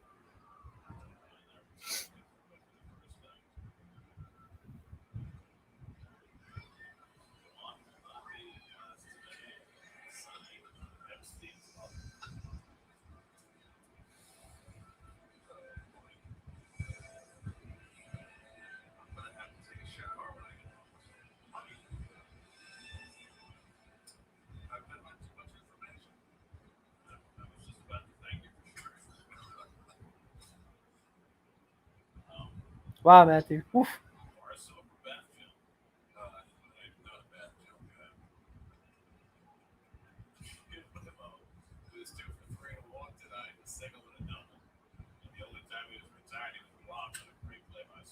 Oh, looks like game is over, guys. Double play? Nope, not yet. The misery continues.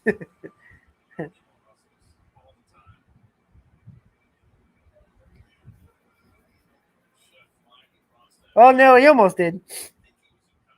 But, that's too easy. Nimmo has to hustle, beat it out, and let the misery continue.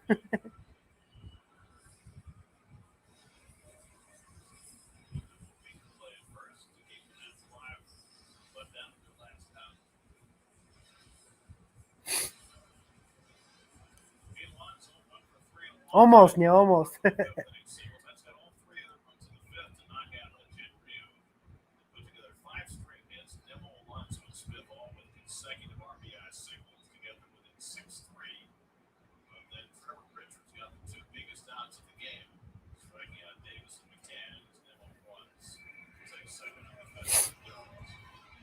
Big stolen base by Nimmo.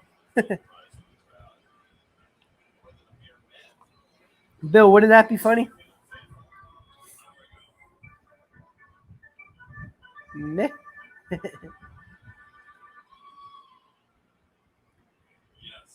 Now, you know what? Pete's going to swing for the fences. Get his 22nd of the year.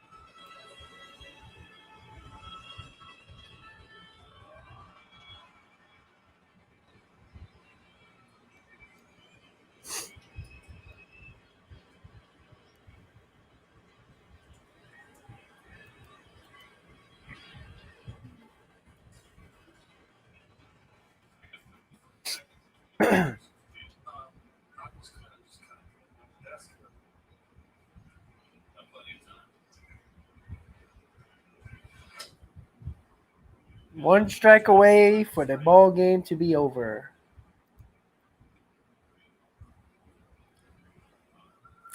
I'm actually drinking water.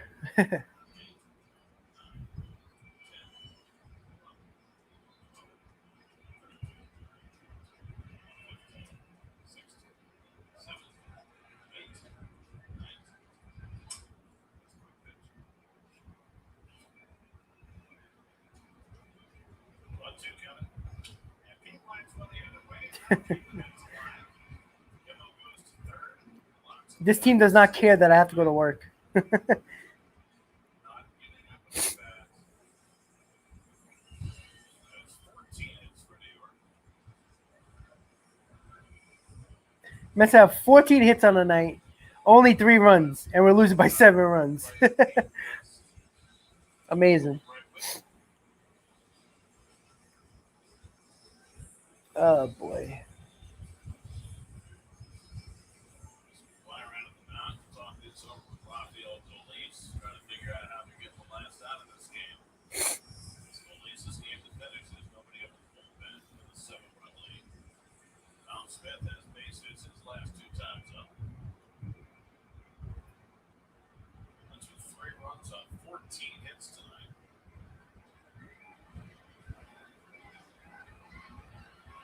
Jason turned 3 double plays. 8 runs, so more defensive and different. What the most indifferent inning ever has been.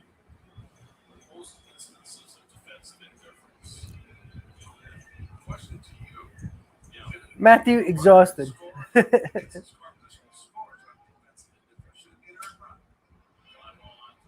Did Dom end it or he hit? The ball game is over. The Mets lose 10-3. Not a good performance by Taijuan Walker, guys. Mets had a little bit of a rally in the 5th and 6th inning. Tried to get back in this ball game, but never really did. Toronto took advantage of the opportunities they had. Sucks. We lost the second game. I feel like we had a good chance of winning this game, but we did not. Tomorrow, 1 o'clock, rubber match, rubber game. Let's see if Rich Hill performance can be somewhat good and keep this team in the lead in the game. Final line, 10 runs, 17 hits for Toronto, 3 runs, 14 hits for the New York Mets. Still in first place. That's the good news. Bad news is the Mets just got their ass kicked, but that's okay.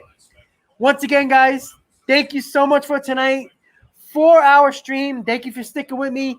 Thank you for getting me to 1,000 subscribers, guys. Love you guys. Let's get that W tomorrow. Everybody, have a great night. I will see you next time. Check out my videos that I posted already. I will be posting another video soon. Be ready for that. Guys, have a good night. Mets lose 10-3. See you next time. As always, Mets fans, let's go Mets. Have a good night, everybody.